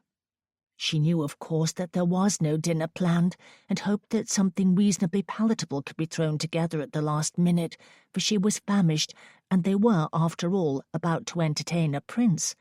"Lovely," she replied. "In the meantime, please bring a decanter of wine to the parlour. We shall make ourselves comfortable there until dinner." Poor Gaillard. He looked completely flustered as he gathered Gabrielle's and Veronique's cloaks. "I will send the maids to light a fire for you," he said. Again it came as no surprise to find the parlour shrouded in darkness as well. Gaillard carried his lamp across the room to the pianoforte and lit all 3 wicks on the candelabra, a tremendous extravagance when the candles were already burned down to short stubs. She hoped he would return shortly to replace them. They took seats in the dimly lit room to wait for her parents. Nicholas sat leisurely at one end of the sofa, while Gabrielle sat forward on the edge of an upholstered Queen Anne chair, impatiently tapping her foot. Veronique sat on the other end of the sofa, feeling an odd mixture of excitement and dread. She was about to deliver shocking news to her parents that Lord d'Entremont was dead, but that she had secured the deed to their home, which Prince Nicholas had in his possession this very evening. Not only that, but she would then reveal the fact that she was about to marry into a very prestigious European royal family. She tapped her finger on her knee, only half believing that the second part would ever come to pass, for everything had happened so quickly. It still seemed too outrageous to believe. She glanced at Nicholas. He was watching her intently in the candlelight, his blue eyes gleaming almost broodingly. He spoke not a single word. At last the maid arrived with a tray of wine and glasses and set it down on the table. A short time later the fire was blazing in the hearth and they were sipping her father's best Cabernet. They chatted about a few light matters until the glow of a lamp appeared in the doorway and her father and mother entered the parlour at last. Nicholas stood. Veronique and Gabrielle followed suit. Introductions were made, and everyone took seats on the sofas and chairs around the fire.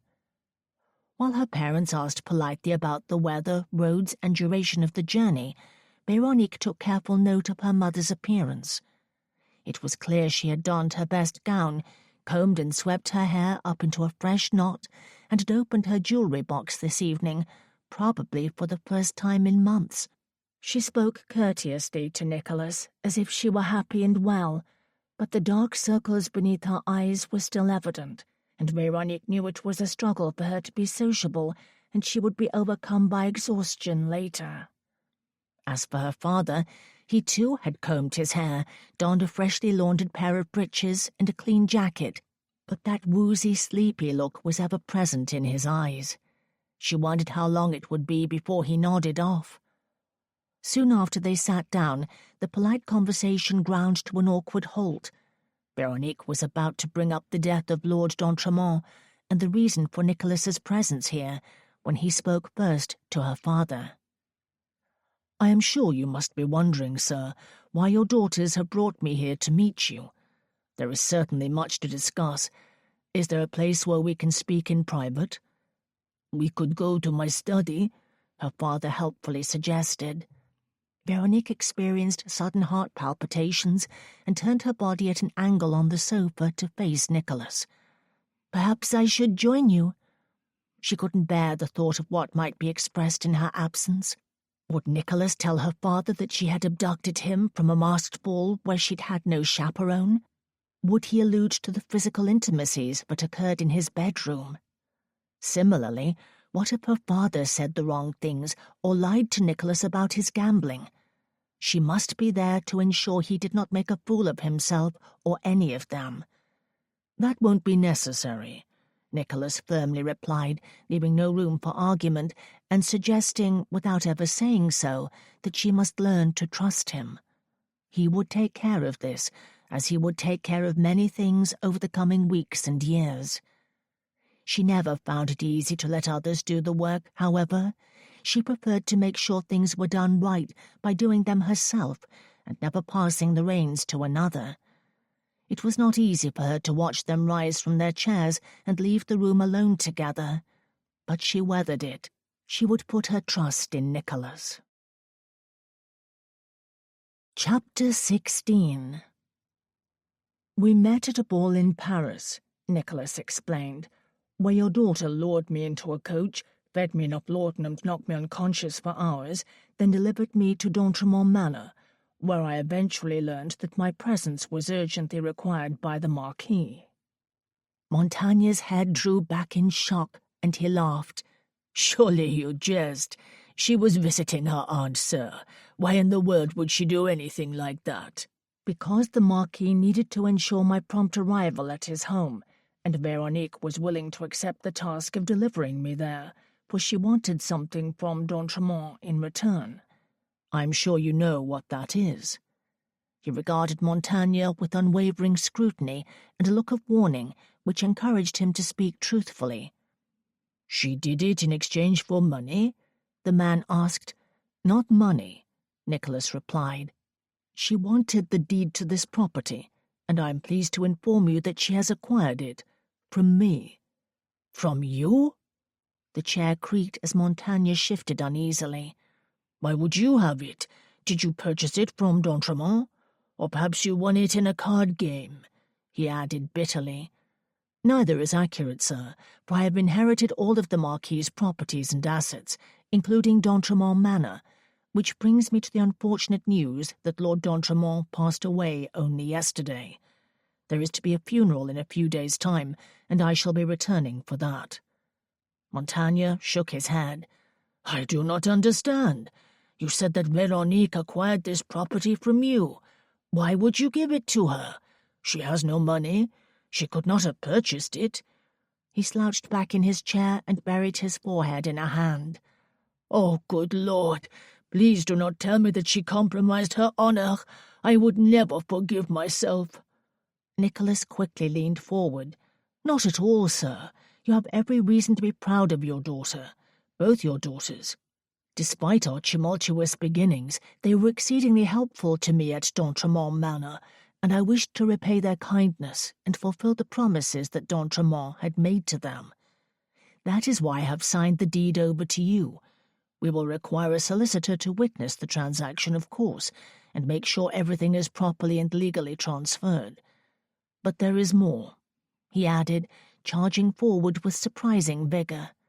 "What more could there possibly be?" Montaigne asked, his lips parting in wonder.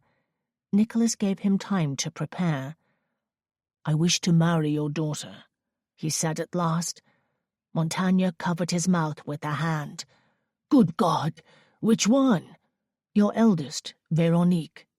The man's jaw fell open, and he stared blankly at Nicholas, then looked around the study as if to ensure he was not dreaming, that all of this was really happening. "Are you truly Prince Nicholas of Petersburg?" he asked in disbelief. "The country? I do not understand how this can be real." Nicholas found himself somehow charmed by the man's humility, and almost wanted to laugh and smack him firmly on the back to help him get the news down.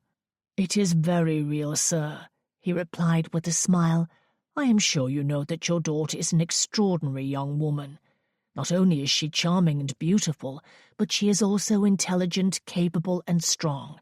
Needless to say, this entire experience has been bizarre, but she was a steady, calm presence throughout, and I found myself depending on her, confiding in her, trusting her. I have never known another woman who could compare to her in all the qualities that would make a woman a fine wife. She is a remarkable person, and I believe she is destined to be my bride." There, he had said all the right things, the words a father needed to hear when a man entered his home and asked permission to marry his daughter. Were all those words true? Yes, Nicholas did believe Veronique was extraordinary, for no other woman had ever incited such impulsiveness in him before, or brought him even close to considering a life of matrimony. He did not want to let her go or lose her altogether. He had never felt that way about any other woman. So this must be it, then, he thought. It had to be, for he felt somehow transformed. "Well, of course my answer must be yes," Montaigne said, "for clearly you are an extraordinary man yourself, and what father does not want the very best for his daughter? If you love and respect Veronique as much as you claim, how could I possibly object?" He had never said love, or had he? Montaigne rose to his feet and offered his hand. "I am most pleased, sir, most pleased indeed." "As am I," Nicholas replied. "I thank you for your generosity, monsieur." Montaigne's eyebrows flew up with laughter. "You are thanking me? Good heavens, man, you have it backwards. You have brought my daughters home to me, along with the deed to this property. I hardly know what to say. I cannot believe my luck." A sudden dark cloud rolled over Nicholas's optimism. He waited for Montaigne to sit down again. With some concern, he took a seat himself and said, "It is not luck, sir. It is a direct result of your daughter's personal sacrifice and devotion to you. Therefore you must make a pledge to me when you accept this deed. You will give up the card table and never again take part in any sort of wager. You mustn't lose everything to this dangerous vice of yours, which has very nearly ruined all of you. There will never be a second chance like this, and I assure you, if you repeat such a blunder, I will wash my hands of you." Montaigne's whole face seemed to crumple and sink like a mound of melting wax. His eyes lowered slightly, and he stared at Nicholas's chest. Not entirely sure what was going through the man's mind, Nicholas leaned forward. "Are you feeling unwell, sir?" When Monsieur Montaigne's eyes lifted, they were gleaming pools of wetness. "I apologize. You are right, and I cannot possibly convey my gratitude and my shame to you. I have been a weak and irresponsible husband and father. I know it. I have known it for a long time, while I watched my family suffer. My wife especially. I do not wish to continue down that path or repeat my mistakes. I feel that today God has offered me a chance to redeem myself. I do not wish to squander it. I shall not take this gift lightly, sir. I promise you, I love my family dearly, and I regret the pain I have caused them." Montaigne lowered his head into his hands and wept. Nicholas sat quietly until his future father-in-law recovered, then laid a hand on his shoulder. "I know you are a good man," he said, "otherwise you would not have raised such a lovely daughter, and for that I congratulate you." Montaigne looked up. "You are a kind and generous soul," he said. "I am in awe of your charity and your compassion, your integrity as a great man of honor. I feel truly blessed on this day." Suddenly speechless, Nicholas sat back. No one had ever praised him in such grand terms before, not since before his mother died. He was always the black sheep, the cad, the scoundrel, the selfish, irresponsible rake who seduced women for his own pleasures without a single care for their hearts or virtues. Kind and generous soul? "Perhaps we should return to the parlour now," Nicholas suggested, "and raise our glasses to celebrate your daughter's engagement." Montaigne's eyes filled with tears again. He pressed a fist to his mouth as if he could not contain his emotions. "Yes, that sounds like a fine idea." As they stood to leave the room, Nicholas clasped his hands behind his back. "Since we are on the topic of marriage," he said, "I understand your other daughter, Gabrielle, is in love with the Viscount's son who lives nearby?" "Yes," Montaigne replied. "They have been sweethearts for years, but the boy's father is uppity. He doesn't approve of us, for we are merely country bumpkins in his eyes. We don't move about in Parisian society as he does. I have nothing against Robert, of course. He is a decent young fellow, nothing at all like his father. He prefers country living to all the trappings of Paris." "I should like to meet the Viscount," Nicholas said as they crossed the front hall. "Perhaps Veronique and I could pay a call tomorrow to inform them of our good news. They are your neighbours, after all." They reached the parlour just then, and when Nicholas set eyes on his future bride, he experienced an unfamiliar mix of pride and desire. She would soon be his. He could not wait for the moment he would bed her, but he also wondered what he had done to deserve a woman like her. Pure, intelligent, steady as a rock, and beautiful. Then he heard his dead father's voice in his ears. "You are a wild, irresponsible, degenerate young buck. I hope you never marry, for you will be a worthless adulterer. I pity the woman who becomes your wife." With a sharp pang of agitation, Nicholas glanced around at the others in the room, his future family by marriage, and felt suddenly adrift in uncharted territory, with people who actually thought highly of him. Veronique tossed and turned for hours in her bed that night, for her body was wide awake. Before dinner, Nicholas had received her father's permission to marry her and had informed him of the return of their property. He'd called it a groom's gift to his future in-laws. Nicholas had no parents of his own to bestow gifts upon. He mentioned it after the toast was made, and Veronique had fallen a little more in love with him at that moment, for what a hero he had become in all their eyes. Until now, she had been working hard to resist such feelings and remain practical about this marriage arrangement. But suddenly, she felt like a romantic fool, and since climbing into bed, a storm of lust had taken over her body. By 2 o'clock in the morning, she gave up the fight. She tossed the covers aside, reached for her dressing gown, lit a candle, and carried it into the dark corridor. She padded down the hall to the green guest chamber where Nicholas was sleeping and knocked gently. She waited a moment or two. Perhaps that knock was not loud enough. Veronique rapped a second time and pressed her ear to the door. The sound of the mattress creaking and a husky groan from inside were evidence of Nicholas's awakening, and just the image of him turning over in his bed rekindled the fires of her passions. He stirred from within, and she stepped back, candle in hand, as he walked across the floor. At last the doorknob turned, and she found herself standing before him on the threshold, staring at her gorgeous fiancé in the flesh, his nightshirt open at his chest, his hair tousled from sleep. "I needed to see you," she explained. "Why?" But his gaze simmered with an expert awareness of her desires, like a wolf scenting blood on the wind. "May I come in?" she asked. He opened the door wider and stepped aside.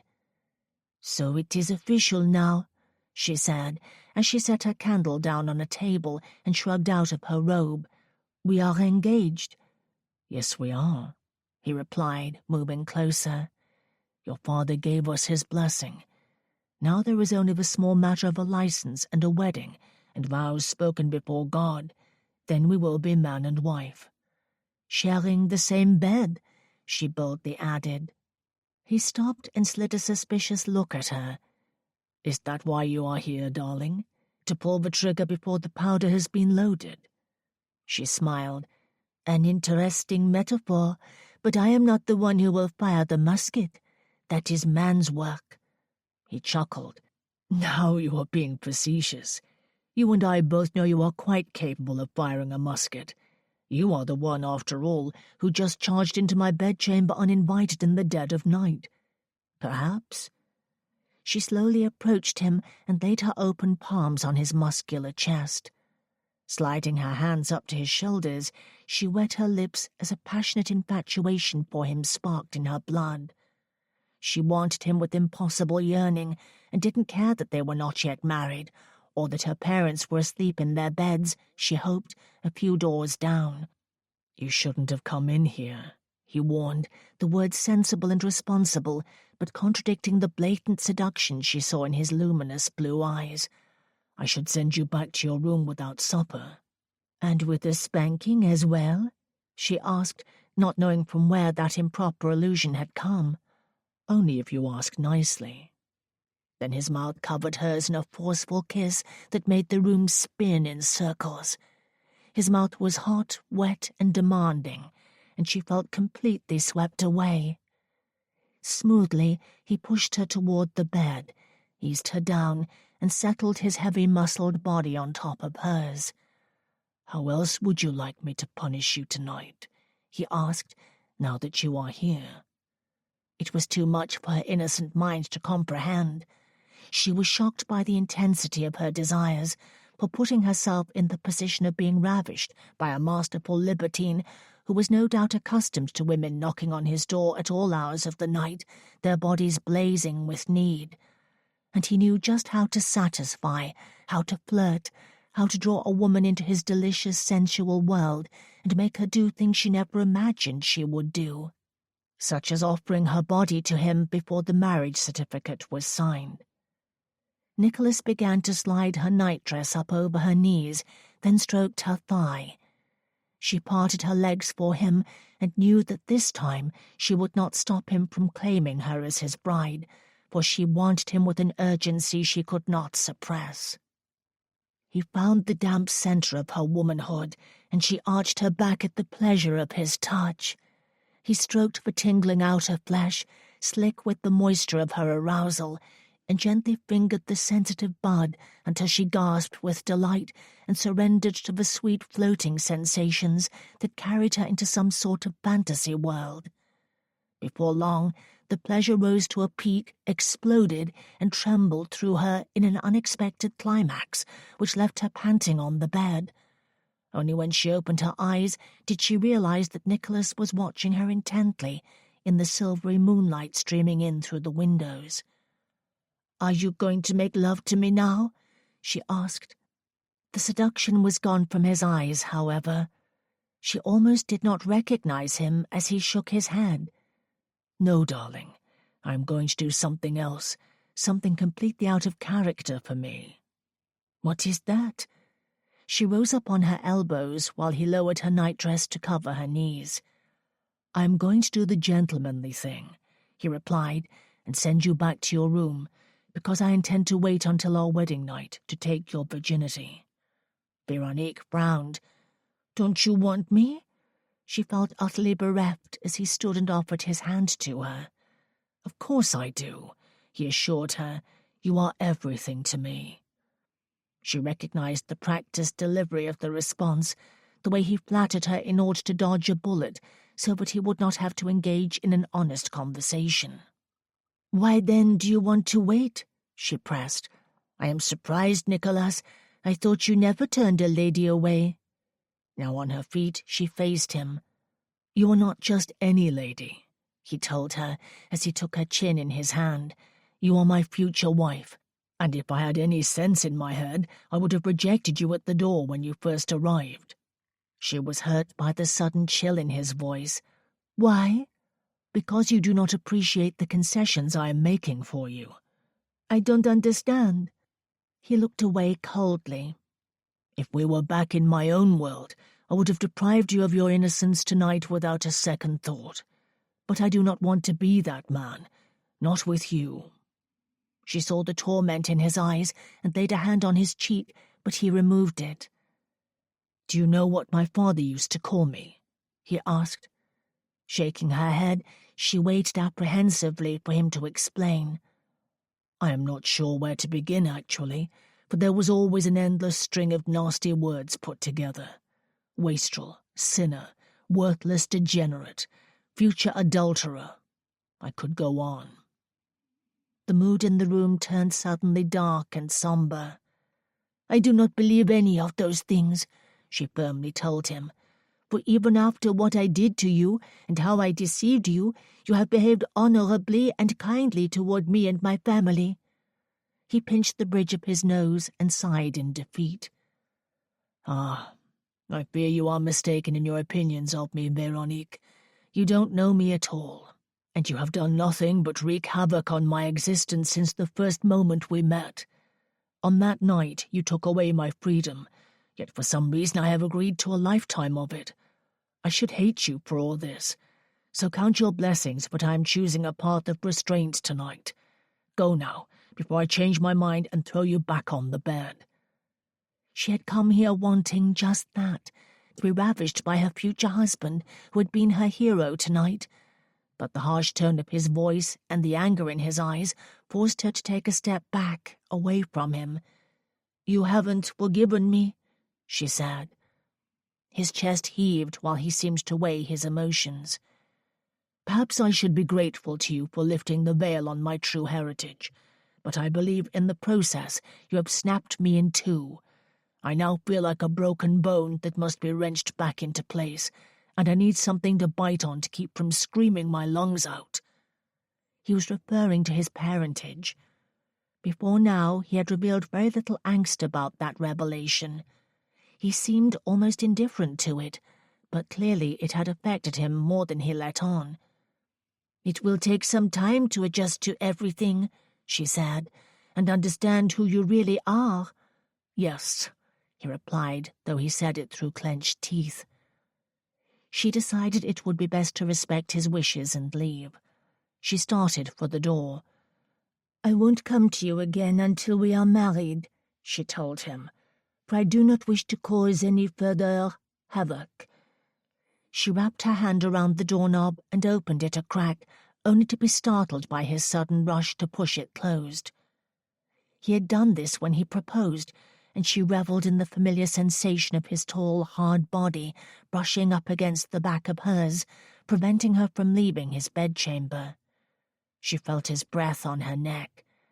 "Thank you," he whispered. "For what? For leaving? For promising not to return any time soon?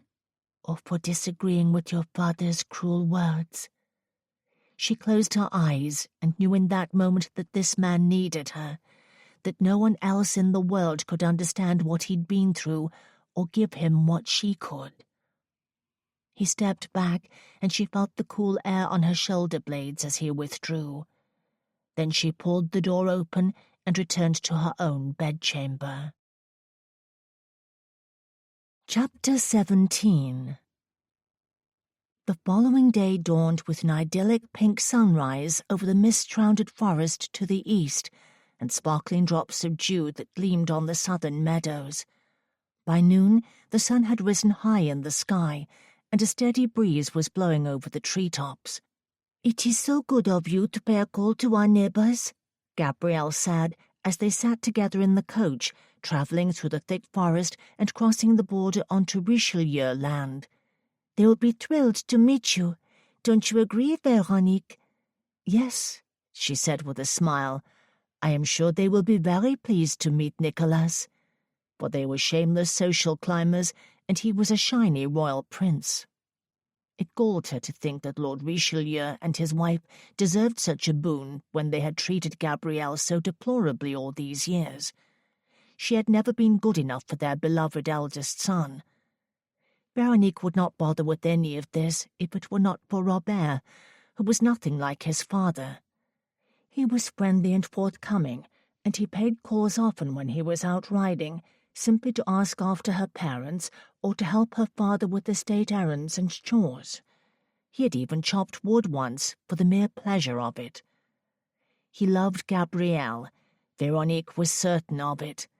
Unfortunately, recent events had sparked some doubt in her, for what if he had never intended to marry Gabby, but wanted only to sow his youthful wild oats until it was time to choose a real wife?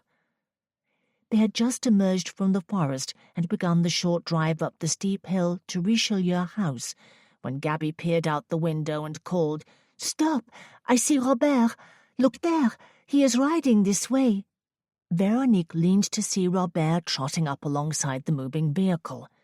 She lowered the window glass to say hello, while Gabby thrust her head out. "Robert, we were just on our way to see you and pay a call to your parents. Are they at home?" He smiled brightly in the afternoon sunshine and thumbed the brim of his hat. "Good afternoon, ladies. It is wonderful to see you. I thought you would never return." His eyes were trained on Gabrielle's, and his cheeks were flushed from a vigorous noonday ride. "Yes, my parents are at home," he added. "Perhaps, Gabrielle, you would do me the honor of walking the rest of the way with me? It is such a glorious afternoon." "I would be delighted." She turned to Nicholas, who had remained in the shadows during the exchange. "Can we stop, please?" Without a word, he thumped his walking stick on the roof and signalled the coachman to pull to a halt. The pair of horses shook in the harness as Gabrielle flung the door open and spilled out of the vehicle while Robert dismounted. She dashed into his arms, nearly knocking him over. "I missed you," she said. "I missed you too," he replied. "I have been positively useless here without you." The young lovers had no eyes for anyone but each other. so Nicholas pulled the door closed and tapped his stick again on the roof of the coach. They lurched forward, and Veronique watched her sister from the window, then sat back, feeling more at ease now, after seeing that Robert's affection still burned as ardently as ever. "He seemed pleased to see Gabrielle," she said. Nicholas nodded.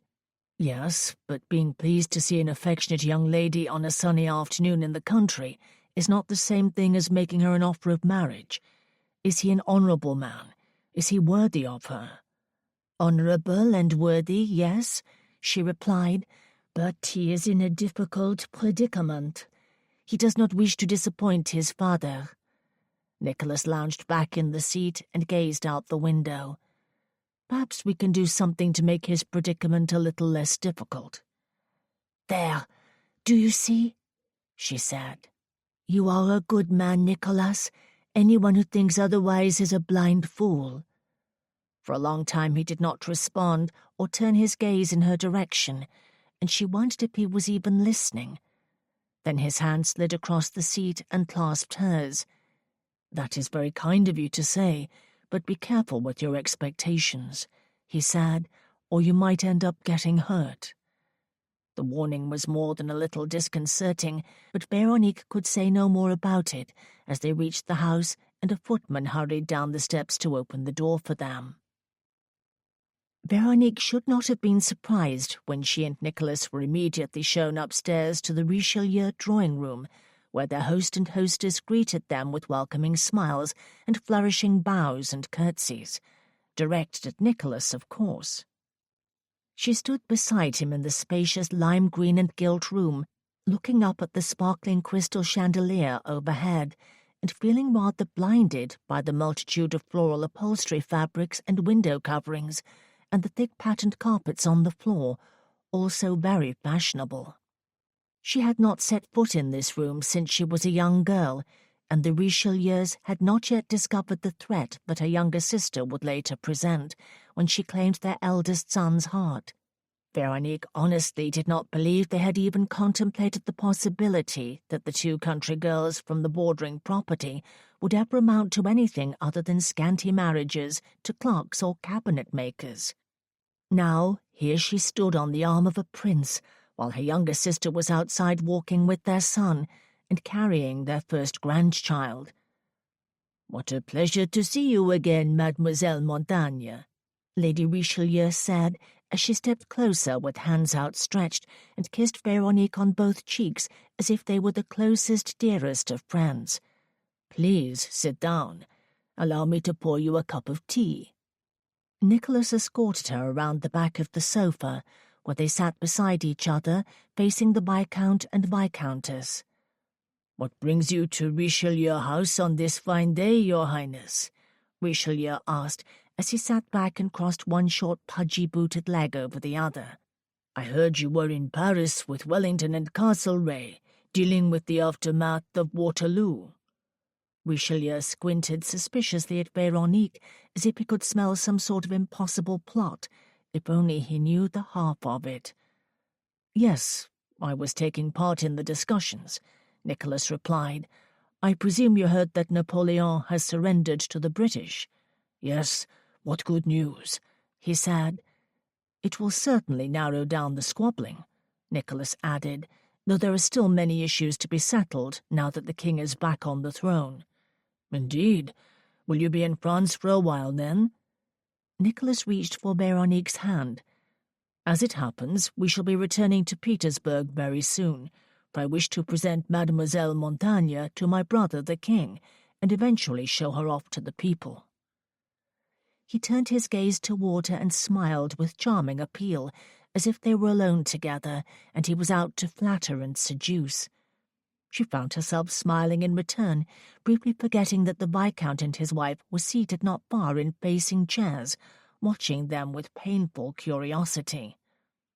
Nicholas turned his smile in their direction and said cheerfully, "We are to be married, you see."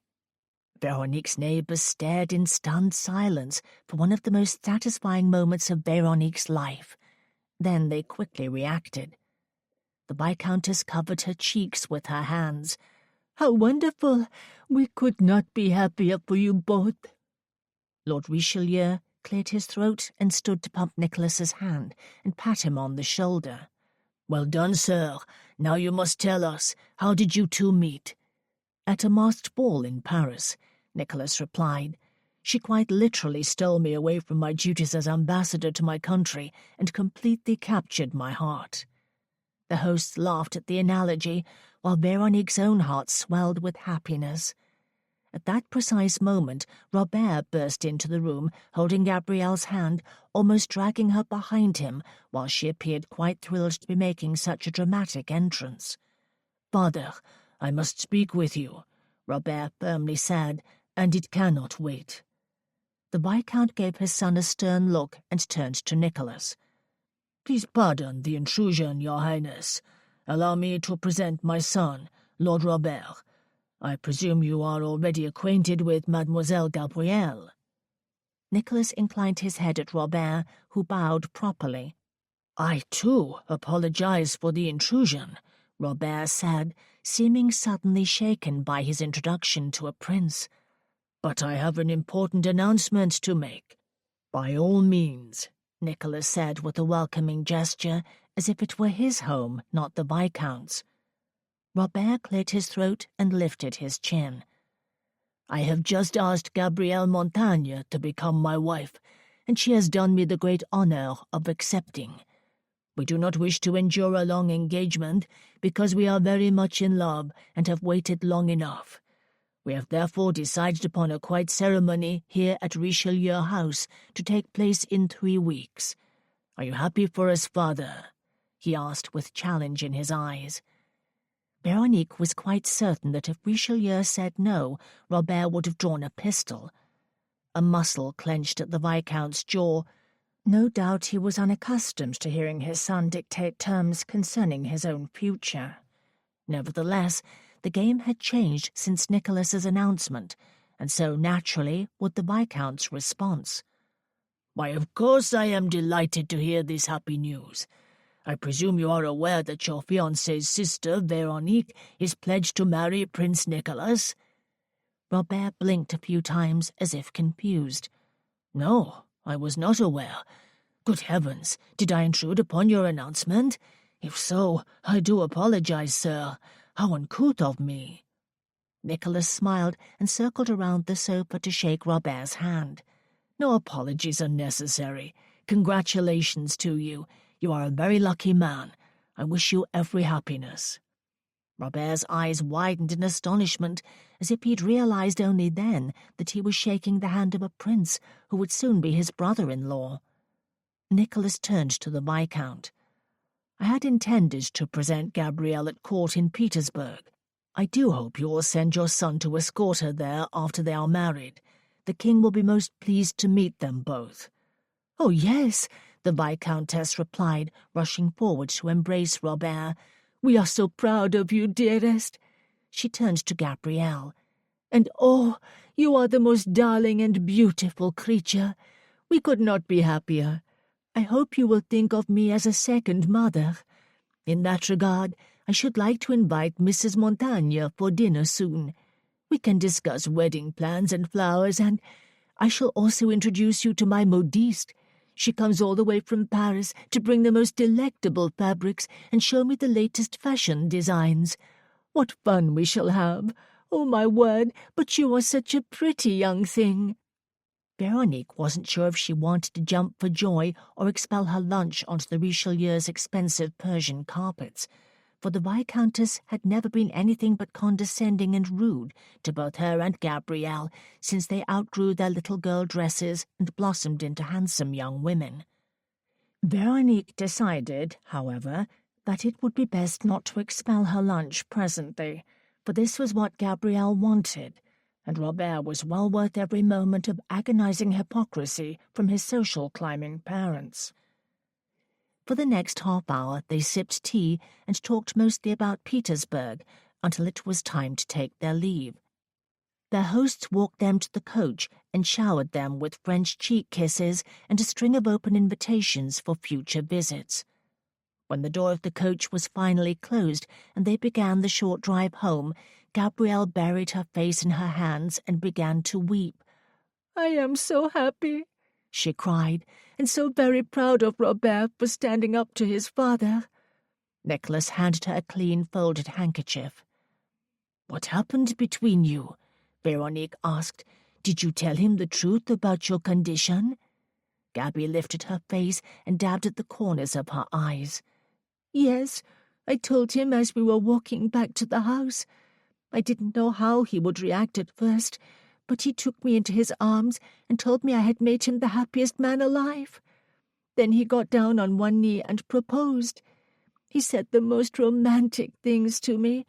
I barely had a chance to say anything beyond a laughing yes before he grabbed me by the hand and dragged me into the house and upstairs to the drawing room. I never even told him about you and Nicholas, or that the two of you were engaged." Veronique embraced her sister.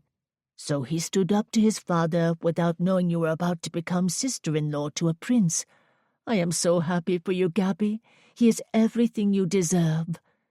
Gabby snorted as she nodded in agreement. Then she turned to Nicholas on the opposite-facing seat. "This is all you're doing, you know. I believe you are an angel sent from heaven to rescue us all." His eyes lifted. "An angel? Me? I hardly think so, but I appreciate the compliment, and I am pleased to be of service." She smiled broadly at him, then blew her nose like a trumpet. "Have you two set a date for your wedding?" Veronique looked to Nicholas, for she felt it was he who should decide. Perhaps he would choose a very long engagement to give them each a chance to come to their senses. "I would like to be married immediately at d'Entremont Manor," he said, surprising her with his reply. "We must return for the funeral in a few days. Will your parents be willing to join us?" Veronique was speechless at first, then managed to regain control of her senses. "Yes, I am sure they would be delighted to attend." "Good," he replied, as he slouched lower in the seat and folded his arms across his chest. Then he closed his eyes and dozed for the rest of the journey. Chapter 18. The Marquis of d'Entremont was entombed in the mausoleum overlooking the English Channel. It was also conveniently within view of the giant oak tree that dominated the hill on the northeast corner of the estate, which did not go unnoticed by Veronique as the carriages made their way to his final resting place. Nicholas had instructed the vicar to refrain from mentioning his relation to the Marquis during the service, for he did not want the world to know of it, at least not yet. Perhaps he would never want anyone to know. The steward and butler each agreed to respect his wishes, but that did not stop the inquiries. During the funeral there was much speculation about how the property would be divided and bequeathed, for everyone knew the title had already died with the Marquis. It was a massive and invaluable piece of land. Whom had he named as his heir? The guests wondered insistently. And why was Prince Nicholas of Petersburg in attendance? D'Entremont was a well-known Bonapartist. Was there some political connection? And where in the world was Pierre Cuvier, the illegitimate but devoted son of the Marquis's dead sister? Why was he not present? All those questions remained unanswered as the guests drove off after the final goodbye. Veronique was equally curious about Pierre's whereabouts, for he had left the premises the night the solicitor revealed the contents of the will at dinner and had not yet returned. Perhaps he had travelled to take possession of his property outside of Paris and would never set foot here again. She would not be sorry if that were the case. She hoped he could start a new life for himself there and appreciate the bounty he had been given. That evening, as Veronique was dressing for dinner, a knock sounded at her door. Her maid hurried to answer it. "Good evening," Veronique's mother said as she entered the room. "You look lovely. Remember when I used to do your hair when you were younger? You always liked it when I brushed it before bed." Veronique, seated at the dressing table, smiled at her mother's reflection in the mirror, for she was standing behind her, looking radiant in a royal blue gown of Indian silk. "Would you like to help me with the combs tonight?" Veronique asked. I am sure Marie has better things to do," she added, speaking to her maid with a smile. "You can go now and see to Gabrielle." The young maid curtsied and left the room. Veronique's mother took over the task of placing the adornments in her hair. Veronique watched her mother in the mirror, taking note of the renewed color in her cheeks and the light of contentment in her eyes as she tucked the decorative combs into her thick, upswept hair. "You look well, Mamma," she said. "May I dare to presume you are happy for your daughters?" Her mother smiled. "Happy is too small a word. I have known for years that Gabrielle was in love with Robert, but I was never certain that a marriage would be possible. And you have taken us all by surprise with your handsome fiancé. I see the way you look at each other. How can I help but be overjoyed? And to have our home back, it is like God has granted many miracles all at once. My heart was heavy before, but now my girls are happy and in love. It is everything a mother could wish for." Veronique reached over her shoulder to clasp her mother's hand. "I am pleased you are feeling better."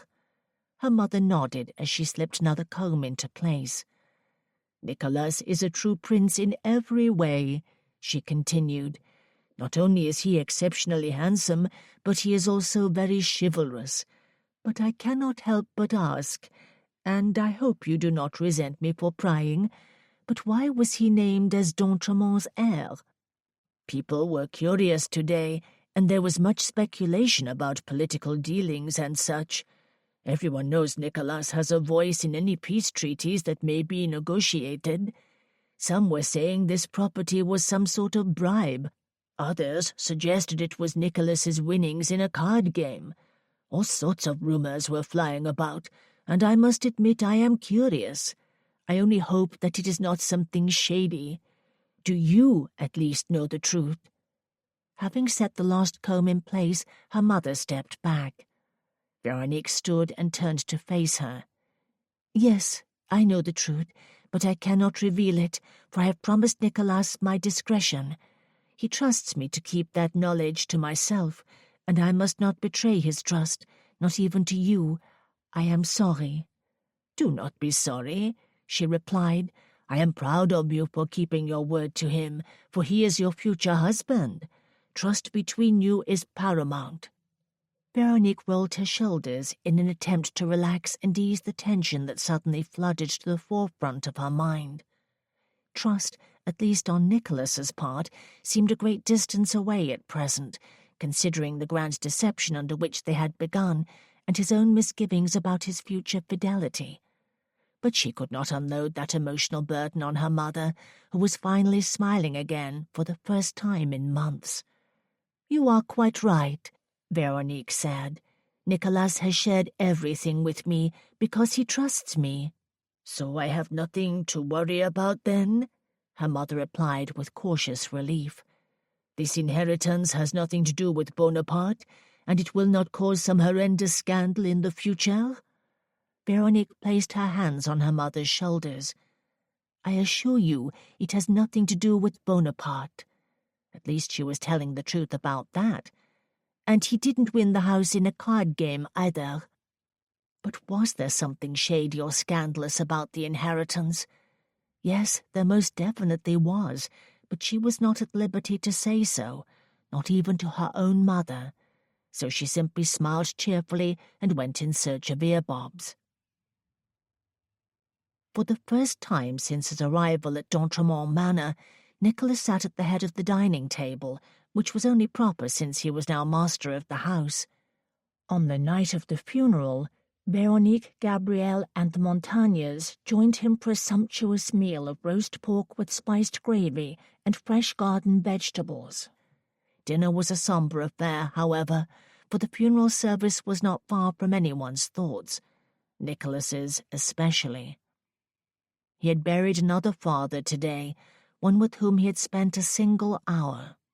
He did not know him at all, yet over the past few days he had at least read his private love letters and had learned all there was to know about his business holdings and family history. The steward, Monsieur Bellefontaine, had been indispensable and forthcoming in every way.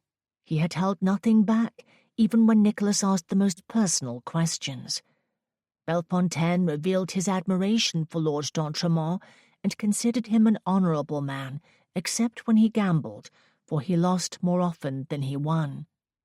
With regards to his taking ownership of the Montagnes' property, Bellefontaine had said, as they talked late into the night upon Nicholas's return from Veronique's home, "I considered it a fair winning, and while I sympathized with the ladies of the house who had lost their home, I could not feel sorry for Monsieur Montaigne, who had been very foolish to wager everything he owned."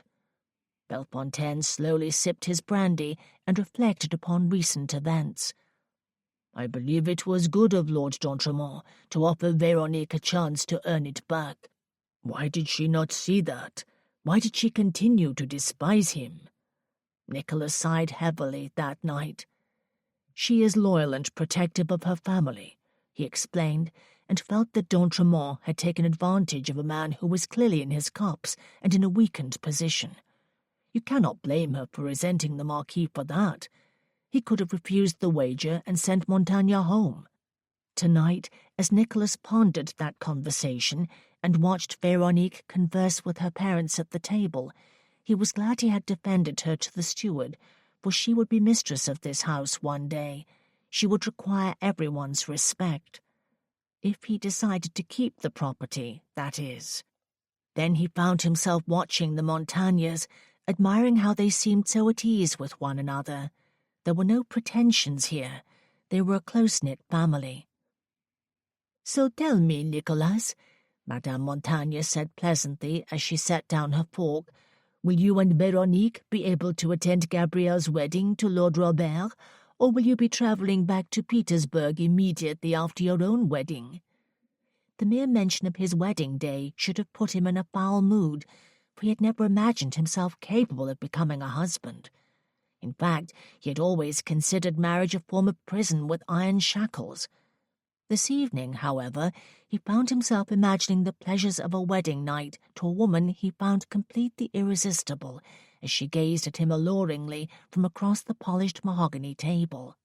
Her cheeks were flushed in the candlelight, and her lush full bosom in that lavender gown made it impossible for him to remain focused on the question at hand.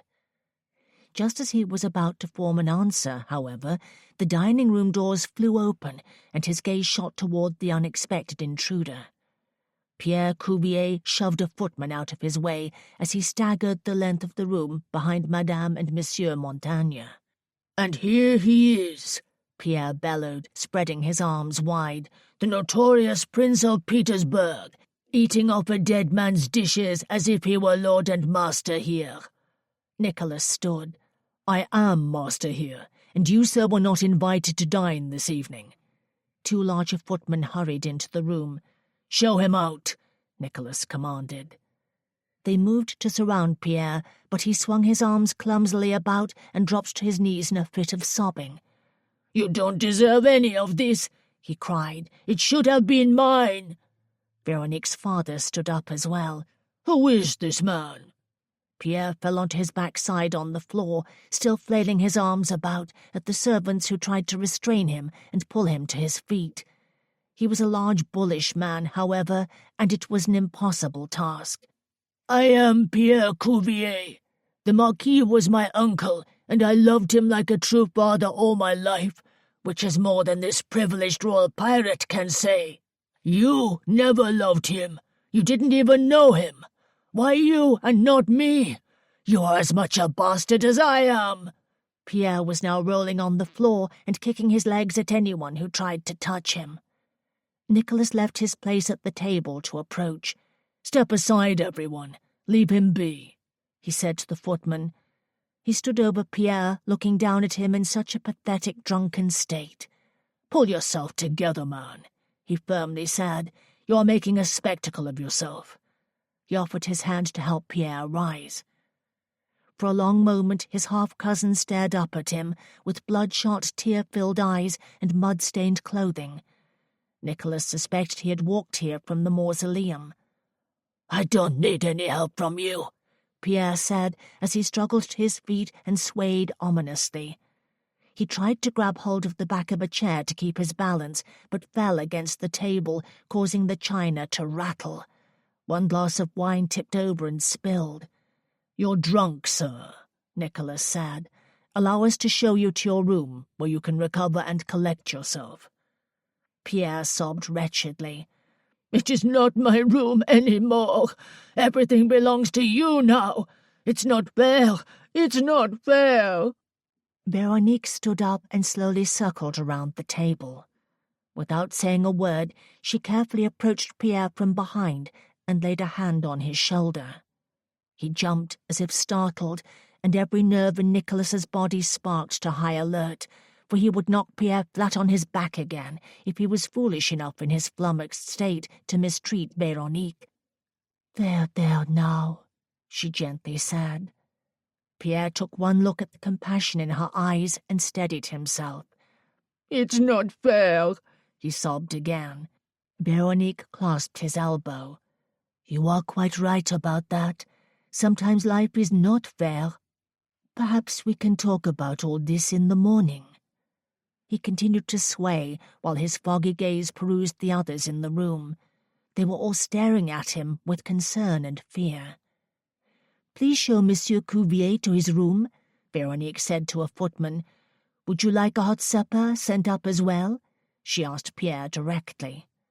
"Yes, that would be very good," he replied, seeming calmer now as he cooperated at last and accompanied the footman out of the dining room.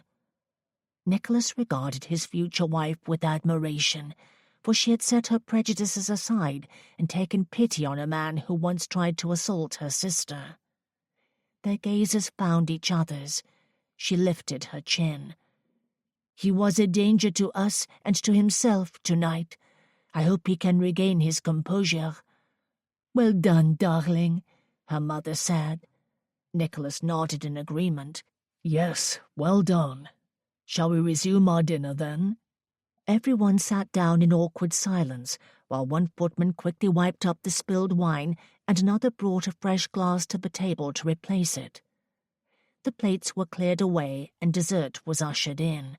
They were each served chocolate mousse with raspberry sauce in sparkling crystal cups. Feeling oddly as if everyone was staring at him, Nicholas looked up from his dessert to discover that this was not the case at all. Everyone at the table had their eyes fixed on the chocolate mousse before them. Nevertheless, their silence was somehow thunderous in its intensity. "How was your dessert, Monsieur Montaigne?" Nicholas asked, needing to break the tension. Veronique's father looked up. "It is very good, sir."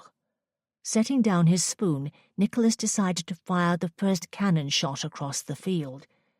"Is there something you wish to ask me?" He was very aware of Veronique clearing her throat. "About what, sir?" his future father-in-law asked uneasily. "About what just happened here. Are you suddenly rethinking your first impression of me? Do you see now that I am not the hero you thought I was? Are you worried about your daughter's future happiness?" Monsieur Montaigne also set down his spoon. "Indeed, I am curious about that man's emotional state. Clearly he was distraught, and I am sure you are aware that many of the guests at the funeral today were curious about why d'Entremont left all this to you. What did Pierre mean when he said that you were as much a bastard as he?" The temperature in the room seemed to rise. Nicholas picked up his linen napkin and dabbed at the perspiration on his forehead, while his blood pumped heavily in his veins. Tossing the napkin on the table and tugging at his cravat, he said in a cold and rather threatening tone, "You have a theory, I suppose?" His future father-in-law shifted nervously in his chair. "No, sir." Veronique also set down her spoon. "This is ridiculous," she said. "We are all going to be family soon. Nicholas, may I speak to you in private, please?" He forced himself to respond courteously.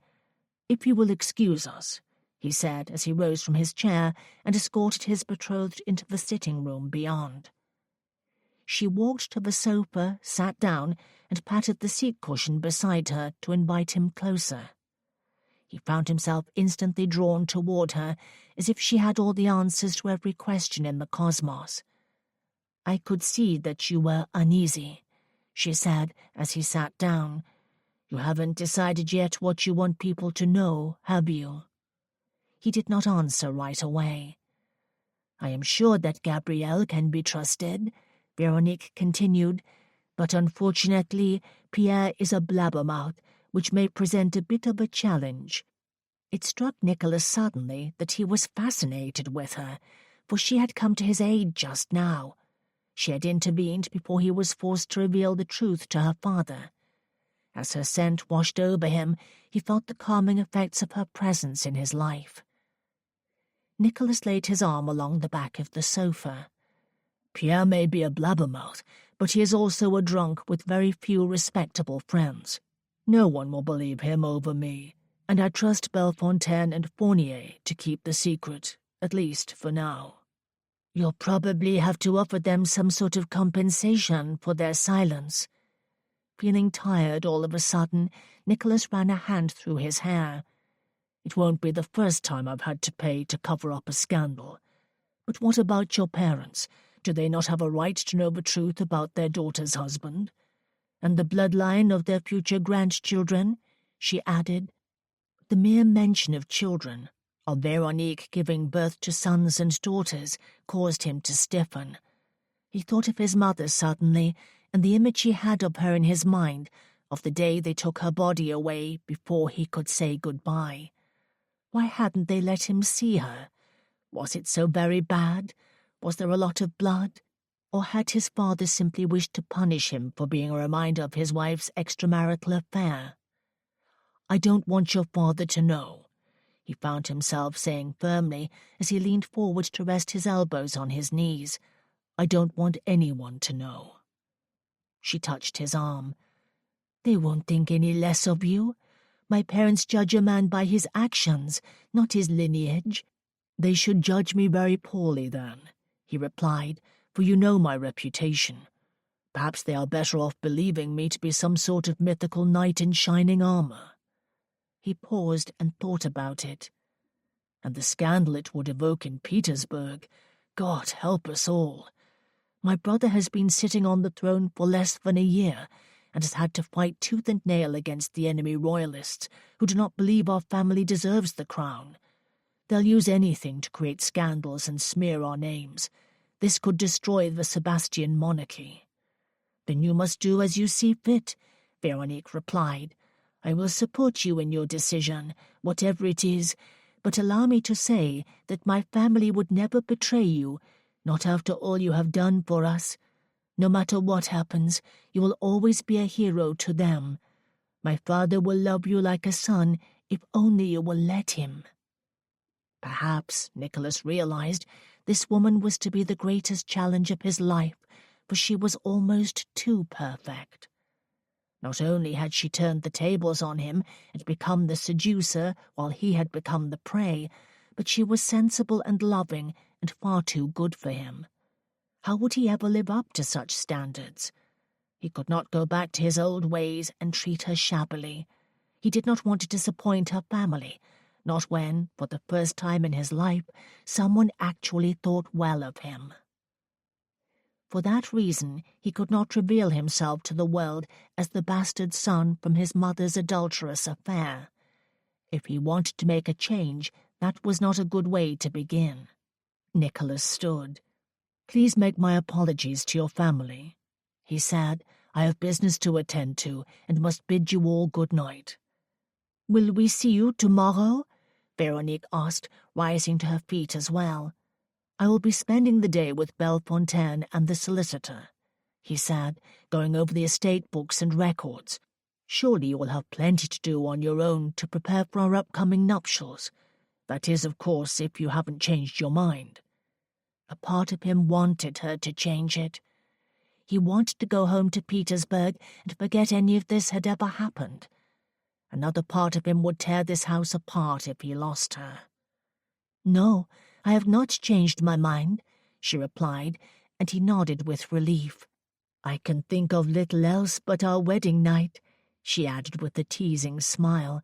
which was meant to put him at ease, for she understood that his sexual desire for her was the only thing that felt the least bit familiar to him. So he did what he knew best. He responded by taking her into his arms and pressing his mouth to hers. It was a deep kiss that resulted in a return trip to the sofa and many more moments of kissing, groping, and other sensual pleasures, while the rest of her family finished their desserts. Veronique's cheeks were flushed when she returned to the table, and Nicholas was on fire with lust as he departed from the room. He knew then that there would be no turning back. He wanted Veronique, he needed her, and he would have her. All the rest would simply have to fall into place around them. Somehow, he would do what was required to make their problems disappear. In that regard, when they woke the following morning, Pierre was long gone, as if he had vanished into thin air, and Nicholas wondered if God was somehow playing a part in all of this. Perhaps there was another destiny waiting to be laid out for Nicholas, now that everything he once knew was no longer his reality.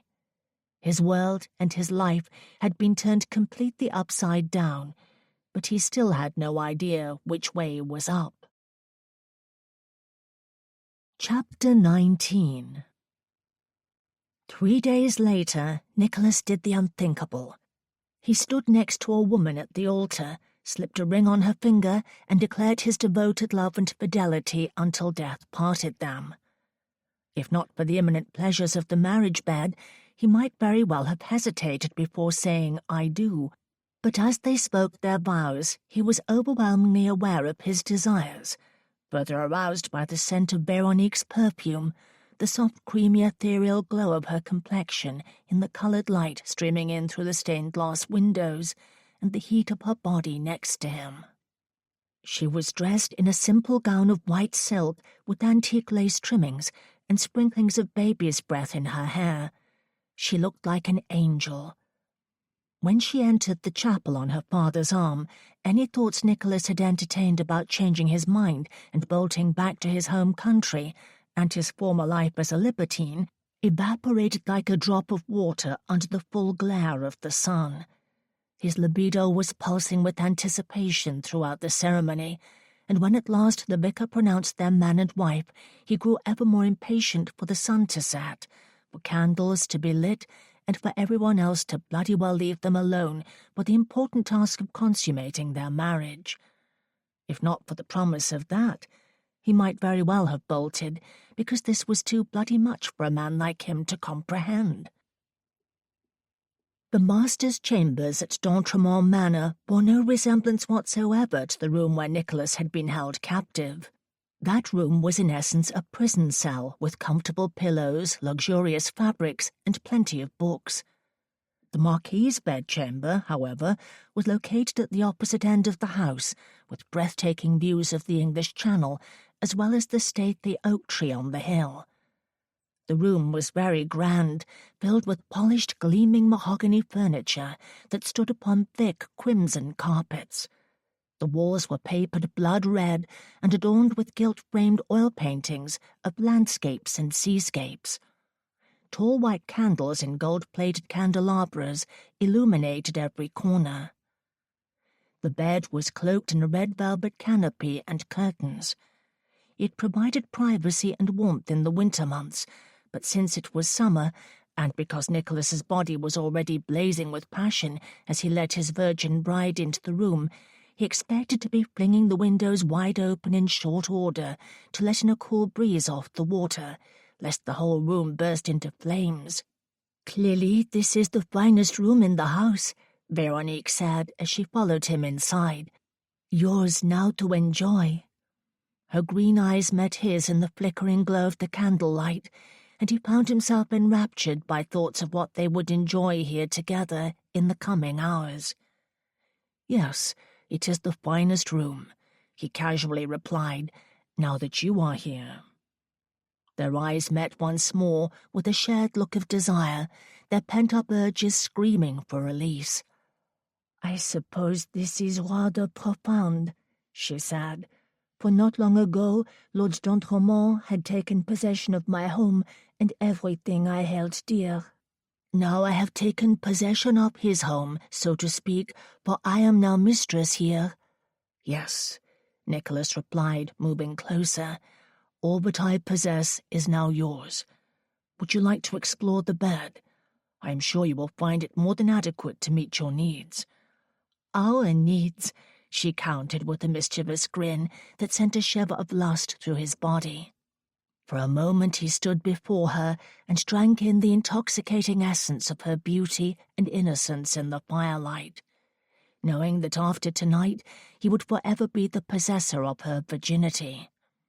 Aroused by that thought, he turned her around and slowly began to unhook her gown until it fell loose over the creamy curve of her shoulders.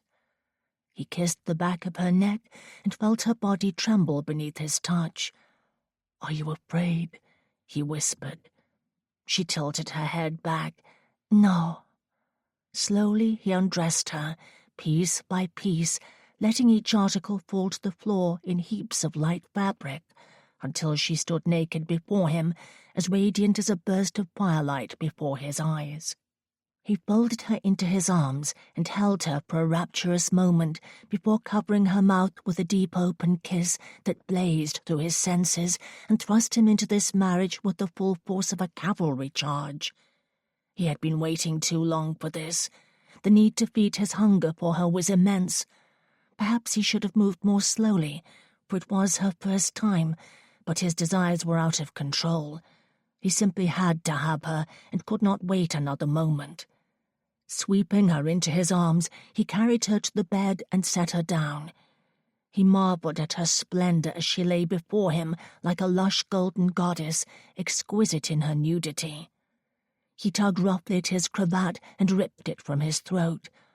After tossing it carelessly aside, he unbuttoned his brocade waistcoat, shrugged out of it in a mad rush to rid himself of his clothes, pulled his shirt off over his head, and stepped out of his breeches.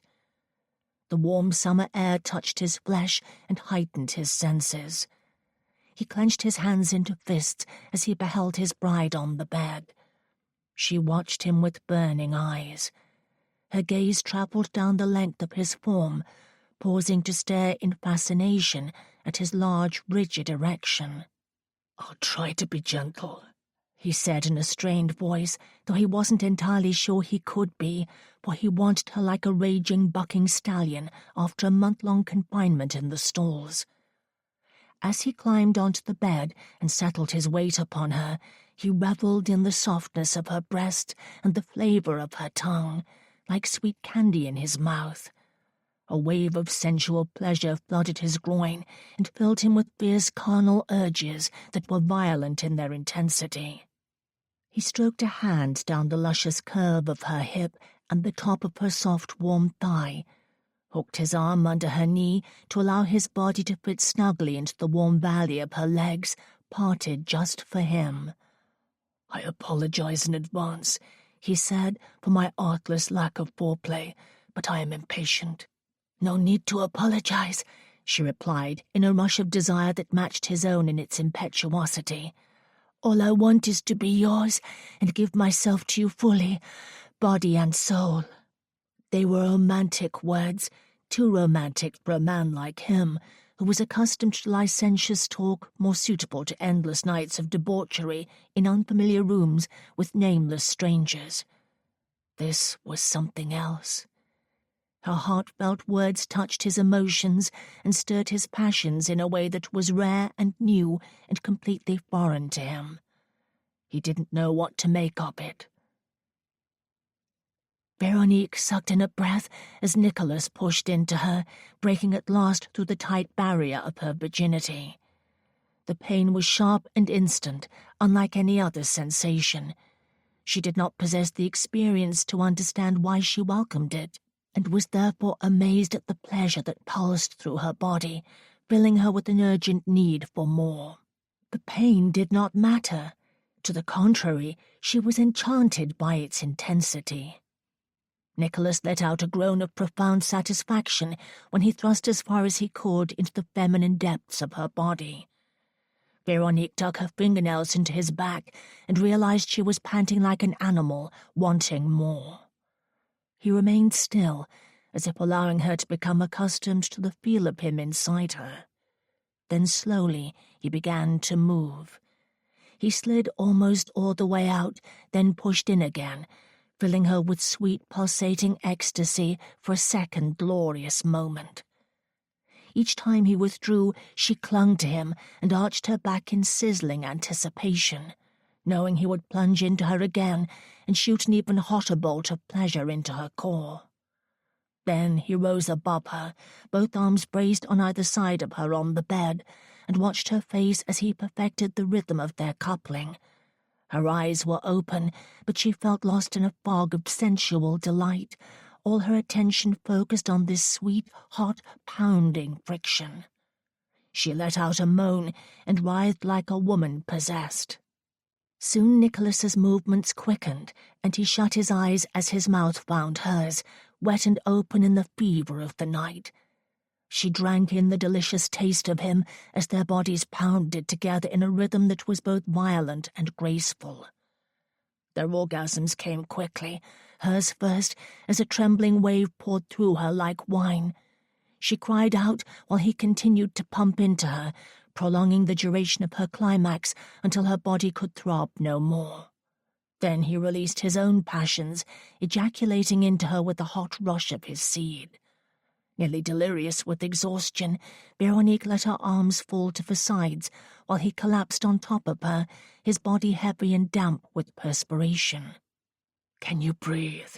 he asked, his face buried in the crook of her neck. "No," she answered honestly, for he was built of hard, sinewy muscle and fine, thick bones. The weight of him upon her slender frame was crushing. He gently withdrew from her sweltering depths and rolled to lie beside her on the bed. She welcomed the cool air upon her damp flesh, but regretted the loss of their physical connection. Lying on her back, she turned her head to look at him. With a slight frown, he was staring up at the crimson velvet canopy over their heads. She worried that she had not performed as well as others in his past. He seemed to sense her eyes on him and rolled to face her.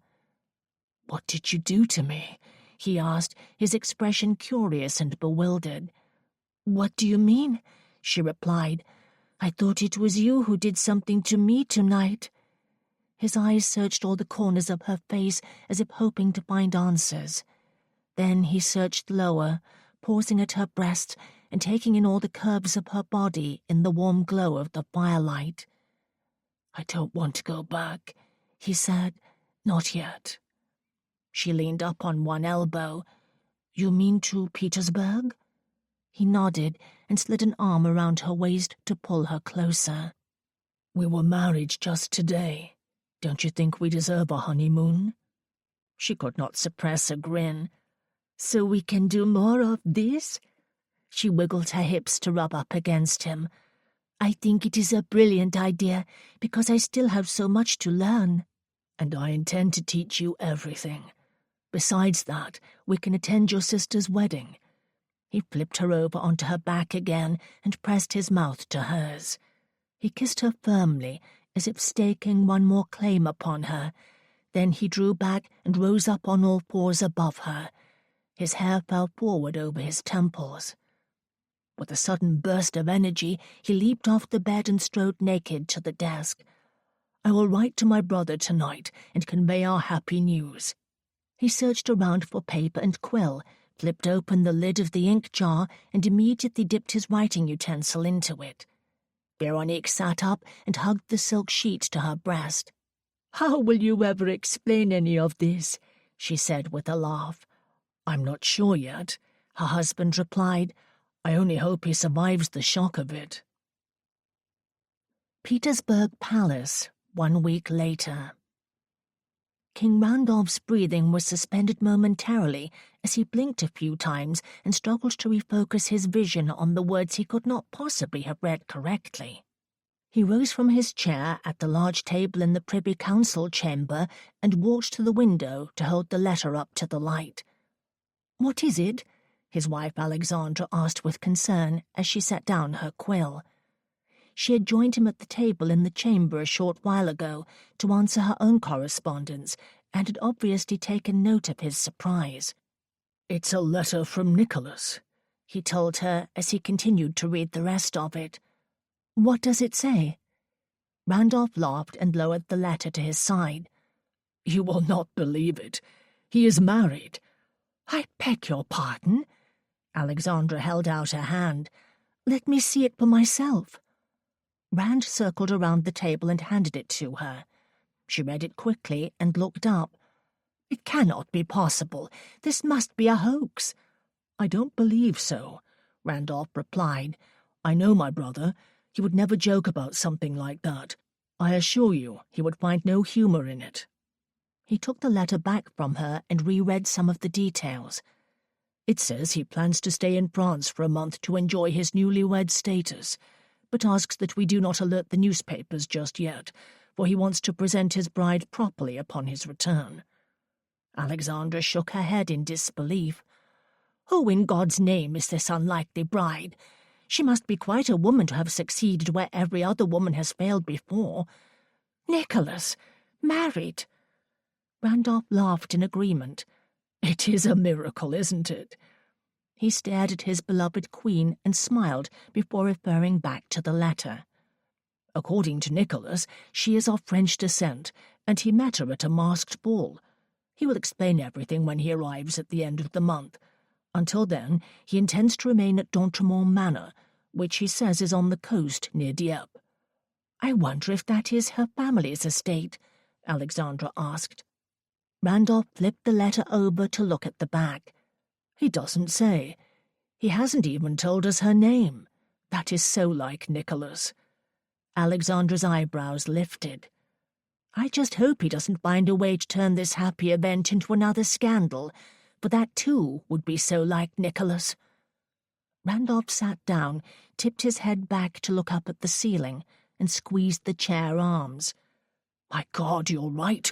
What if she's a barmaid? Or a widow with 6 children?" He sighed as he regarded his wife in the fading light.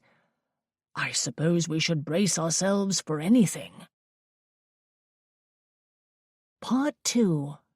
A Prince's Homecoming. Chapter 20.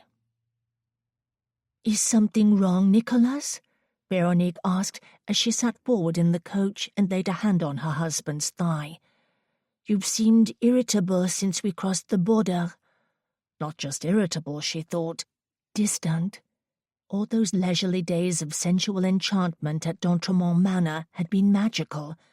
They had gone riding together each morning at dawn, and had dined privately by candlelight in his bedchamber each night.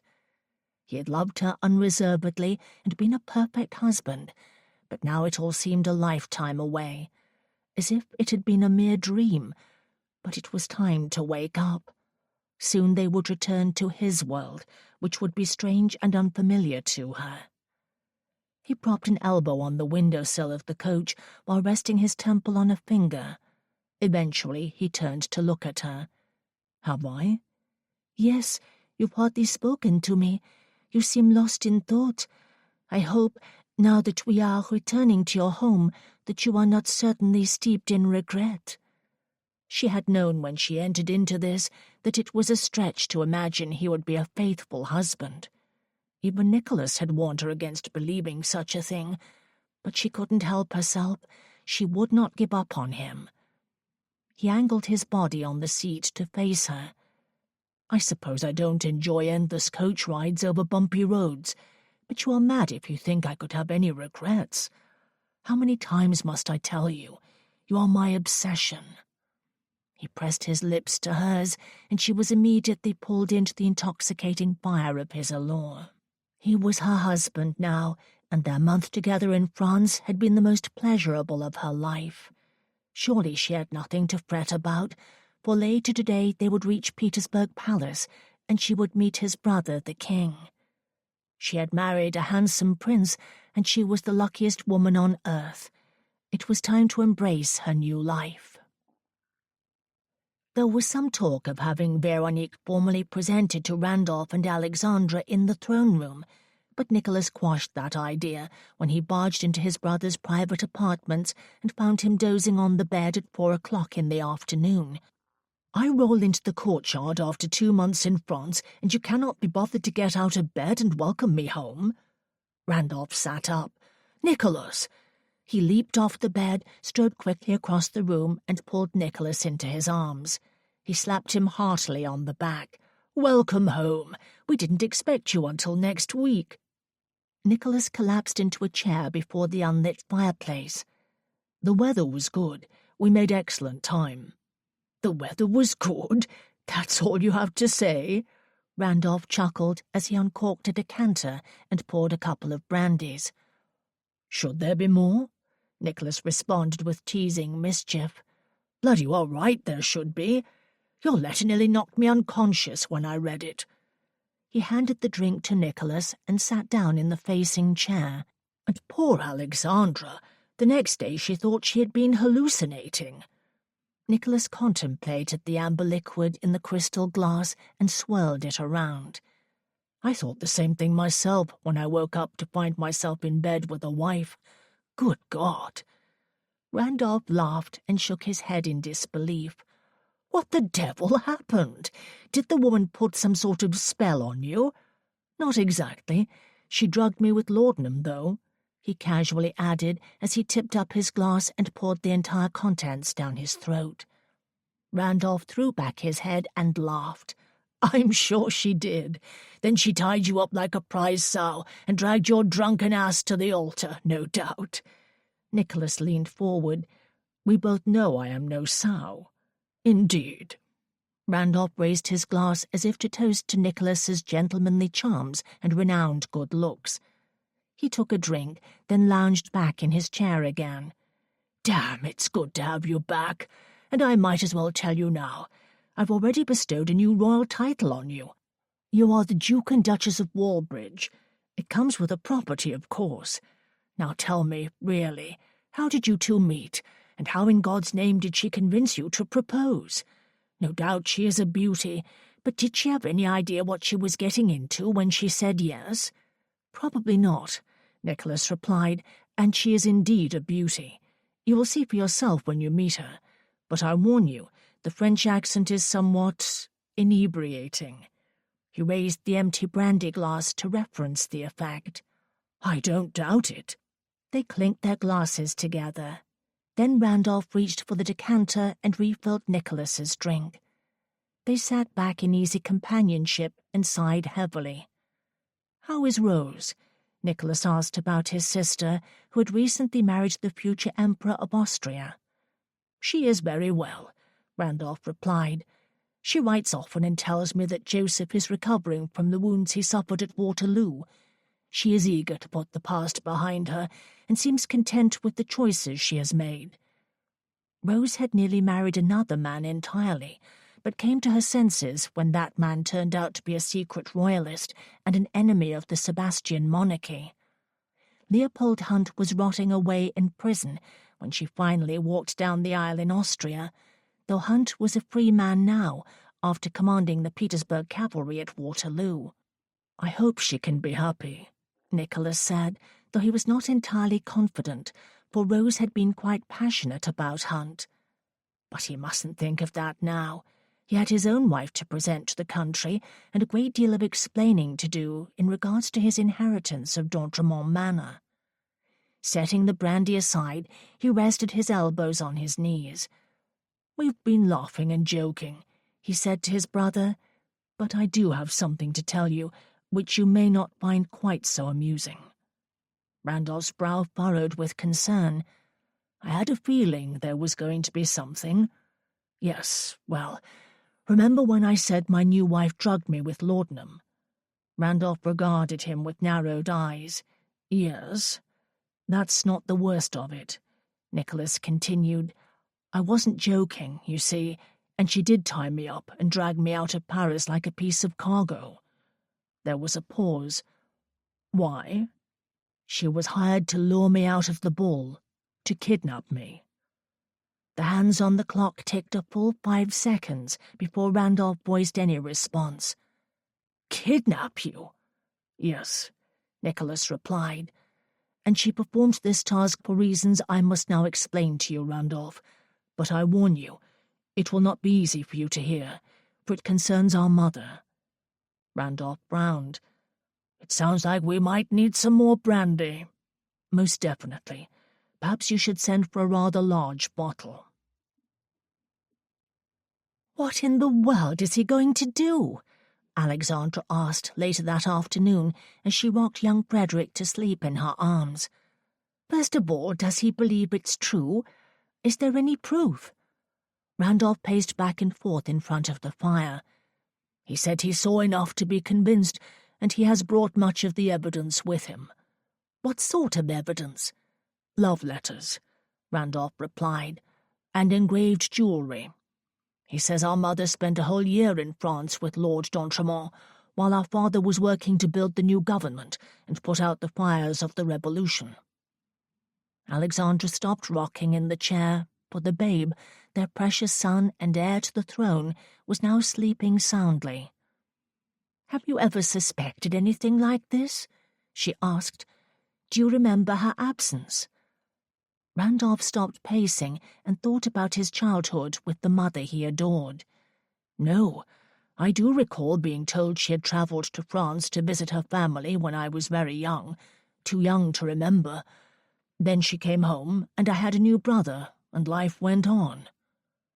Alexandra carefully stood up, laid their child in the golden cradle, and pulled the organza curtains closed around him. She then crossed to Randolph and pulled him into her arms. "It changes nothing," she said. "Your mother loved you both, and Nicholas is still your blood brother in all ways." "I am surprised," Randolph said, "and pleased to hear you support him, when not so long ago you and he were enemies." Alexandra had come to Petersburg from England, and was the secret lost princess from the House of Tremaine, the very monarchy their father had toppled during the Revolution. Nicholas had suspected, but Alexandra intended to seize back the throne through unscrupulous means. "That was before he realized that my love for you was true," she replied. "We have made our peace, Nicholas and I." She drew back and went to pour a cup of tea. "What will you do? Will you reveal this information to the world, or will you leave it in the past?"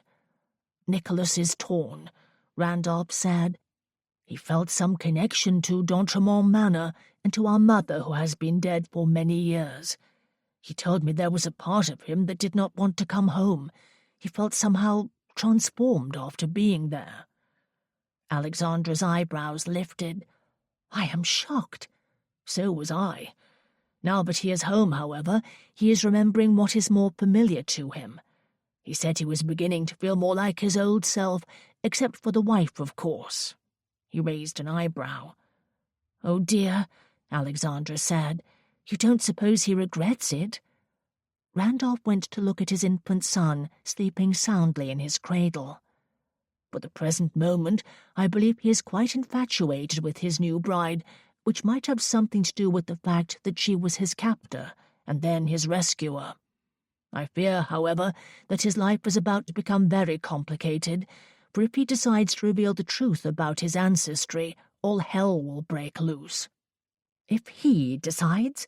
It cannot be his decision alone," Alexandra said. "She was your mother too, and you are king. Nicholas must consider your wishes as well, and you must do what is best for the country." Randolph reached into his son's cradle and adjusted the coverlet. "At least now we have an heir. We are protected from a royalist overthrow, for our child is a direct descendant of the Tremaine dynasty, thanks to you. For that reason, I don't believe another scandal involving Nicholas will topple us." He faced his wife. "Yet I don't see what good could come of it, for Nicholas has always been tortured by the press. He has a wife now, which should put him in everyone's good graces, as long as he behaves himself." Alexandra raised a sceptical brow, for she knew Nicholas's lifestyle. "If he reveals the truth, however," Rand continued, "he will be forever branded as a bastard, and the traditionalists will no doubt criticize and resent his life of privilege here at court. He will become a subject of gossip. There will be no escaping it." "Will he care about the gossip?" she asked. He never has before. No, but he has a wife now, and he seems to regard her very highly. He may see things differently. So you think we should all let bygones be bygones and keep quiet about it? Alex asked. Will you be able to convince him of this? Randolph moved to the bed and lay down. I have never issued an order to Nicholas before. We have always been brothers first. But you are his king. He is your subject. He must respect and obey your wishes. Randolph exhaled heavily. I wouldn't want it to come to that. She joined him on the bed and lay on her side, facing him. I'm sure it won't. I cannot imagine he would wish to tarnish your mother's memory in the eyes of the people.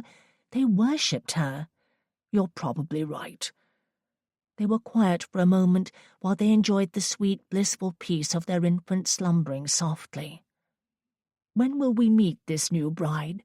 Alexandra asked as she snuggled closer and rested her cheek on Randolph's shoulder. Privately, before the banquet this evening, he told her. Then we have the perfect opportunity to present her to a few important people. The Prime Minister and his wife will be in attendance, as well as the usual courtiers and Privy Council members. Alex lifted her head. Is that not a bit cruel? Shouldn't we give her a chance to get her bearings first, before we throw her to the wolves? Randolph chuckled. She must have known what would be expected of her when she agreed to marry Nicholas. It's not as if she didn't know he was a prince, and from what I gather, she is no shrinking violet. Let us not forget that she kidnapped him out of a masked ball, tied him up, and dragged him all the way to the French coast. Then, after all that, convinced him to marry her.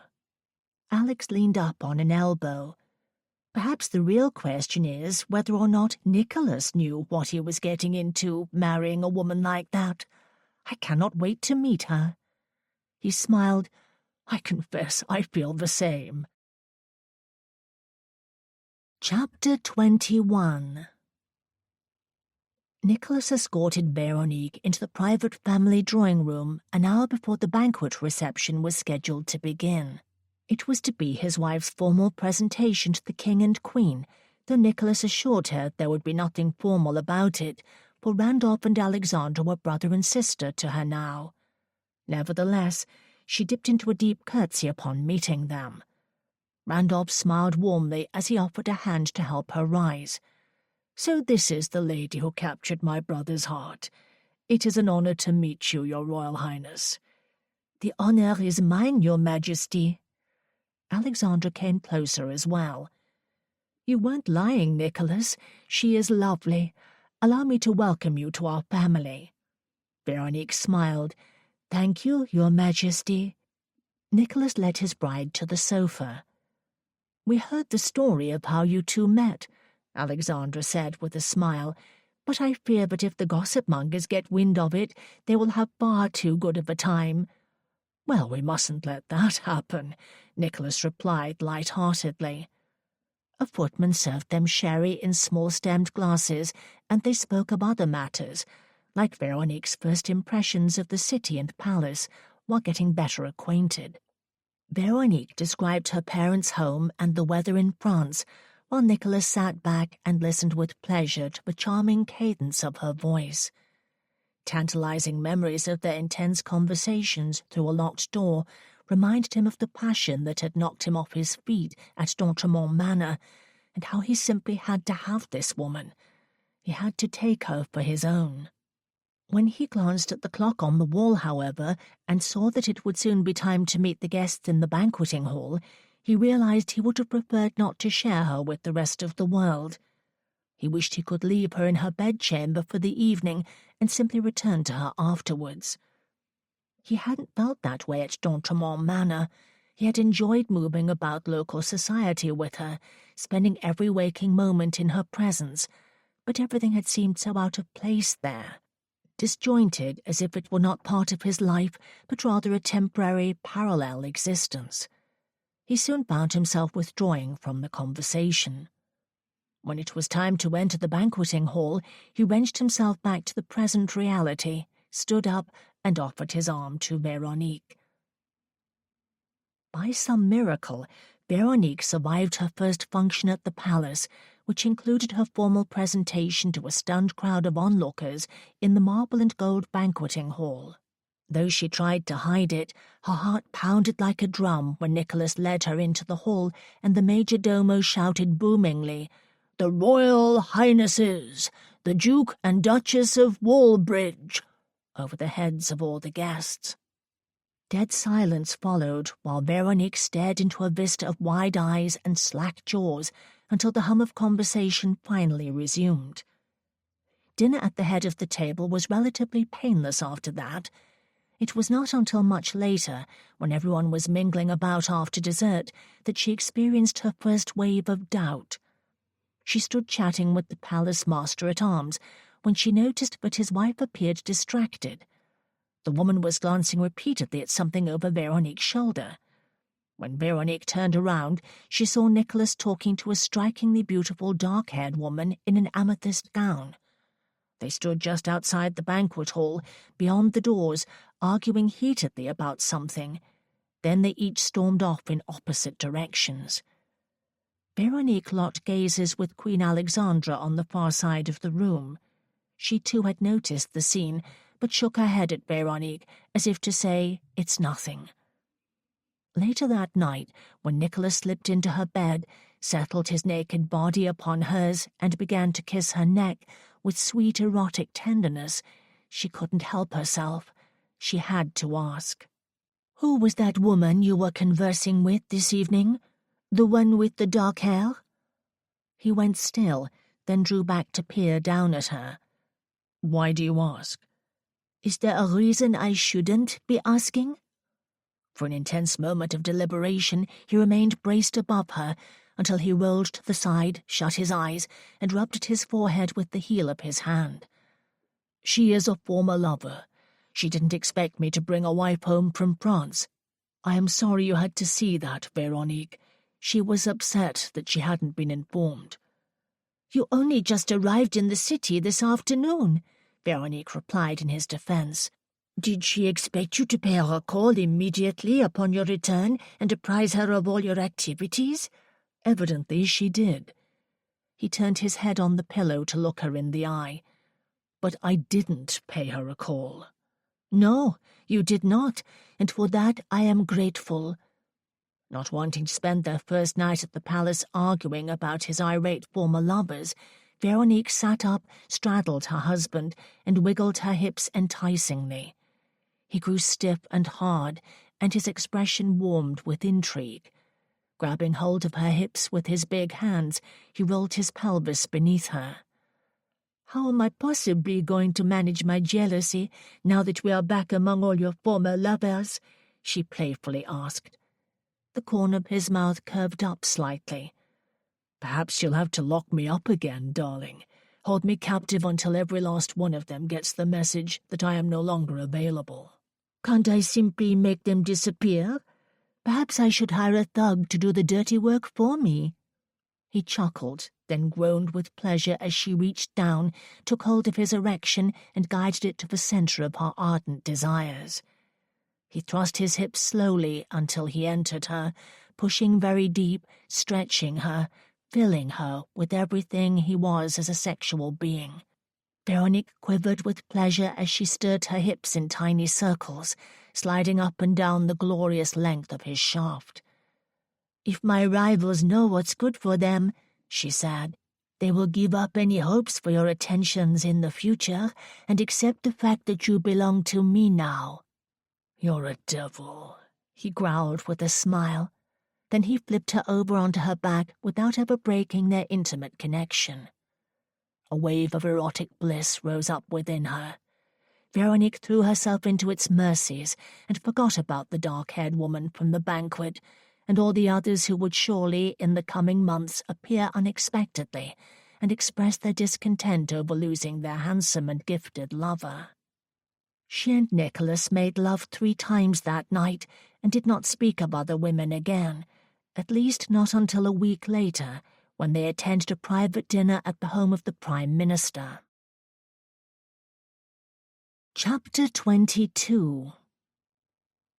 Veronique had just handed her opera cloak over to the butler and was walking with Nicholas into the drawing-room at Carlton House when her shoe caught in the hem of her gown and she stumbled. Nicholas stopped in the doorway and steadied her. "Are you all right?" "I'm fine," she replied. "Just a little clumsy this evening, that's all." He leaned close and whispered in her ear. "If you're going to end up on your back, darling, I would prefer that you wait until we are at home so I can join you." She grinned mischievously. "I'll keep that in mind, sir. When we reach the palace, I will try not to trip again, at least not until your bed is in sight." She looked up to discover all the guests in the room were staring at them. A few leaned their heads together and whispered. One guest in particular, however, caught Veronique's eye, for she was glaring at them with piercing venom. Veronique knew immediately that she was another one of Nicholas's former lovers. This one had flaxen hair and a freckled complexion. She stood abruptly and left the room conspicuously through the door on the opposite side as Veronique and Nicholas entered. The Prime Minister was quick, almost too quick, to approach and greet them as if they were formally announced. "Welcome, your Royal Highnesses," he said. "Did you enjoy the opera?" The usual pleasantries were exchanged, and Nicholas and Veronique soon joined the other guests in conversation. The flaxen-haired woman never returned. Later, during the coach ride back to the palace, Veronique again could not suppress her curiosity. "Who was that one?" she asked, "and why did she feel it necessary to leave the party?" "Who knows?" he replied. "I've never been able to fathom the minds of most women, present company excepted." She linked her arm through his. "You still haven't told me who she was. The Prime Minister seemed noticeably shaken. Was there some horrendous scandal involving the two of you?" Nicholas pulled his gaze from the passing cityscape outside the window and looked down at her. "She is Mrs. Kennedy, but all her friends call her Lizzie. She is the Prime Minister's niece." "His niece?" Veronique sat back. "You had an affair with the Prime Minister's niece?" Nicholas raised a finger to his lips. "Shh, darling, you'll frighten the horses. Before you get too excited, permit me to explain that she is not some innocent young virgin I seduced and left broken-hearted by the side of the road." "Is she a widow, then?" He turned away from her briefly and tugged at the cuffs of his shirt-sleeves beneath his jacket. "Not exactly." "How, not exactly?" Veronique pressed. "Her husband is either dead or alive. He cannot be both." Nicholas sighed impatiently. "She is married to a Navy captain who was at sea most of the time. Is that enough information for you?" "So it was an adulterous affair?" Nicholas rested his arm along the back of the dark velvet upholstery and stared intently into her eyes. "Are we going to argue about basic morality now?" he asked. "If so, I forfeit. You win. Adultery is very bad." Realizing at once that she was picking a fight with her husband when he had done nothing wrong, at least not this evening, she fought to withhold her judgments, for he was right. He did not need to explain his past affairs as if he had been unfaithful to her. "I am sorry," she said, laying her hand on his thigh. "I do not mean to be possessive." He took hold of her gloved hand, raised it to his lips, and kissed it. "Do not apologize for being possessive, darling. If you weren't, I would think you did not care." Her body warmed at his touch. "Oh, I care, Nicholas." And when his mouth met hers, she leaned into the kiss to prove exactly how much, with both passion and exuberance. The following week, on the way home from an appointment at the office of the Dutch Foreign Minister, Nicholas realized he had not set foot in his club since before he left for France, shortly after the defeat of Napoleon. Leaning out the window, he called to his driver to take the next left turn. Had it really been over 2 months? He wondered as he walked through the front door of Carraway's, looked around at the familiar dark-panelled walls and floor-to-ceiling bookcases, and removed his hat and coat. In short order he was seated in one of the 4 upholstered chairs with 3 other married gentlemen, good friends he knew well from the old days when his father was alive and Randolph was not yet king. Life had been different then, for they had all been unruly bachelors, sought after by every single young lady in the city. Married ladies, too, he supposed. Over the past year, all 4 of them had taken wives. It seemed almost preposterous that he could be sitting with them now, talking politics, while keeping an eye on the clock on the wall. He was expected home later this evening. Neither he nor Veronique had made firm arrangements, of course, but in the 6 weeks since their wedding he had gone to her bed every night and made love to her numerous times, so it had become both a habit and an unspoken promise that he would knock on her door at some point. Tonight, however, he felt restless. He had been looking out of the window to watch the carriages roll up and down the street. He wondered where everyone was headed. "What do you say we all take a drive over to Walcott's and see what's what?" the Earl of Rutherford suggested. "We could play some cards." Nicholas leisurely sat back, waiting for the other men to respond. "That sounds like a capital idea," Danforth replied, "though the wives won't appreciate it." He turned his attention to Nicholas. "Yours, especially." Nicholas frowned. Did they consider it an inevitable outcome of his marriage that his wife would be continually disgruntled? His gaze lifted, and he regarded Danforth with a hint of displeasure. "How do you mean?" Danforth cleared his throat awkwardly. "Nothing. I only meant to imply that you are newlyweds. I doubt she's ready to give you up yet. The fires of nuptial bliss are still burning brightly, surely." "I certainly hope she thinks so," Nicholas coolly replied, and the others chuckled uneasily. Lord Rutherford set down his glass. "Well then, who's in?" Nicholas finished his drink and looked out at the shadowy movement of the traffic rolling by. Was it midnight yet? He wondered. Perhaps there was time for one quick game. Then he immediately resented his awareness of the hour, for he hadn't had a curfew since he was 14 years old. Just because he had taken a wife did not mean he must live like a recluse. "I'm in," he said decisively as he set down his glass and rose to his feet.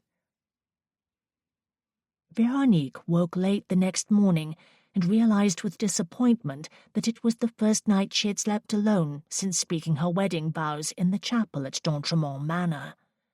Immediately she began to explore the possibilities. Perhaps Nicholas had fallen asleep, for they were both in need of rest. She had not slept a full night, uninterrupted, since before the abduction in Paris. She rose from bed, rang for her maid, and enjoyed a light breakfast of honey, ham, eggs, and toast with elderberry preserves. Just as she was finishing the last of her tea, however, she heard a ruckus in the courtyard outside the window, and rose from her chair to look below. A carriage had just pulled up. A groomsman was running to take hold of the team, while a footman lowered the iron step and opened the door. To her horror, out stepped her husband, looking quite decidedly dishevelled. He climbed the palace steps and entered through the front door. Veronique immediately rang for a maid to collect her breakfast tray. So, he had not come home at all last night. Where in the world had he been? Fighting against an instinctive wave of feminine suspicion, she forced herself to sit down and remain calm. She must not presume the worst. She promised herself that when she saw Nicholas, she would not accuse him of anything, and she would certainly not behave like those other women who threw jealous fits and tantrums and stormed out of rooms. But where had he been? Since it was her usual habit to stroll in the back garden with Alexandra in the mornings, she decided she would not alter that routine. She made her way to the family drawing-room to meet her sister-in-law, but found it empty. Perhaps Veronique was too late, and Alexandra had already left the palace without her. Veronique was on her way to the back terrace when she encountered her husband descending the stairs. He stopped halfway and said, "I was just looking for you." "Were you indeed?" she cheerfully replied. He inclined his head as if he were suspicious of her overly decorous response, then continued down the steps in a relaxed fashion. She noticed with some discontent the dark shadow of stubble at his jaw, and the fact that he wore the same clothes he'd had on the night before. Had he removed them at any point and dressed himself again this morning? Where had he slept? A wild assortment of images whirled around in her brain, and she found it increasingly difficult to convey a casual cheer. "All right, let's have it," he said, bracing both feet on the floor and folding his arms. "You're angry with me." He spoke as if he wanted it to be so. "No, I am not." "Are you trying to tell me that you failed to notice my absence last night?" he asked. "That you are oblivious of the fact that I didn't come to your bed?" She let out a huff. "Fine, Nicholas. I noticed, all right? If you wish to torture me with it, you have achieved your goal. Are you satisfied?" "Not really, because torturing you was not my intention." Veronique hesitated and ran her hands over her skirts. "Where were you last night?" she asked. "I waited and waited, then I couldn't stay awake any longer." His eyebrows lifted and his eyes smiled at her, as if all the problems in the world had just been resolved. "I apologize for keeping you waiting," he said. "I did think of you last night, my love. Might I mention you look splendid today?" His gaze dipped to her breasts and the full length of her gown. "That color becomes you." What a perfectly charming and evasive answer, Veronique thought. When he offered no more explanation about his whereabouts the night before, she resisted the urge to question him further, turned away, and crossed the hall to the back doors. "If you will excuse me, darling, I must meet Alexandre for our daily walk." "Very well, then," he replied, as he too turned to walk in the opposite direction. "I shall see you later." Chapter 23. "He didn't come home last night," Veronique said to Alexandra as they strolled together across the wide expanse of green lawn beyond the cedars. Alexandra twirled her lace-trimmed sunshade. "Well, it's not the first time he's stayed out until dawn, though he hasn't done that since he brought you home." She paused, then spoke carefully. "If it makes any difference, you should know that he is not the same man he was before you entered his life. The fact that he wanted marriage at all is a miracle in itself. So you have caused a transformation in him, Veronique. Randolph and I are quite astounded by it. We almost do not recognize him." Veronique contemplated the rhythm of their matched footsteps as they spoke openly in the warm autumn sunshine.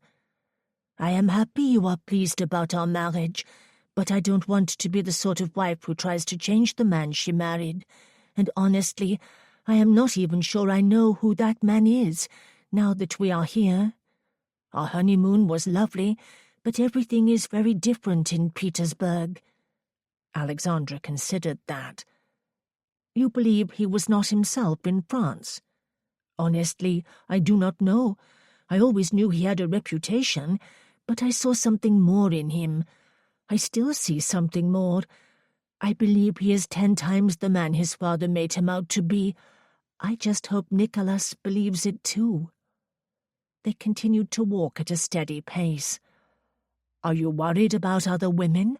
Alexandra asked. Veronique squinted up at the sky. "They do have me a bit unhinged, I'm afraid. I see how they look at him, and who can blame them? I am working hard to keep my head on straight, however. I just wish I knew where he was last night." Alexandra linked her arm through Veronique's. "Oh, my dear sister, the first year of marriage is often the most difficult, especially when you don't know each other very well, but you will both soon settle in. Give it time." Veronique thought of her home in France and her sister Gabrielle, now married to the great love of her life and living happily in the country with a child on the way. Perhaps Robert was carving their names into a tree at this very moment and circling them with a heart. For the first time since her arrival here, a wave of homesickness washed over Veronique, but she did her best to send it back out to sea. Veronique took her time dressing for dinner, for she required some peace and solitude after a full afternoon at the hospital with Alexandra. It had been her first official function as a royal, and though she took great pride in the work they had accomplished in addressing the need for a new hospital, she had not relished the crowd's intense and probing fascination with her as a person. Eyes were trained on her constantly. Ladies whispered to one another while openly judging her hairstyle and choice of gown, even the set of her shoulders and the length of her strides. Though she did her best to smile and shake hands with everyone, it had been an exhausting experience, and she was relieved when it came time to return to the coach and drive away. This evening, as she stood before the cheval glass, watching her maid fasten the pearl buttons at the back of her gown, she took a moment to be grateful for her situation.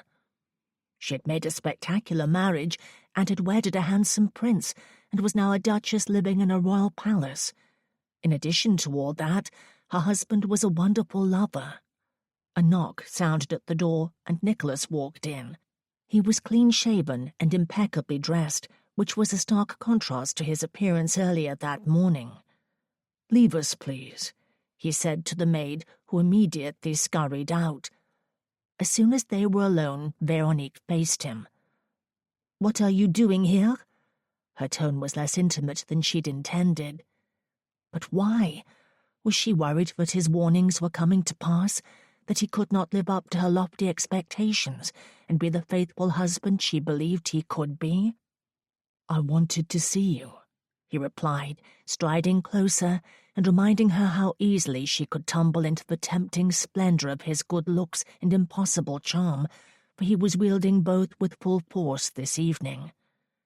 He stood before her and held up a blue velvet drawstring bag, which he dangled before her eyes. "What's this?" she asked, making no move to touch it. "A gift." "What for?"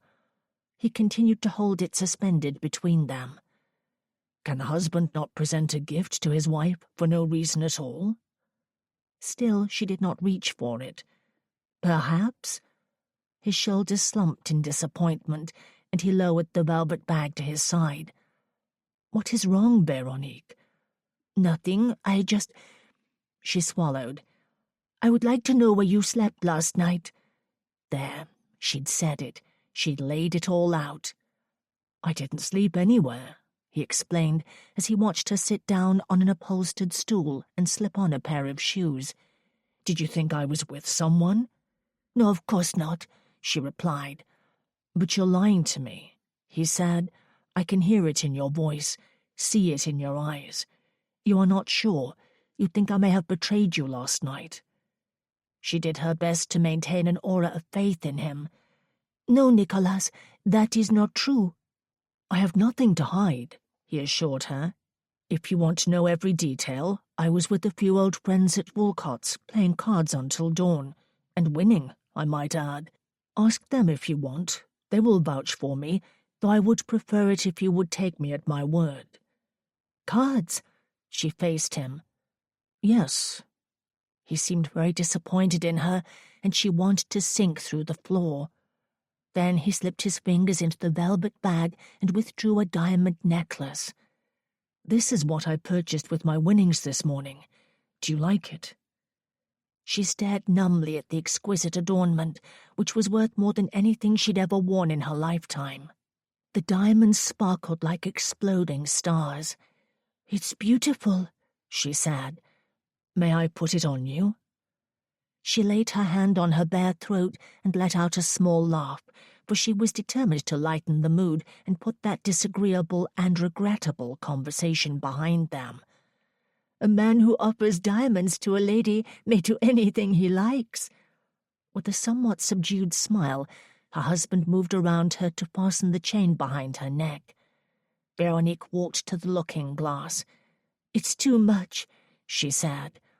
Was it possible for a woman to be blinded by such dazzling extravagance? "Not for you," he replied as he laid both hands on her shoulders. His touch sent a wave of heat into her depths. He had been playing cards with old friends, and he had spent his winnings on her. Veronique turned to face him. "I am sorry for doubting you," she said. "You did not deserve that, and it was wrong of me." His gaze fixed upon her lips, and desire sizzled through her body as he pressed his mouth to hers. Seconds later, he swept her into his arms and carried her to the bed. "Did you see the paper today?" Randolph asked Nicholas when he entered the sunlit breakfast room. Nicholas poured himself a cup of coffee and sat down at the table. "No. Is there a headline worth reading?" He already knew by the tone of his brother's voice that it was something out of the ordinary, perhaps even shocking. It would not be the first time Randolph had thrown a newspaper at him over the breakfast table, for Nicholas had been the subject of many colorful headlines over the past decade. Usually they required clever maneuvering to control the damage. This morning, however, Randolph slid the paper across the white tablecloth and sat back looking pleased. Nicholas picked it up. "Duke and Duchess of Walbridge win hearts at local orphanage." The article went on to praise Nicholas and Veronique for their recent visit to Gibson House, where they inspected the grounds, played ball with the children, then Nicholas gave a speech to encourage donations to the city's oldest orphanage. "How does it feel to be the subject of adoration for a change?" Randolph asked when Nicholas set the paper down. "It feels better than being the subject of scorn," he replied, "but I don't trust the editors to keep it up. I've been a target long enough to know they can adjust their aim in a heartbeat." Randolph sipped his coffee. "You are too jaded. Enjoy it for once, will you? And thank your wife for charming everyone within a 20-mile radius. I don't believe she realizes how lovely she is and how popular she has become. They are quite fascinated by her." "Because she has captured and tamed the wild dog," Nicholas finished for him. "Yes, I suppose that is part of it, but what does it matter? The people are taken with her, and they admire your new respectability." Nicholas looked up. "So I shouldn't disappoint them, then?" It was a loaded question, but he wanted to hear his brother's opinion on a matter they had not discussed since the day he arrived in Petersburg. "You are referring to your inheritance in France," Randolph said. "Yes. I need to know what you think about it. The way I see it, there are two choices. I could quietly dispose of the property and bury the scandal and continue to shock the world by being faithful to my wife. Or I could confess my illegitimacy and prove to everyone that I am, and always will be, a permanent disaster." "Does it matter to you what they think?" Randolph asked. 6 months ago I would have said no, it doesn't matter a damn. But that was before Veronique. Now I find I do not want to disappoint her." It was an unusual concern for him, to care what a woman thought of him outside the bedroom, long after the initial seduction and conquest had taken place. But Veronique was different. She saw something in him, something worthwhile, and she had helped him when he needed her. He owed her a great debt. And he craved her body every waking moment of the day. He suddenly felt like a man on a ledge, teetering at the mercy of the wind, which could blow him over at any moment. He, who'd never wanted a wife, was terrified that she would eventually discover the truth and find him lacking in all qualities that made a man worthy of being a husband. He was afraid he would take a wrong step and prove himself unfit for a life of matrimony. In truth, he felt almost destined to disappoint her. "I believe it should be your decision," Randolph said. "So what will you do? Will you keep d'Entremont Manor, or wash your hands of what happened in France, so that no one ever knows?" Nicholas experienced a flash of memory of swimming naked in the lake at d'Entremont Manor with Veronique one night at dusk. He also recalled lying beneath the stars on the lawn overlooking the channel the night before they departed for Petersburg. They had been happy there, near to her family. The memories continued. He thought of the afternoon he spent with her father, patching up a hole in the plaster ceiling of Veronique's childhood bedchamber, which Mrs. Montagna wanted to convert into a sewing room so that she could make little shirts and dresses for her future grandchildren. How could Nicholas wash his hands of such a life? It was a very different world, and he did not wish to let it go. "I do not know what I will do," he replied, "but I am certain of one thing. I would die before I dragged Veronique into a scandal. She doesn't deserve it, nor does her family. They believe I rescued them from the very depths of dishonor and despair, and I suppose I did. I do not wish to drag them back down again." Randolph considered all of that. "You asked me what I thought, and I will tell you now. I believe it is the right decision to keep Mother's infidelity a secret. I don't see what good could come of revealing it now, after all these years.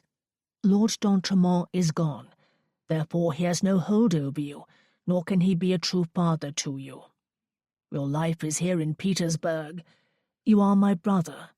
Nothing will ever change that." Nicholas stood up and paced around the room. He stopped to look up at the portrait of his parents over the mantel and wished there were a way to understand the decisions his mother had made.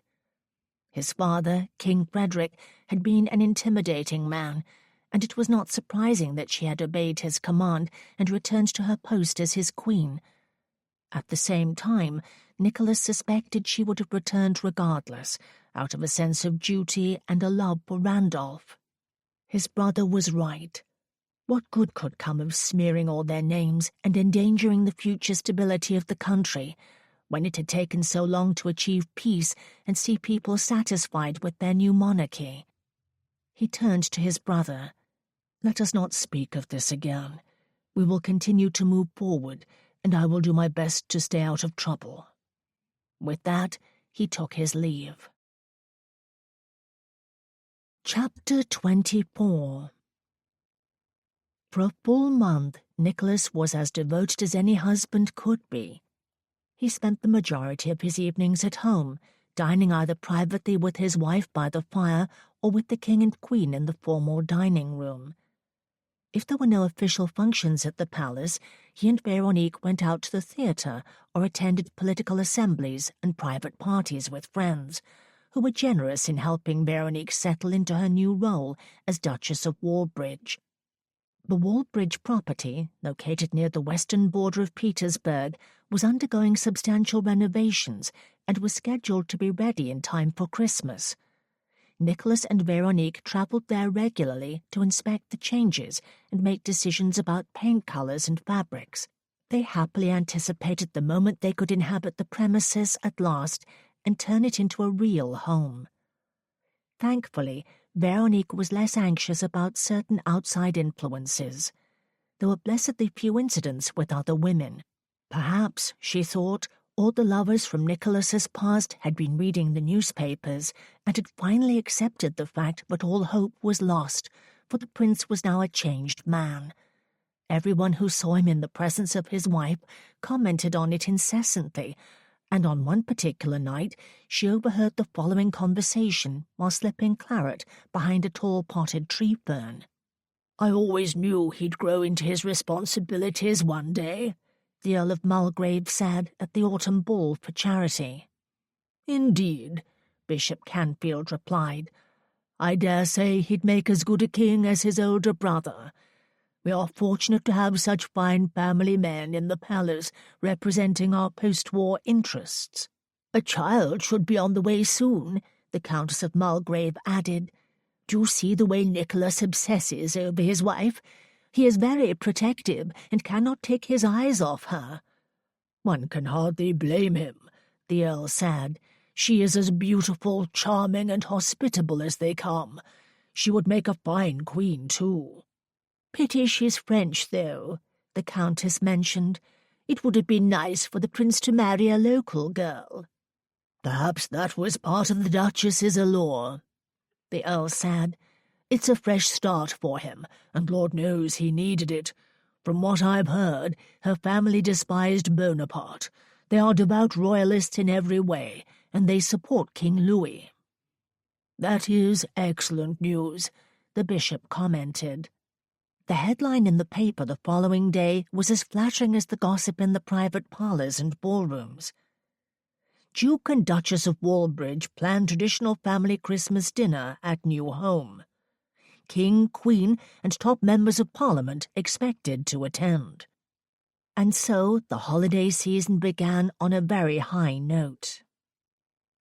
Though Nicholas did his best most nights to remain at home with his wife in the evenings, occasionally he kissed her on the cheek and ventured out to Caraway's for an evening of cards and cognac.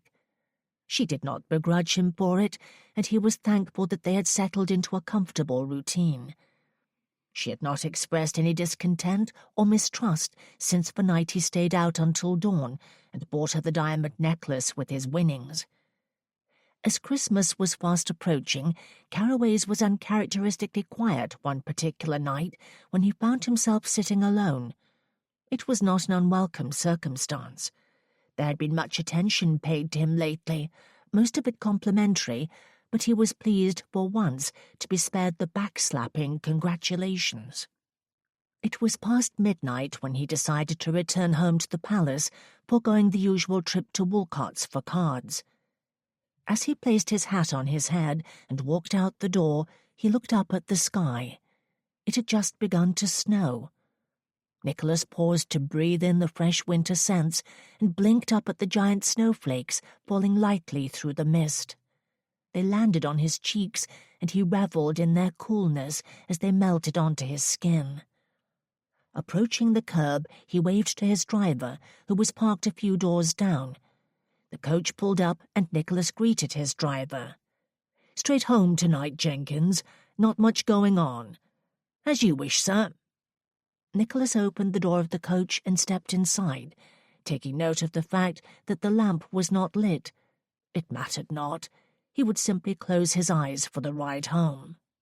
He was just brushing the snowflakes from his shoulders when he became aware of a shadowy presence on the opposite seat facing him. The coach lurched forward, and Nicholas squinted through the darkness. "Since it's Christmas," he said, "and a time for goodwill toward men, I will give you 10 seconds to identify yourself. Then I will have my driver stop here while I politely allow you to vacate my vehicle. No questions asked." A throat cleared, and he knew at once that it was a woman. A few months ago he would have lounged back comfortably in his seat and awaited his travelling companion's next move, but tonight he found himself unnerved and irritated by this person's presumptuousness, for he was no longer available for such games and had certainly not extended any invitations to anyone. "Please do not make him stop," the lady said as she lowered the hood of her cloak. "Ah." He recognized the voice. It was Elizabeth, the Prime Minister's niece, Lizzie to him, one of his former more regular lovers. "Good evening, Mrs. Kennedy." She stared at him. "Is that how it's going to be now, Nicholas? Are you going to address me as Mrs. Kennedy and forget what we were to each other?" He shifted uncomfortably on the seat. "I shall never forget it," he courteously replied, "but what we were is no longer relevant." She was quiet while the coach wheels rolled over the snow-covered cobblestones. "You are telling me that I must accept it, because you are respectable now." "I am a married man," he reminded her. She sighed as she removed her gloves and set them on her lap. "I suppose your wife would not appreciate knowing the nature of our acquaintance." "Veronique knows who you are," he informed her. "You attracted her attention when you walked out of your uncle's dinner party so abruptly last month." "I see." She rolled her shoulders with a clear show of discontent. "Well, I apologize for that. It was impolite of me, but I was still in shock over your unexpected marriage. I wasn't up to meeting your wife just then." He gave her a moment to recover her composure. "You would like her, I believe," he said. Elizabeth let out a small humph. "Of course I would." They travelled in silence for a few minutes. Nicholas looked out the window, wondering how much time he had before they reached the palace. He couldn't very well drive through the front gates with his former lover in tow. The level of his impatience escalated. "What do you want, Elizabeth?" he bluntly asked. She, too, gazed out the window. When she spoke, her voice was casual and composed, as if she were in no hurry at all. "Your driver doesn't know I am here," she explained. "I sneaked in because I needed to speak with you alone. I didn't know how else to arrange it. You haven't answered my letters." Her eyes met his with concern. "Are they keeping them from you?" "No," he replied. "They are not keeping anything from me. I received all of them." He had burned each one without reading a single word. Suddenly, Lizzie slid across the dark space to sit beside him. "Forgive me, Nicholas, but I cannot continue to watch you play this charade. Please tell me that you will not live this life forever." "To what charade, what life are you referring?" he asked with a frown, knowing of course where she was headed with this line of questioning. "The life of a proper, faithful husband," she answered heatedly. "It is all very inspiring, but I know you too well. Surely you are growing bored. I cannot imagine how you are coping." "I am coping very well, thank you," he replied, recognizing the familiar fragrance of her perfume and taking note of the rapid pace of her breathing. She scoffed. "Nicholas, this is me you are talking to. When will you come back?" she asked. "How much longer must I wait?" His chest tightened as he comprehended the risks of being alone with this woman in his coach, this woman with whom he had been sexually intimate as a man and a woman can be. They had done wicked things together, depraved things that would shock most married couples. They had spent countless hours in bed, in hotel rooms, in her home, outdoors, in public places even. The depth and extent of her sexual knowledge of his body would astonish anyone, Veronique especially. "You shouldn't be here," he said. "My driver will take you home."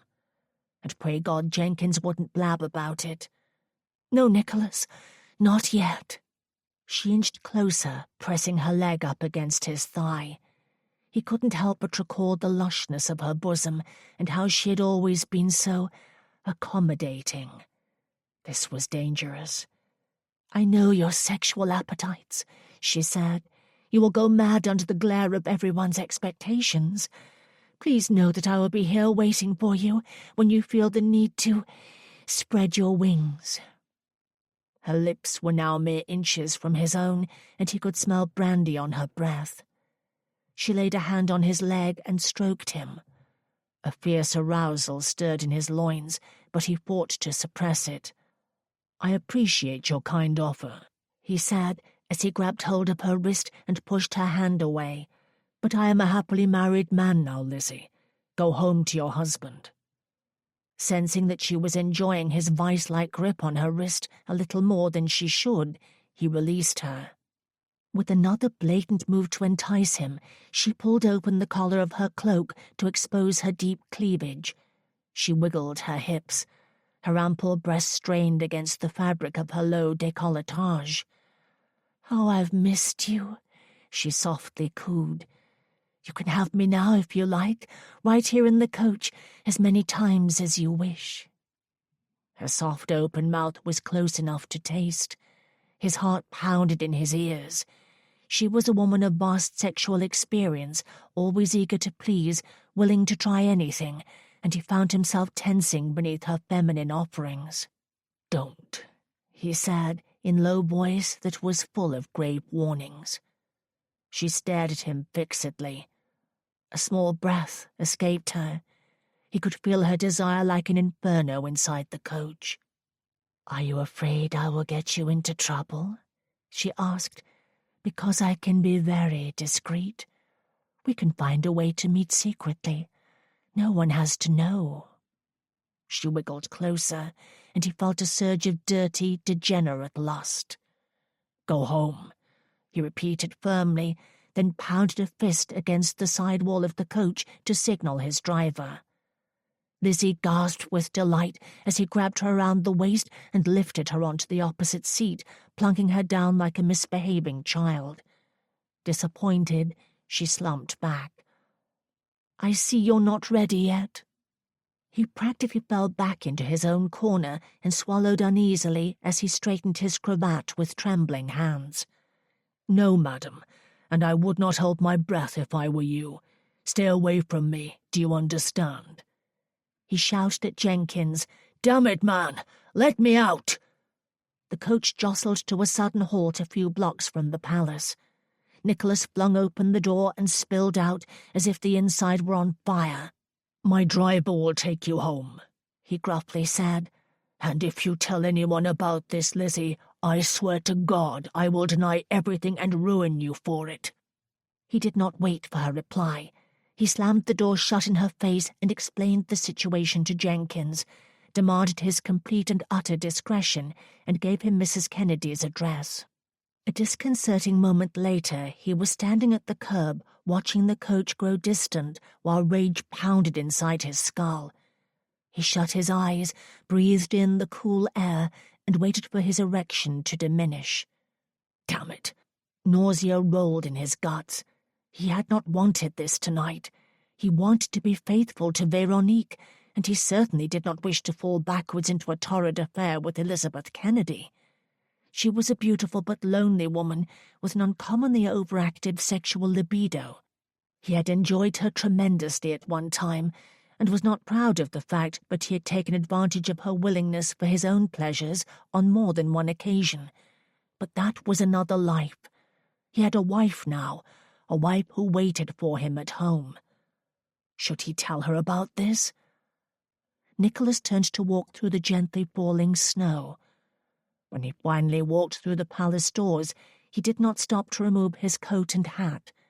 He went straight to Veronique's bedchamber, unfastened his breeches, and made love to her on top of the covers, while still wearing his shirt and boots.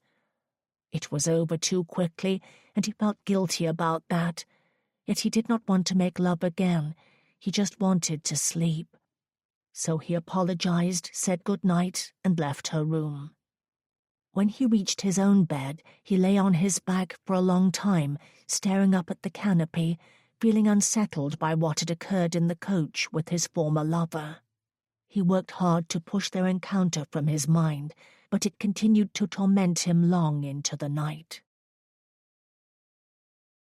Chapter 25. When Nicholas finally walked into the breakfast room the following morning, Veronique waited anxiously for him to sit down with his coffee before she turned in her chair and spoke to the servant, who stood against the wall behind her. "Will you excuse us, please?" The footman left the room while her husband watched her in the late morning sunlight, streaming in through the large bank of windows. The snow was melting fast. Drops of silvery water were dripping from the eaves. "Is something wrong?" he asked, setting down his cup. Veronique cleared her throat.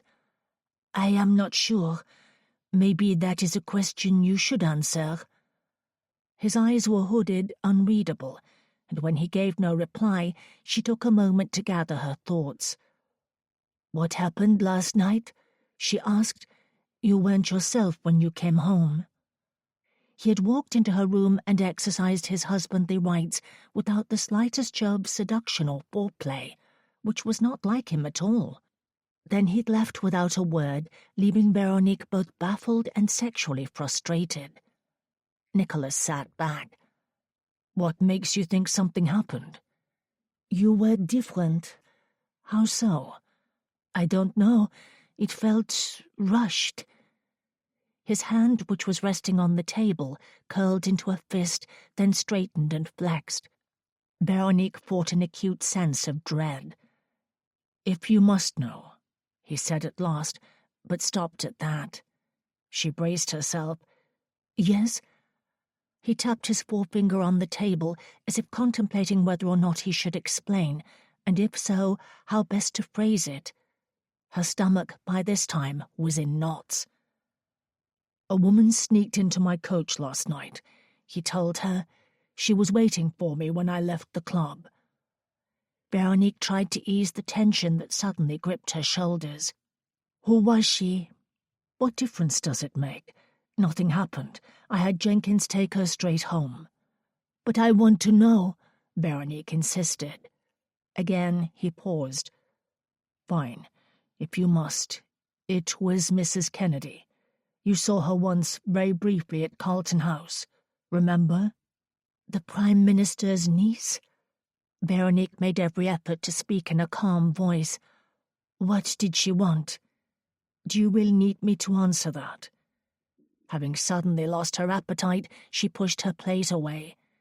"You said nothing happened. Is that not the truth?" Nicholas gazed at her intently. "Mrs. Kennedy made me an offer. I declined. Then I got out of the coach and sent her home." "What kind of offer?" Veronique asked with a frown. "Trust me, you do not need to hear those details." "Yes, I most certainly do. I want to hear exactly what she said. Let there be no secrets between us."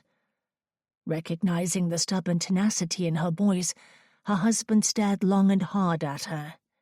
A muscle twitched at his jaw. "She said I could have her in the coach if I wanted her, as many times as I liked."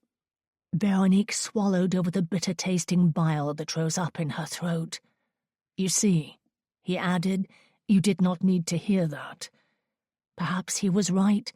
Perhaps she would have been better off not knowing, but she would have gone mad in the process, wondering about it. "What did you say in reply?" she asked. "I told you. I declined." "Did you kiss her?" "No." Veronique's chest was heaving. Despite the fact that he swore nothing had happened, she still wanted to break something. "Did you touch her?" "Of course not. How could you even ask that?" Her husband regarded her steadily with a frown from across the table. "All right, I put my hands on her to lift her off my seat and place her on the opposite one. Then I told her to stay away from me in the future, or I would ruin her. Are you satisfied with that, darling, or do you have more questions?" His eyes were cold. He spoke with a knife-like edge. Veronique labored to remain calm. "No, I do not have any more questions. Did you really say that?" "Yes." They both sat in silence while she thought about the manner in which he had made love to her the night before. Perhaps he knew she was thinking of it, for he sat forward. "You do have one more question," he said. The footman appeared in the doorway, but Nicholas held up his hand. "Not yet." The footman quickly made himself scarce. Veronique leaned forward. "Why did you make love to me when you came home?" "Because you are my wife, and I desire you." "Desire, not love?"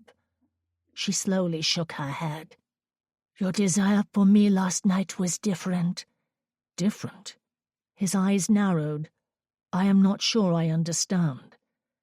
Veronique simply couldn't bring herself to say that she believed he only wanted to slake his lust, which had nothing to do with her, and everything to do with Mrs. Kennedy's provocative offerings. Instead, she lowered her gaze. He tapped his finger on the table while she turned her wedding ring around on hers. When at last he spoke, his voice was gentle. "She put me in a foul mood," he explained. "That is all." Veronique sighed heavily. "I see. Would you have preferred I didn't come to your bed at all?" he asked. She looked up. "No, I am glad you came, but I wish you had told me the truth last night." He pondered her request. "I will remember that next time." "Do you expect there to be a next time?" she asked, lifting her eyebrows. Her husband sat back in his chair with the hint of a smile and a touch of his famous irresistible charm. "I cannot promise anything," he replied. "I am very popular, you know." Veronique picked up her napkin, crumpled it into a ball, and pitched it at him. Later that night he made up for his uncharacteristic haste in the bedroom by taking his time undressing her and showing tremendous patience and endurance as he pleasured her generously until dawn. She did her best to forget about Mrs. Kennedy and place her trust in her husband. For the next fortnight all was well. Nicholas was not accosted by any more former lovers, nor did he take part in any card games that lasted from midnight until dawn. Everything seemed rather perfect, in fact, and Veronique was just beginning to believe that their success as a married couple in Petersburg was achievable when an unexpected visitor arrived and upset all her hopes and wishes. 2 weeks before Christmas, Veronique ventured into the city proper with Alexandra to attend an early morning outdoor performance by St. Peter's Cathedral Choir. As they drove past the shops on Lewis Avenue, she deliberated over the right gift for Nicholas, for it was to be their first holiday season together as a married couple. She wanted to choose something lasting and memorable. Since they would be moving into their new home in a few days' time, she considered giving him a strong young thoroughbred, for they would be living in the country, and he would likely be doing a lot of riding. "What about a shotgun?" Alexandra suggested, as the palace coach approached the concert stage in the park. "For the spring and fall hunting parties." A shotgun? Veronique tried to imagine it. Perhaps she could learn to use it herself. It might come in handy to frighten away all the ex-lovers. "Does he like to hunt?" She was embarrassed to admit she did not know the answer to that question. "Very much so." The coach reached the entrance to the park and rolled to a halt in front of the ornate stone archway and iron gate, where a crowd had gathered to shake hands with Alex and Veronique on a brief walkabout. Veronique took one side of the square, while Alexandra moved along the other. She greeted the people, shook hands with mothers and children, and wished everyone a happy Christmas. The mood was relaxed and cheerful until she reached the gate and clasped hands with someone she recognized, someone she did not wish to see, Pierre Cuvier.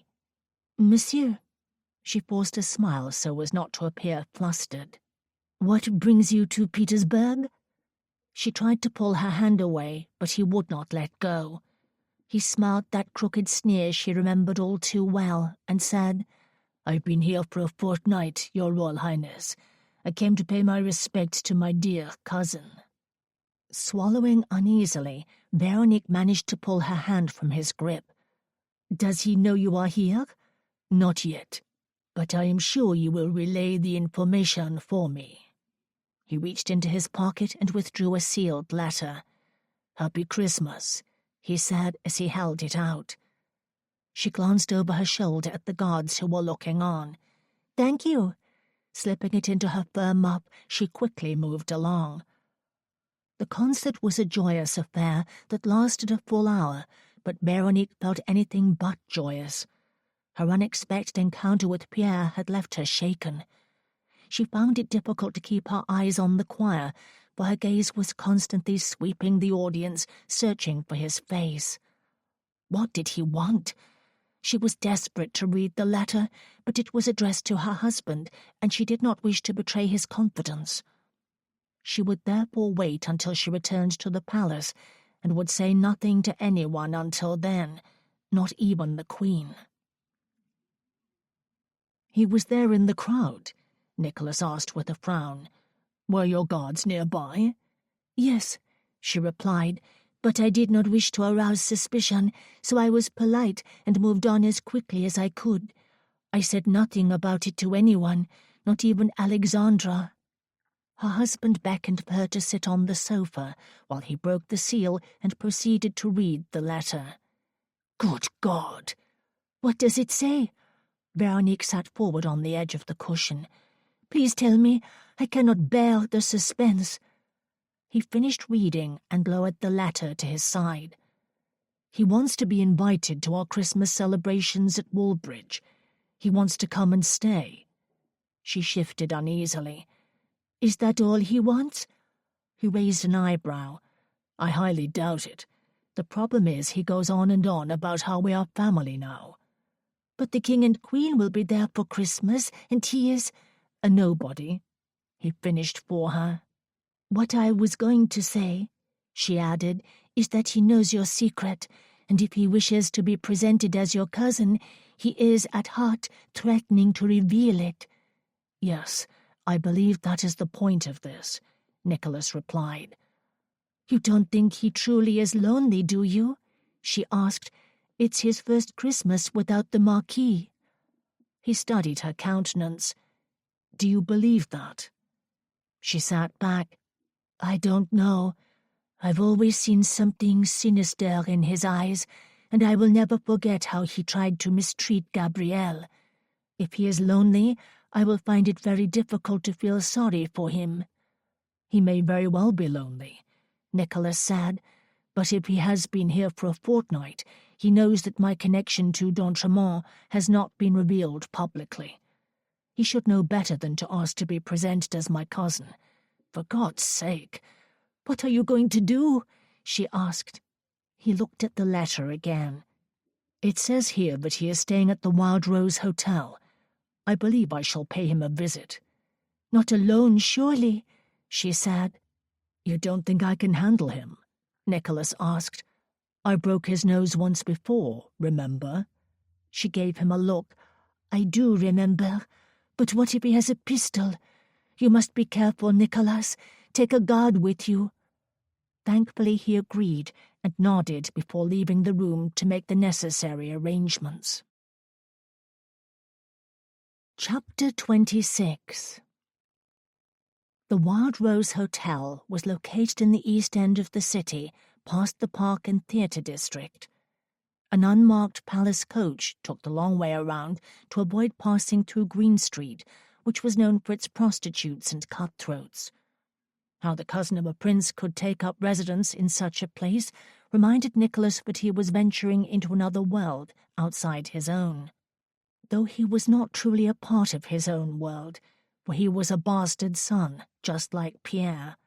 The only difference was that no one knew it. He waited for the coach to come to a full stop before he pulled on his gloves and straightened his cravat. The guard who had accompanied him opened the door, waited for him to step out, then followed him into the hotel. Nicholas had requested that his guard wear plain clothes that afternoon, and he too had dressed casually so as not to arouse attention.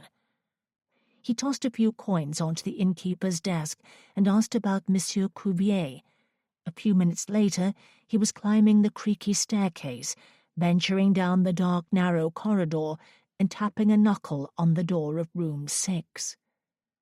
The noisy creak of the bed inside and the heavy tap of footsteps across the floor alerted the guard, who stood behind Nicholas.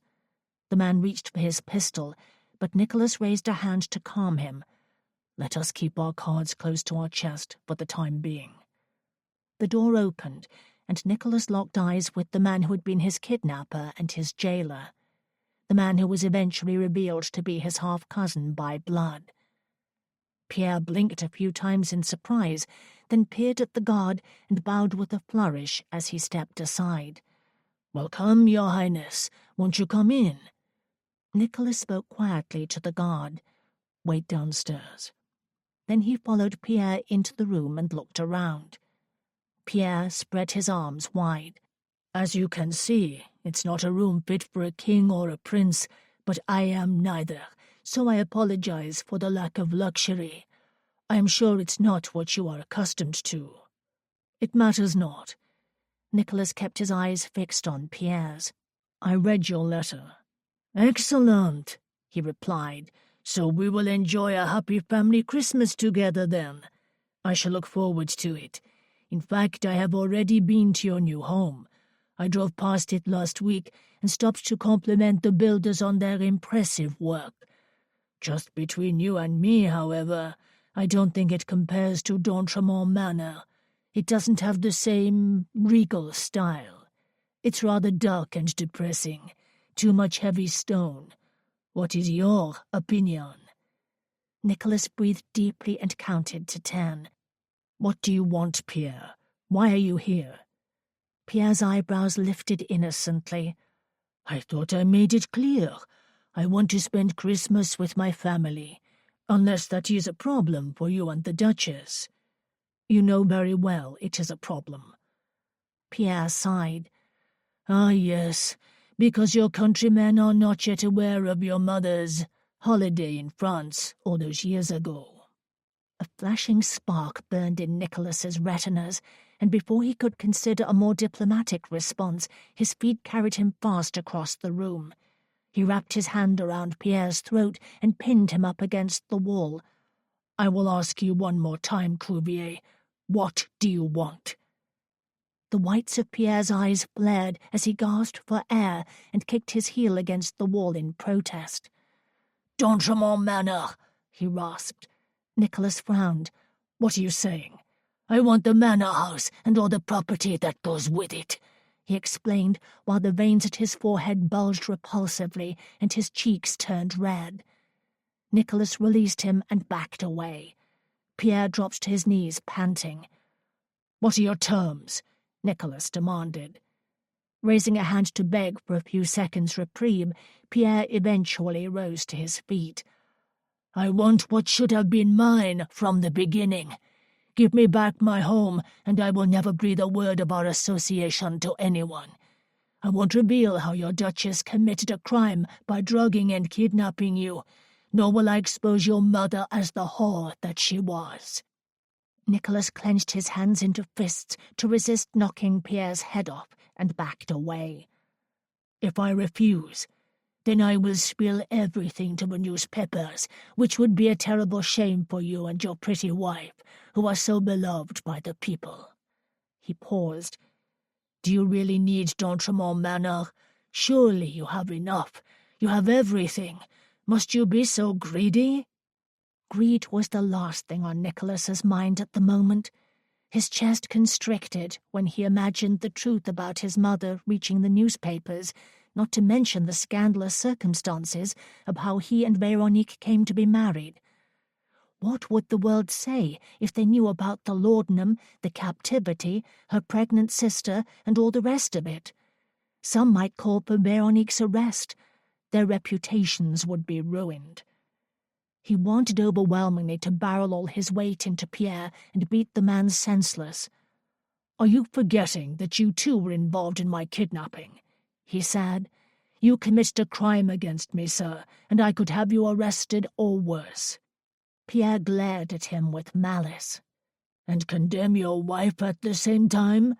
Because if I find myself in Brigand's prison, I will most assuredly be forced to talk. Naturally, I would wish to cooperate. I would have no choice but to confess everything." Nicholas rubbed the back of his neck while his blood pulsed feverishly through his veins. "I will need time to consider this," he replied as he imagined all the worst possible scenarios. "I will give you 3 days," Pierre said. "All I require is that you bring me the deeds to D'Entremont Manor, sign it over, and all this will go away. No one will ever know. You can continue to enjoy your respectable new life with your lovely bride, and I will have what is owed to me. It will be a happy ending for everyone all around.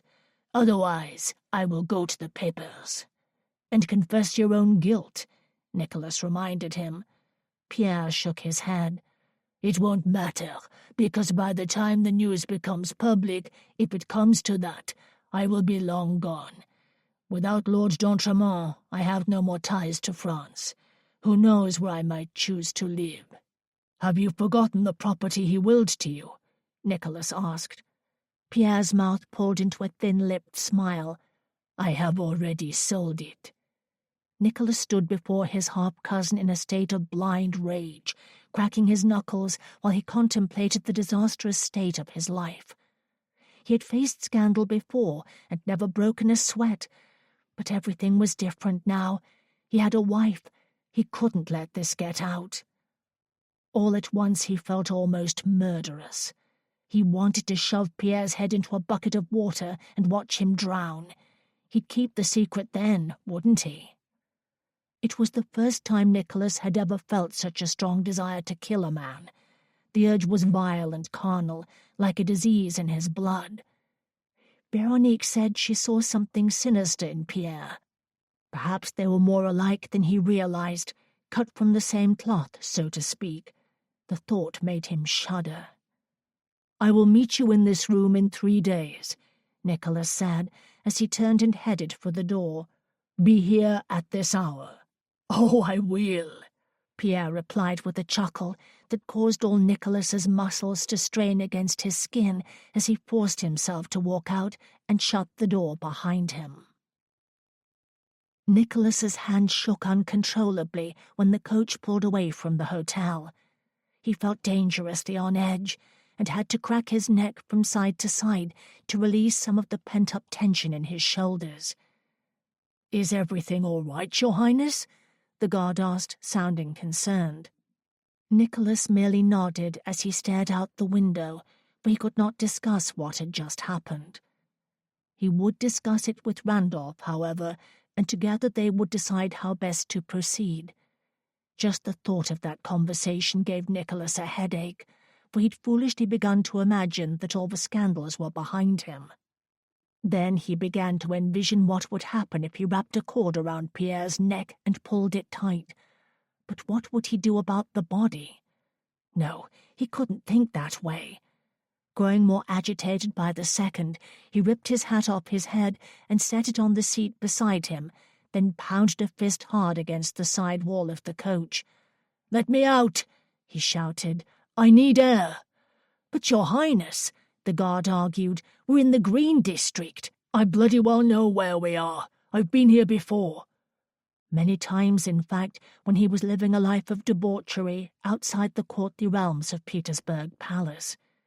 Perhaps this part of town was a more suitable outlet for a man like him, a bastard son who contemplated murder and had no business calling himself a prince. The coach pulled to a halt and he got out.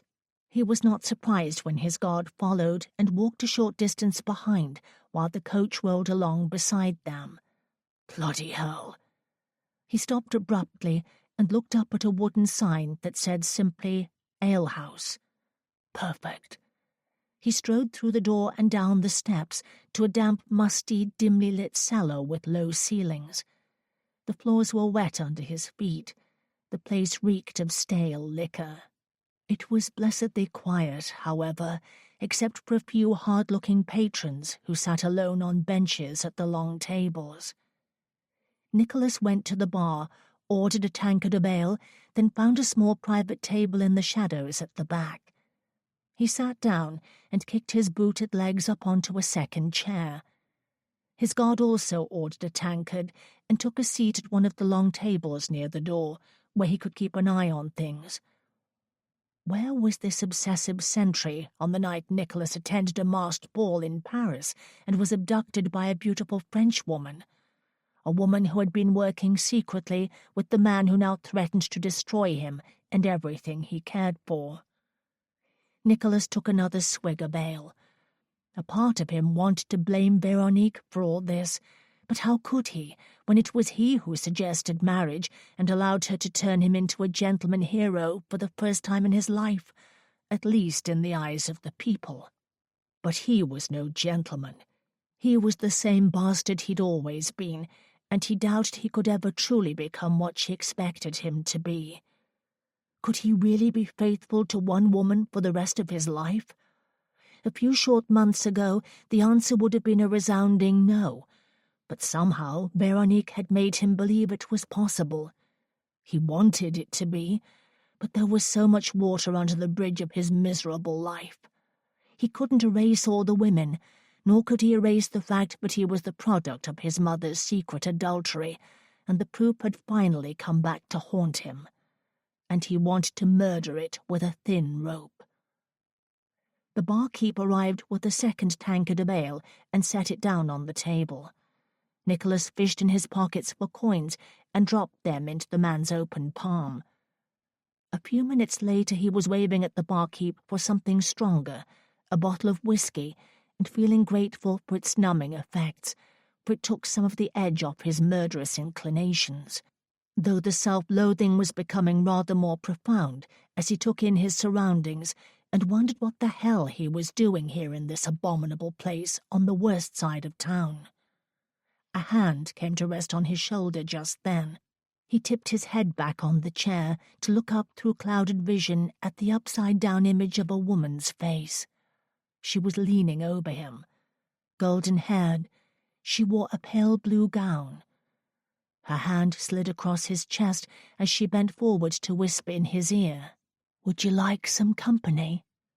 Nicholas was drunk, but not that drunk. He knew better than to invite this woman to join him, for she was a whore, and he was Prince Nicholas of Petersburg, recently married and teetering too close to the edge of a terrible fall from grace. "I appreciate the offer," he said, "but I'll be on my way shortly." Her eyes warmed with a smile. She moved around him to push his legs off the facing chair. "Then I'll just sit with you for a little while until it's time for you to go. What's your name?" "I'm Jenny."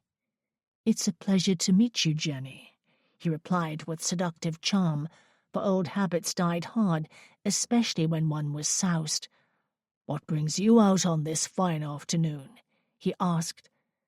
She leaned forward in her chair and slid her hands up his thighs. "The chance that I might meet a man like you. But clearly the more pertinent question at hand is what brought you out on this fine afternoon. I've never seen you here before, and you don't look like you belong in this part of town." Her hand continued to massage his thighs, and he found himself wondering if she knew who he was. He also wondered if he would ever be capable of forgetting the wife who waited for him at home. Would he ever wish to return to this perverted existence, where he could flirt unreservedly with willing women and give them what they wanted, take what he wanted? "I should go," he said, blinking slowly through the heavy haze of his inebriation. She slid onto his lap. He sat back in the chair, wanting to get up, but he couldn't seem to make his body move. "One kiss," she said with another tempting smile that reminded him of his old self when he could charm a kiss, and a great deal more, out of any woman he desired. "No," he gently replied, so as not to reject her too cruelly. Seconds later, however, he regretted not using a firmer tone, for her moist lips found his in the cold shadows of the alehouse, and he allowed it, at least for a few seconds, before he shoved her away. "I said no." She slid her hand into his coat and stroked his chest. "I don't think you mean that. I think you want to come upstairs and let me open your breeches. This mouth of mine likes to do more than just kiss." His head nodded back. He was drunker than he realized, but not so incapacitated that he couldn't lift this woman off his lap and place her on the opposite chair. After doing so, he rose unsteadily to his feet. She glared at him with seething anger. Tossing a few coins onto the table, he walked out of the shadows past his guard. "If you tell anyone about this," he said, "I swear to God you'll rue the day you were born." Chapter 27.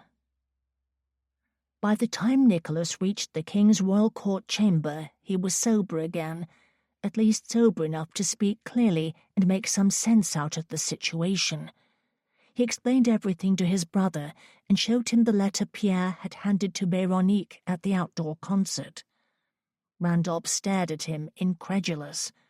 "He is blackmailing you?" "Yes, he wants D'Entremont Manor."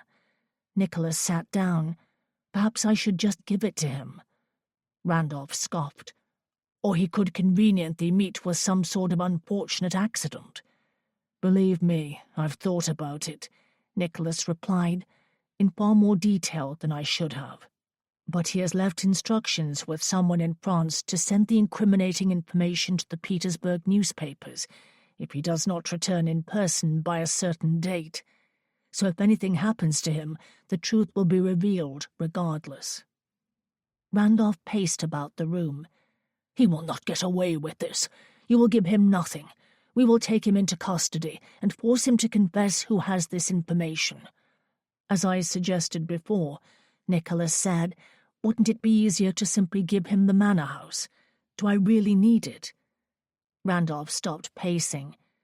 "That is for you to answer, not me." Nicholas rubbed his pounding temples. "Bloody hell!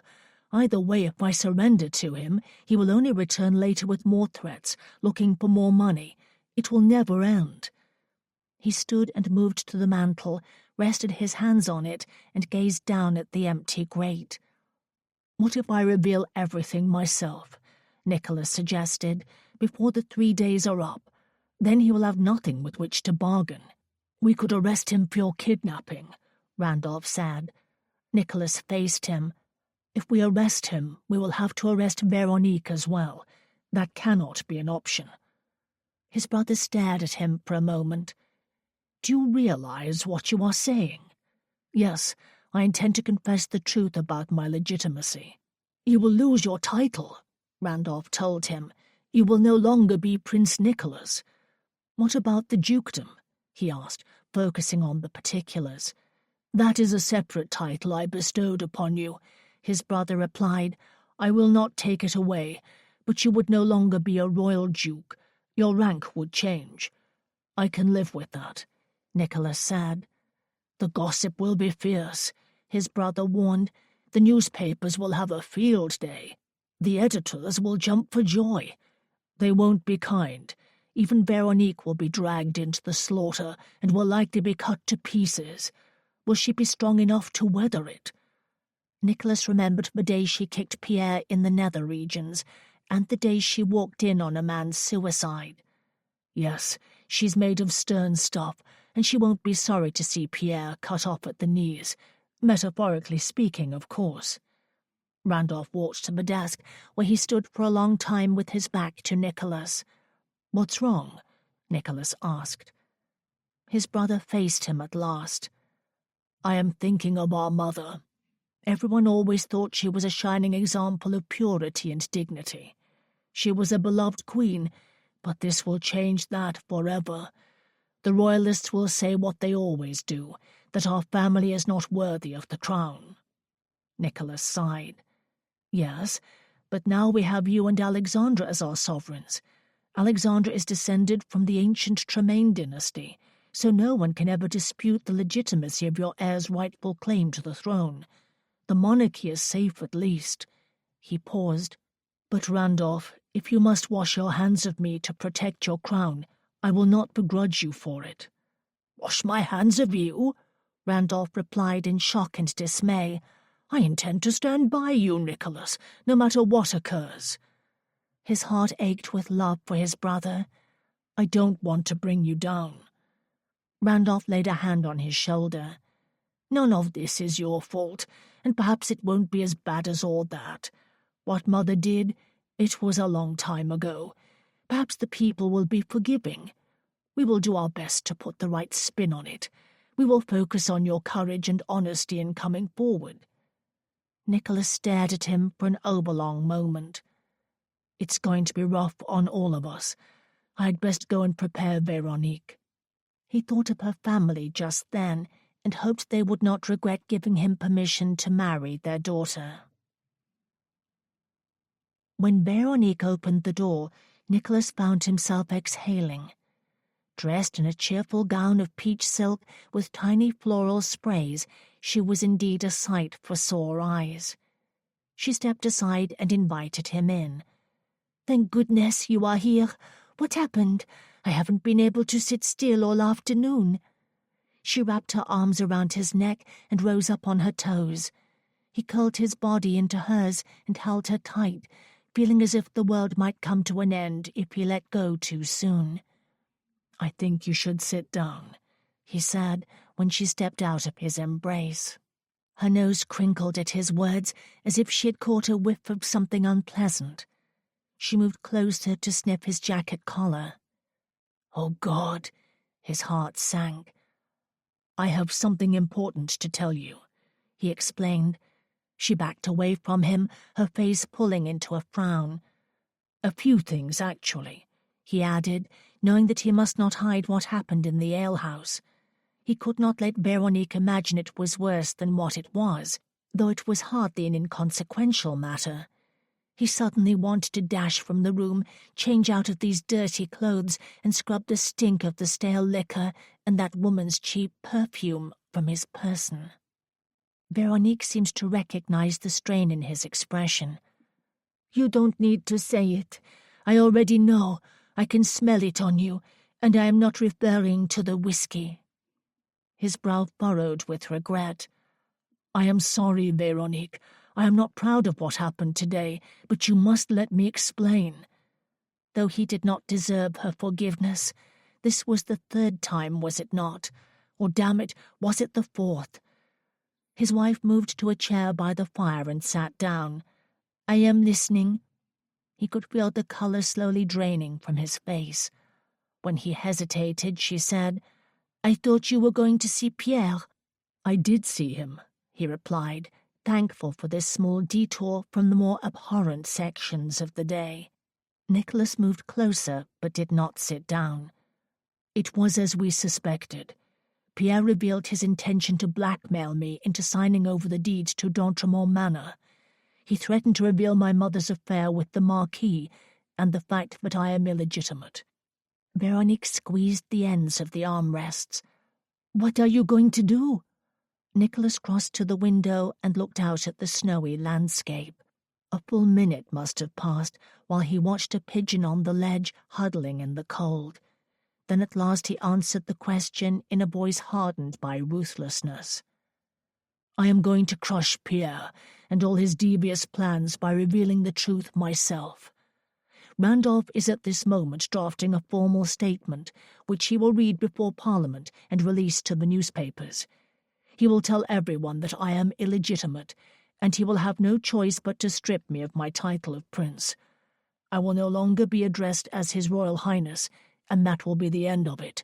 No more lies." He heard the sound of the chair creak as his wife rose and approached. "Are you sure about all this?" He faced her. "I don't intend to live a lie, Veronique, and I suspect you don't want that either." She shook her head. "No, I do not, but I must ask, did you consider giving him what he wants?" "Only briefly. Why? Is that what you think I should do?" She pondered it for a moment. "No. If you must know, I have always felt it would be difficult to hide the truth forever. It would have to come out eventually. These things always do." "Which truth are you referring to exactly?" he asked. There must be another layer to this observation. She inclined her head as if bewildered. "There is no other layer, Nicholas. I am referring only to the blackmail scheme." "But what about the other women?" he asked matter-of-factly. "Clearly you can smell the perfume on my coat. You must know I was somewhere filthy today." She gave a sigh of resignation. "I know something happened, and I am still waiting for you to explain it to me." Nicholas frowned in disbelief. "It is the perfume of a prostitute in the Green District," he said. "I stopped at a pub after my meeting with Pierre. She came to my table, slid her hands into my coat, and propositioned me. I declined, of course.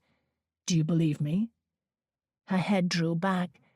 "It almost seems as if you do not want me to believe you, as if you are challenging me to doubt you, so that you can say, 'I told you so.'" He sat down on the window-sill and folded his arms across his chest. His challenge compelled Veronique to question him more thoroughly. "Fine. I will ask the question you clearly want me to ask. Did you kiss her?" Though she did not really want to know the answer, for it would only cause her pain if it was a yes. "She kissed me," he replied. "Did you kiss her in return?" He took too long to answer. Perhaps it was only a few seconds, but it was enough of a hesitation to expose the truth. "I pushed her away," he explained. "Then I walked out." Though she tried, Veronique could not erase the sickening image of another woman's lips upon her husband's. How long had the kiss lasted? She could not bear to think of it. She turned away from him and moved slowly to her chair in a daze, sat down, and stared blankly at the floor. "Will women always be throwing themselves at you?" He sighed, and his voice at last grew gentle. "If it helps," he replied. "I didn't invite her. I don't want to be unfaithful to you, Veronique." She stared up at him. "You say that as if it is beyond your control, but it is not. I believe in you, Nicholas. I believe you love me, and you want to be a good husband, but for some reason you continue to be influenced by your dead father's opinions of you.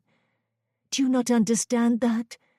And do you not realize that he resented you because he knew your mother loved Lord d'Entremont just as much as, if not more than, she loved him?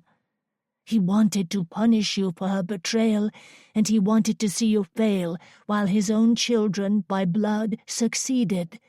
He wanted to hurt you as a way of retaliating against her. Nicholas listened to all of it with a clear head and a willingness to accept what she was saying. Nevertheless, "Even if that is true," he said, "I still do not understand how you can trust me. That woman in the alehouse, she kissed me, and for a few seconds I kissed her back. You deserve better, Véronique.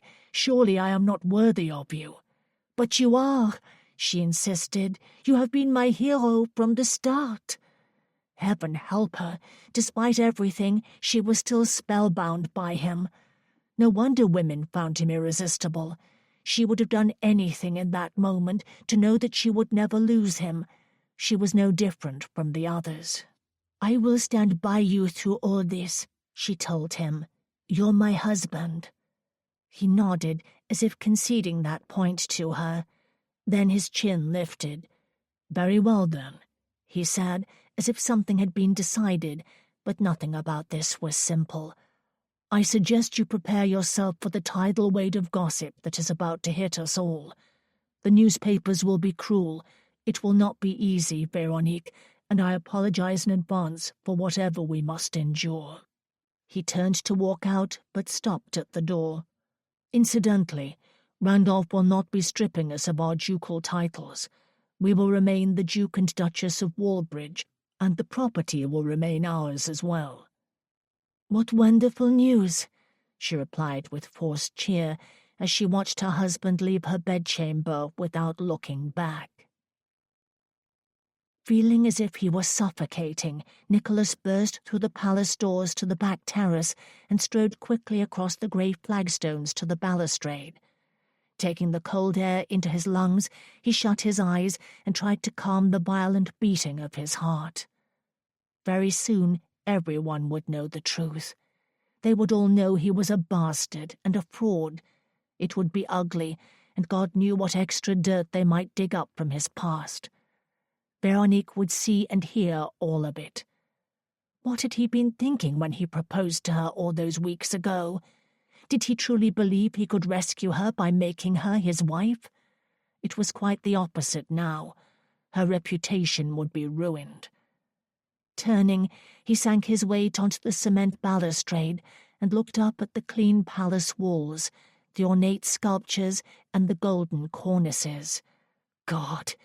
None of this wealth or opulence mattered to him. He didn't care about living in a royal palace, or the loss of his title, or the scorn he would endure from the people of Petersburg. All that mattered was Véronique's happiness, her trust in him. But all that was at stake now. He grabbed hold of his jacket collar, tugged it to his nose to smell the horse perfume from the alehouse. He caught a whiff of it and shook his head in disgust. Why the hell had he stopped in the Green District and gotten out there, of all places? Was he testing himself?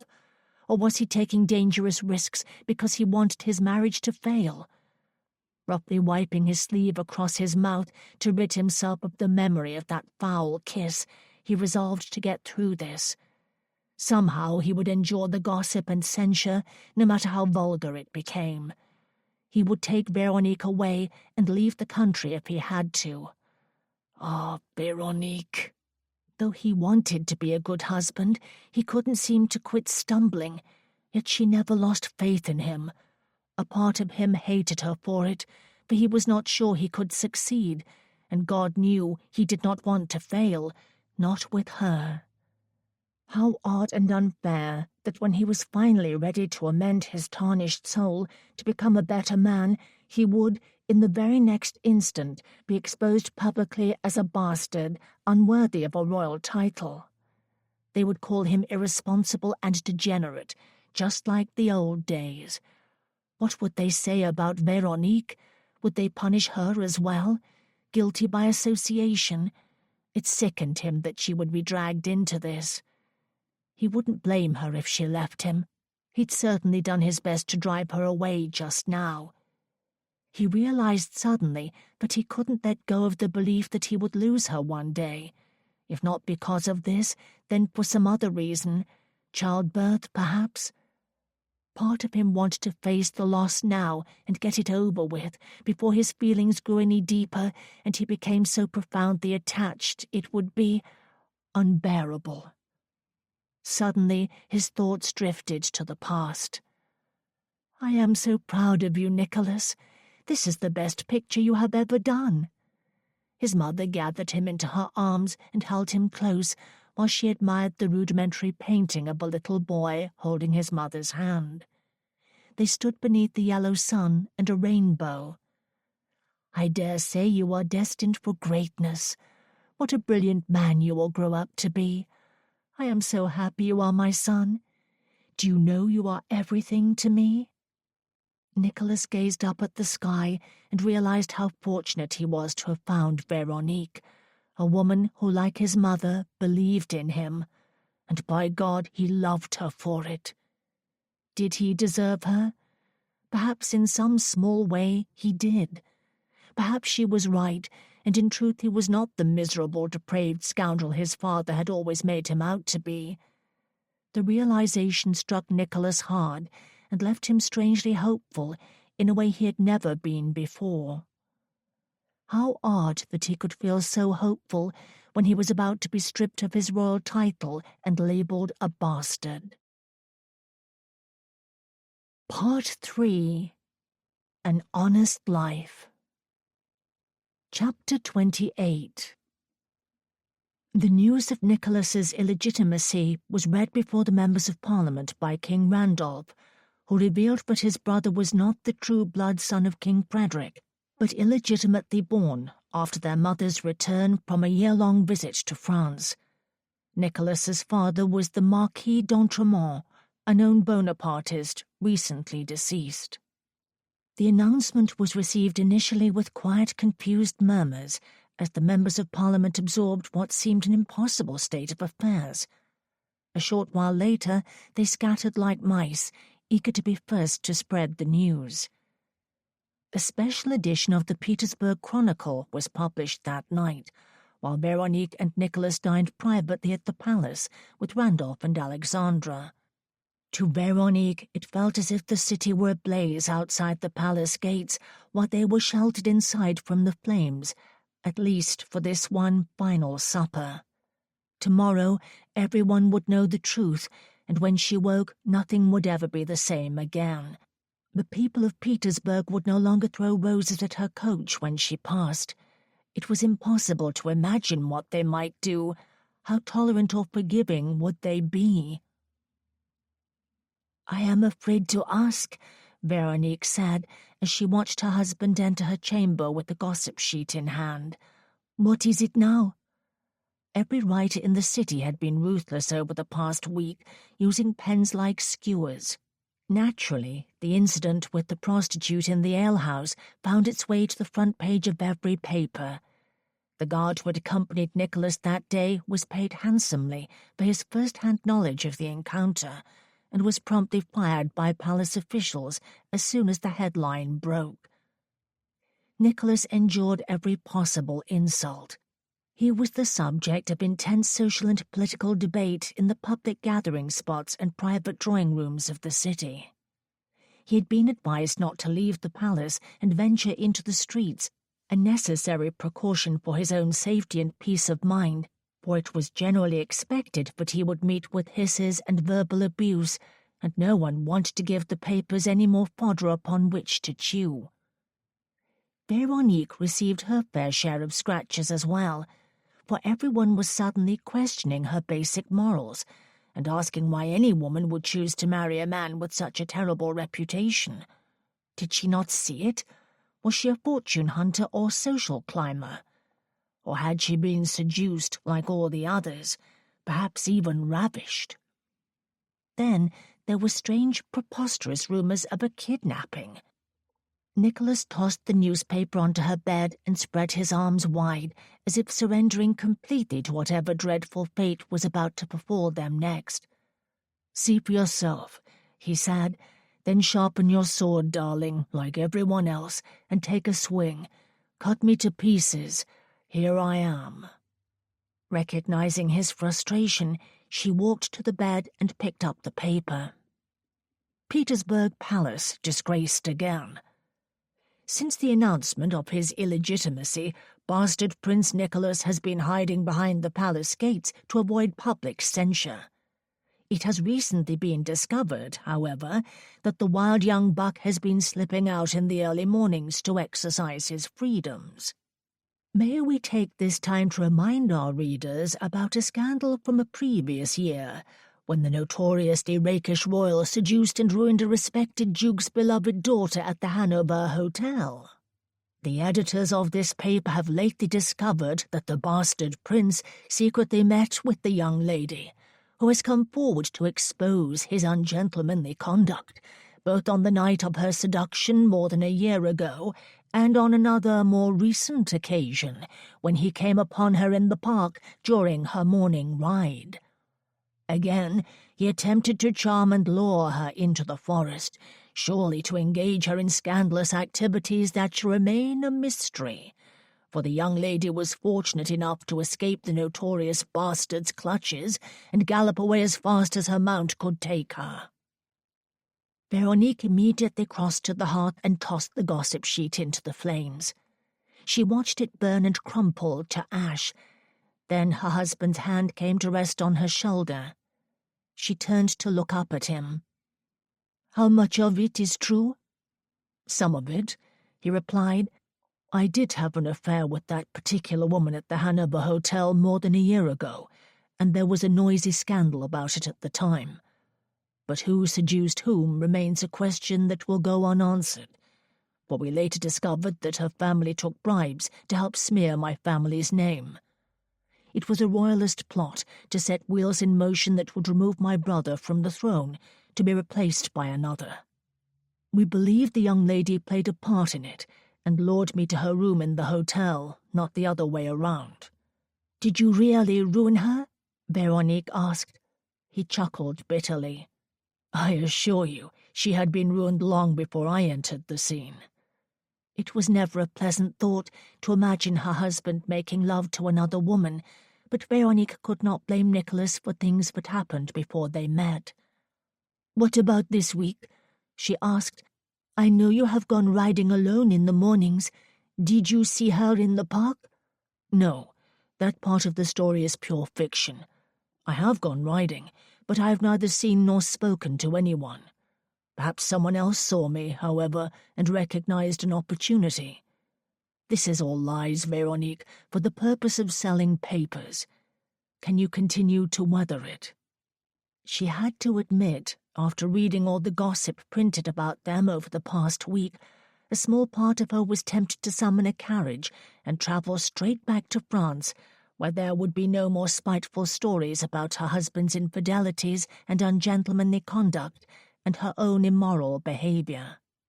Every word published stung her like a poisonous insect, and it took great strength of will to remember that these were the words of strangers, and no one knew the honest truth about her husband's heart, or the integrity of his character, or hers. She laid a hand on his cheek. "For you, I can weather anything, because I love you more than life itself." He turned his face into her open palm and kissed it, then placed it over his heart. Chapter 29. Over the next 7 days, Nicholas and Veronique went riding together in the park each morning. They galloped fast across the snow-covered meadows in plain view, shamelessly inviting anyone to secretly follow and write about their laughter and togetherness. Not surprisingly, no one seemed the least bit interested in their success as a married couple. There was no news in that. So Nicholas and Veronique simply enjoyed the crisp winter air on their cheeks and the opportunity to escape prying eyes for a part of each day that belonged solely to them. On the 8th day, Nicholas was invited to a private breakfast alone with the Prime Minister, which he and Veronique discussed at great length the night before. "What do you think he wants?" she asked. "You don't suppose it has anything to do with his niece, do you?" Nicholas slipped into bed beside her. "God forbid. I cannot imagine Mrs. Kennedy would have allowed her uncle to discover the truth about her infidelities. But I suppose anything is possible in this age of scandal-rousing. The country seems obsessed." "The war is over and Napoleon is gone," she said. "They have nothing else to write about. But if the Prime Minister does know, what will he do, Nicholas? Should we be worried?" Nicholas gathered her into his arms. "Mr. Carlton is a good man, and I consider him a friend. If anything, I believe he may wish to offer a show of support. Perhaps he wants to help us emerge from this nightmare unscathed." He rolled on top of her, settled his hips snugly between her thighs, and lit her body on fire. "I would hardly call this a nightmare," she breathlessly replied as he entered her. Closing her eyes, Veronique arched her back and cupped her husband's muscular buttocks in her hands, pulling him deep inside. A spark of pleasure flared in her blood while she revelled in the incomprehensible joy of his love-making. In that moment, she didn't give a damn what the newspapers printed about either one of them. This was all that mattered. Nicholas knocked on the door to the Prime Minister's private residence a few minutes before 9 the following morning. The butler greeted him with a bow and invited him into the main hall, where he collected Nicholas's hat and coat. "If you will follow me this way, Your Grace, breakfast is being served in the green room." The house, located in one of the fashionable new neighborhoods on the outskirts of the city, boasted large south-facing windows. For that reason, it was brightly lit by the sun reflecting off the fresh white snow that covered the grounds outside.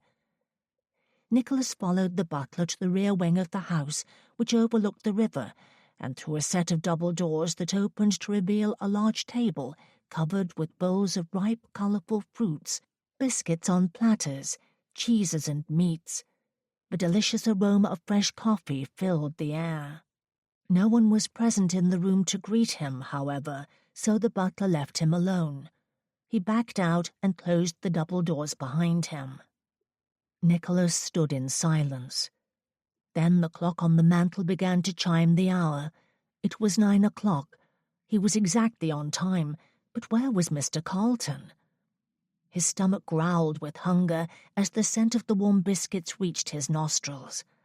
At last the clock finished its 9th chime, and the door on the opposite side of the room opened.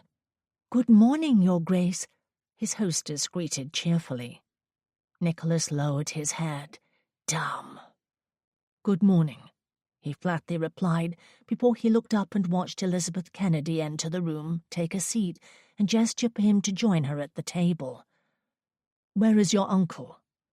"He left for the country house yesterday," she replied. "Did no one tell you?" "Of course no one told me," Nicholas testily replied. "I received his invitation only yesterday. Was there a change of plans?" He knew, however, that there had been no change, for there had never been an invitation from Mr. Carlton to begin with. It had come from Lizzie alone. A clever scheme, he thought, but it would get her nowhere, for he had no intention of staying. "I am sure you've realized by now," she said, "that I am the one who invited you. Please sit down, Nicholas. I had the cook prepare all your favorites. Look, there are raspberry cakes with chocolate." "I'm not hungry," he snapped, then turned to leave. He reached the door, but it was locked. Bloody hell. Clenching his jaw, he turned to face her. "Where is the key?" She grinned shamelessly and pointed into her cleavage. "Come and get it, darling." He flexed his fingers while the beat of his pulse intensified. "No," he firmly said. "You fetch it yourself and open this door at once." "Or else what?" she asked. "Will you throw me over your knee and spank me? I really wish you would, Nicholas. Ever since you left for France, I've been a very naughty girl, with very naughty thoughts." He glared at her maliciously. "Are you going to unlock the door?" She reclined back in the chair, parted her legs, and slowly lifted her skirts above her knees. "Surely you know me better than that. You know I won't surrender until I get what I want." "Fine," he growled. Then he reached into his jacket pocket, withdrew his pistol, loaded it on the spot, and shot the lock and doorknob to bits. Mrs. Kennedy screamed and leaped out of her chair. "What the devil are you doing?" He swung around and bowed with a flourish. "Exactly what it looks like, madam. I am letting myself out. Please inform your uncle, but I will cover the cost of the damages. Feel free to explain why I was forced to take such extreme measures. Good day to you." With that, he pulled the door open and strode into the corridor. "Wait! No! You cannot leave!" Elizabeth ran after him and grabbed hold of his arm. He shook her off and continued toward the stairs. "Please, stay just 15 minutes more." He stopped dead. "Why 15 minutes?" She stared at him with panic, and suddenly he understood exactly what was happening here. She hadn't invited him to tempt him into resuming their affair. This was a trap. A rush of adrenaline burned in his muscles, and he shoved her up against the wall. "What's going on?" Recognizing the dangerous fury in his eyes, she wisely revealed what she knew about a plan that was already in motion. Nicholas immediately released her and dashed out of the house to return to the palace, where Veronique would soon be taking her morning ride alone. With her groom John following close behind, Veronique trotted into the bridle path that would take her through the forest to the look-off point at the top of the ridge. It was a quiet, windless morning. There was only an inch of snow on the ground, but it was coated in a thin sheet of ice that sparkled brilliantly in the sunlight. As she was on her way up, she passed a few others on their way down and greeted them with a smile. They responded courteously, but after they passed, she wondered what they would say behind her back. Perhaps they would report her husband's absence and speculate about his whereabouts. She told herself it did not matter, for he had a perfect alibi. He was having breakfast with the Prime Minister, and surely some good would come of their meeting. When she reached the clearing at the top of the ridge, she dismounted and handed the reins over to her groom so that she could rest a while and enjoy the view. Her boots crunched over the crystalline snow as she walked, and she tugged her fur hat lower to cover her ears. Sniffing in the cold, she reached the edge and looked out over the grand cityscape below. The morning sun reflected off the snowy rooftops, and tendrils of smoke rose up from thousands of stone chimneys all over the city. Veronique gently blew out a puff of air to watch her breath float away like steam. The world seemed completely still and quiet from this height on the mountain, and she relished the peace until she heard the sound of her groom's voice. Turning, she saw that John was addressing a man on a horse. Then he pointed at her. Her thoughts darted back to the guard who had accompanied Nicholas into the alehouse, then subsequently sold information to the newspapers. She wondered if this stranger on the horse, or her groom, for that matter, could be trusted. As the rider dismounted and began to approach her, however, she recognized his familiar gait and the set of his shoulders. What in God's name was Pierre doing here? He wore a friendly expression and held out his gloved hands as if to assure her that he meant no harm. Her defenses rose up regardless, for she knew what he was capable of and wouldn't trust him for an instant. She looked toward her groom, who remained with the horses, watching carefully. "Good morning, Your Grace," Pierre said. "What a lovely winter morning." Dispensing with the customary pleasantries, she faced him squarely. "What do you want, Pierre? And I warn you, my guard is armed." Pierre glanced over his shoulder at the young man. "Well, that is a relief, I must say. I was a bit concerned for your safety when he allowed me to come and speak to you. I told him we were neighbors from France, and he didn't even ask my name." She shivered in the cold. "You still haven't told me what you want." "To talk to you, that is all. I have a proposition." Veronique began trudging through the snow back to her horse. "I have no interest in hearing it." Pierre was wise not to grab hold of her, for surely her groom would have intervened. "Please, Your Grace," he pleaded as she shouldered her way past him. "Hear me out, just for a moment." Veronique hesitated, not because she was compassionate or easily manipulated, but because she was curious. She wanted to know what card was hidden up his sleeve. "The authorities have been looking for you," she said. "They want to ask you about your attempt to blackmail my husband. I am surprised you haven't left the country by now." "But there is nothing for me to return to," Pierre explained, "which is why I have come to you, Your Grace." She felt the cold air nip at her cheeks and sniffed as she grew wary of Pierre's hand in his coat pocket. Was he carrying a weapon, a knife or a pistol? "Your uncle willed you a property outside of Paris," she said, "but I understand that you sold it." "That's right, because I wanted something more." "D'Entremont Manor?" He nodded. Veronique's gaze found John again. He was still watching, but she couldn't be sure if he could be trusted. Was he a loyal servant, or had he been bought by some unscrupulous editor, or worse, by Pierre? "You still haven't told me what you want," she reminded him. He took a step closer. She took an equal, measured step backwards. Squinting at her in the bright winter sunshine, Pierre said, "There is no need to be skittish, Your Grace. I only want to ask for your help.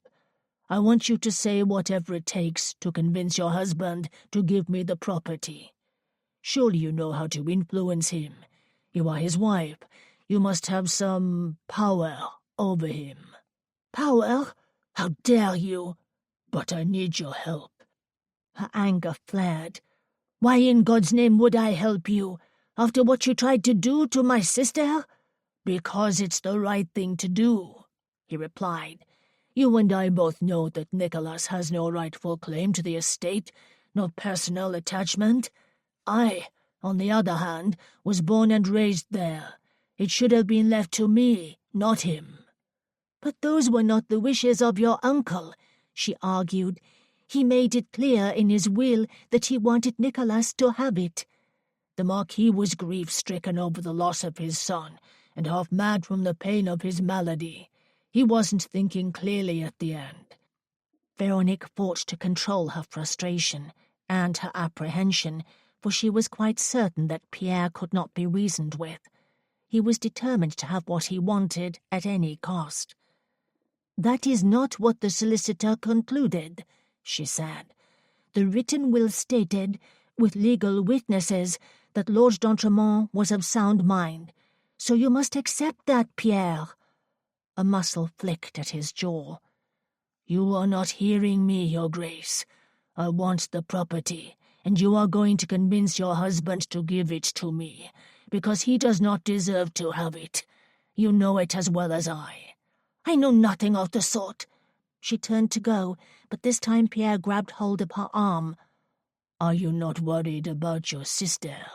he asked with a threatening sneer. She whirled around to face him. "What are you saying? Have you done something?" She recalled what she had done to him the last time he tried to harm Gabrielle, and was fully prepared to do it again, right here and now. "I haven't done anything yet," he quietly replied. "But if I don't get that property, I may lose my patience and pay a visit to Richelieu House. I'd wait until the baby was born, of course, and you of all people know I am not above kidnapping." She recoiled in horror. "Did you not learn your lesson when you tried to blackmail my husband?" she asked. "Or are you foolish enough to try to blackmail me now?" "Call it whatever you please," he replied. "I only want what is rightfully mine, And I'm sure you'll find a way to convince your husband that everyone will be better off if he simply submits and signs the property over to me." Veronique tried to pull free, but his grip tightened on her arm. "John!" she called, turning desperately toward her groom. To her great relief, he came running.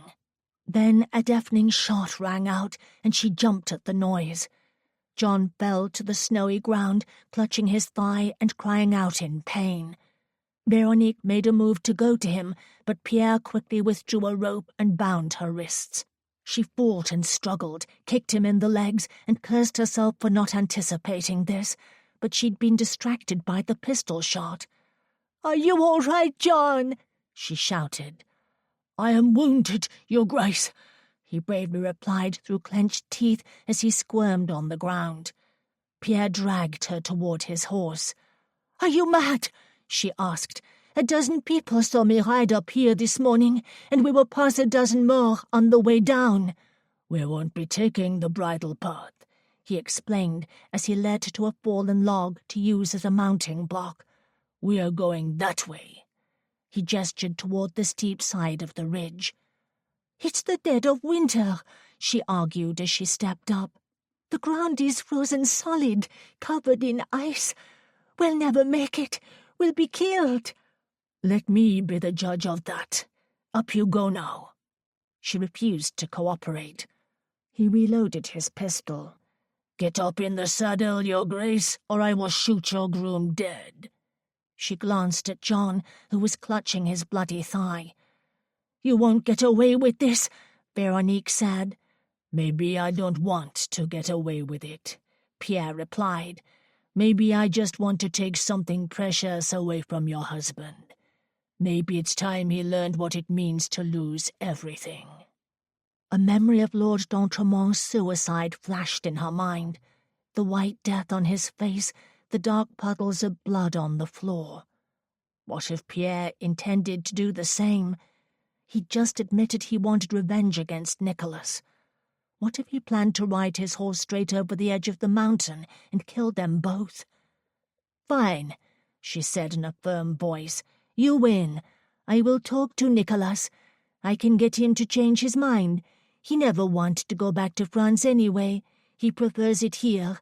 And now that we have Wallbridge Abbey—" Pierre's eyes froze over with hate. "Get up on the horse." "No, I will not." They glared at each other fiercely. Pierre pressed the cold barrel of the pistol against her forehead. Veronique squeezed her eyes shut. "Maybe I should just shoot you now," he growled. Cautiously, she opened her eyes to peer down at him. "I would prefer that you didn't." "Then get up on the damn horse," he ordered. Not sure how she was going to escape this, she nodded and put the toe of one boot into the stirrup while she stalled for time, fumbling with her heavy skirts. The sound of approaching hooves caused them both to turn toward the path.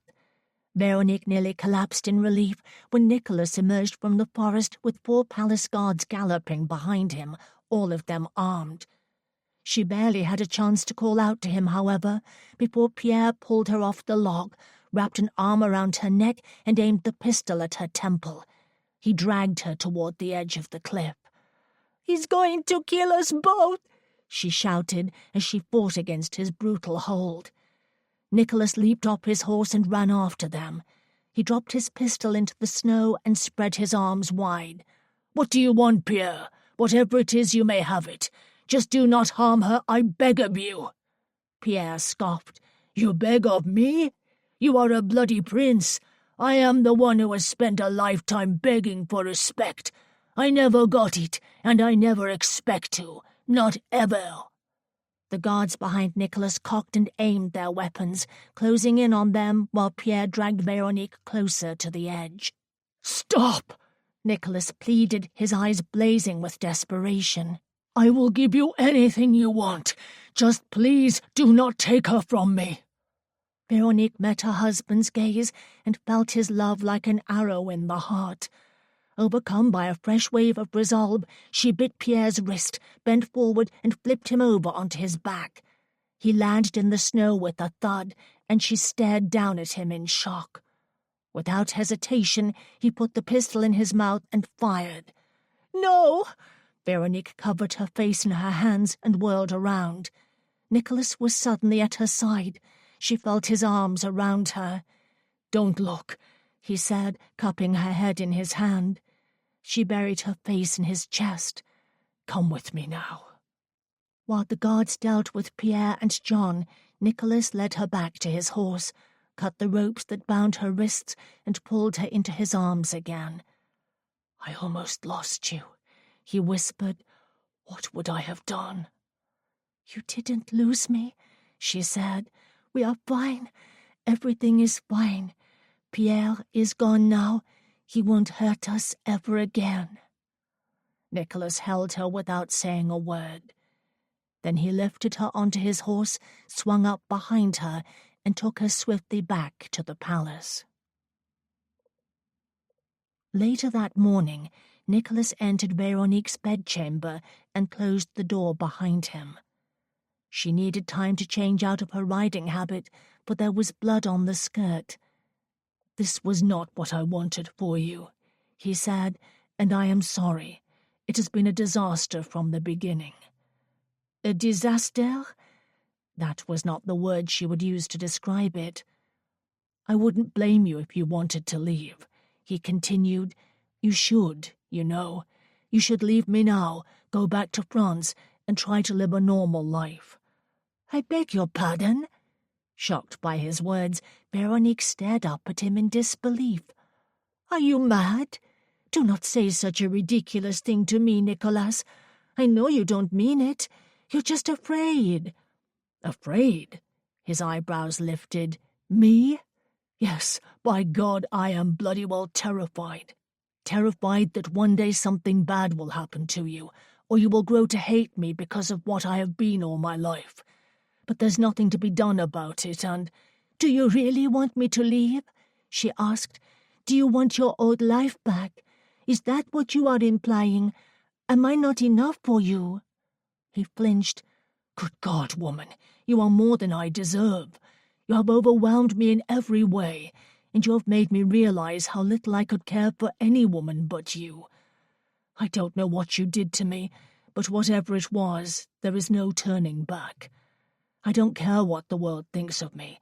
All that matters is what you think and feel, but most important, that you are safe, and you are not safe here." She stepped forward and clung to him in the quiet stillness of the room. A lump formed in the back of her throat, and tears stung her eyes.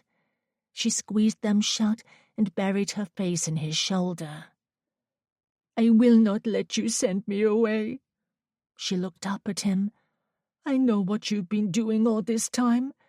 In all the years leading up to the day we met, women have been nothing but conquests to you, so that you can prove to yourself that you are in control and can walk away whenever you please. You enjoy being the one who leaves. That way you are never the abandoned one.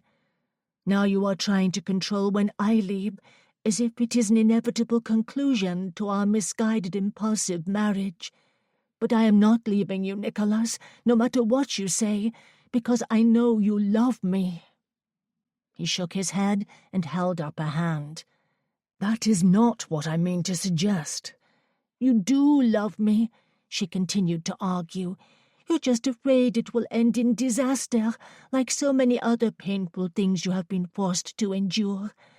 Well, I am standing here now, telling you that I am not leaving, at least not by choice.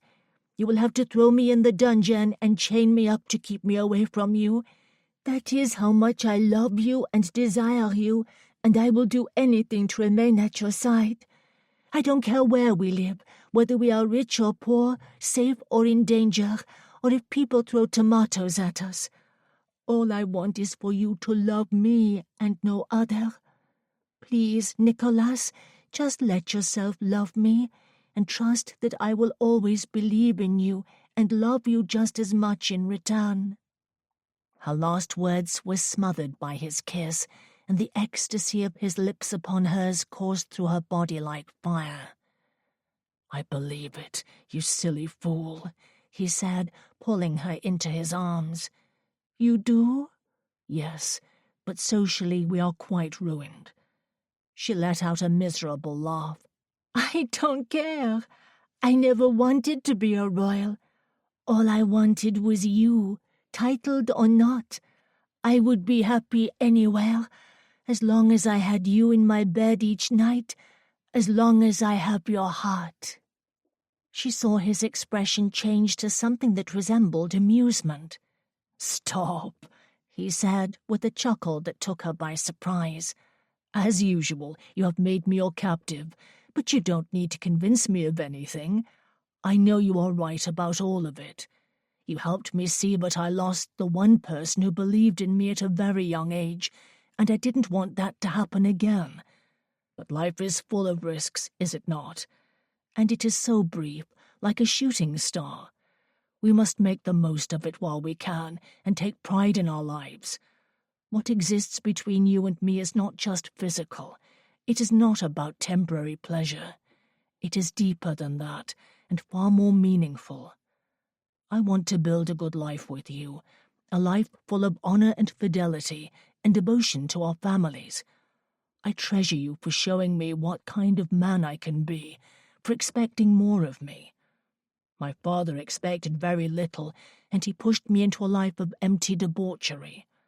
I believe he enjoyed watching me disappoint everyone, but you have proved him wrong." "No, you have proved him wrong," she said. "I was only a witness to it." "But you saw me as something more, and for that I am grateful. All I want to do is hold you forever and never let you go. If we leave here, we leave together." His lips found hers again, and the kiss was deep and soul-reaching, hot, wet, and possessive, as if he were claiming her as his own once and for all, until the end of time. She was his, there could be no doubt about it, and her senses reeled with passion and delight. "Oh, Nicholas," she sighed, as he laid a fresh trail of kisses down the side of her neck. She relaxed, jubilant, simply to be in his arms. Before she could utter another word, he swept her off her feet and carried her to the bed, where he laid her down on the soft feather mattress. In a foggy haze of yearning and desire, she watched him slowly untie his cravat, while he kept his eyes fixed ardently upon hers. "Did you really think I came in here to send you away?" I wasn't sure." "I do love you," he said with a smile, "and it is a love more profound than I ever imagined I was capable of." He began to unbutton his waistcoat. "I pray that I can make you happy, wife, because I will never forget the promises you made to me today, and how brave you were on that ridge. I will hold you to your promises, because I do not ever intend to be without you."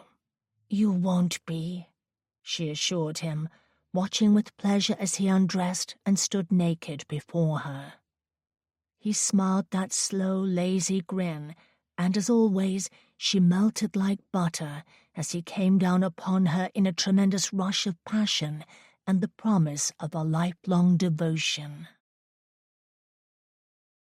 Epilogue. D'Entremont Manor, 7 months later. A soft, warm breeze blew the corner of the picnic blanket across Veronique's face, waking her from an afternoon slumber. After flipping the blanket aside, she yawned and stretched her arms over her head, then lay for a moment, relaxing in the shade of the giant oak tree. From her vantage point, she could see the manor house in one direction and the English Channel in the other. The branches overhead swayed in the wind as it whispered softly through the leaves.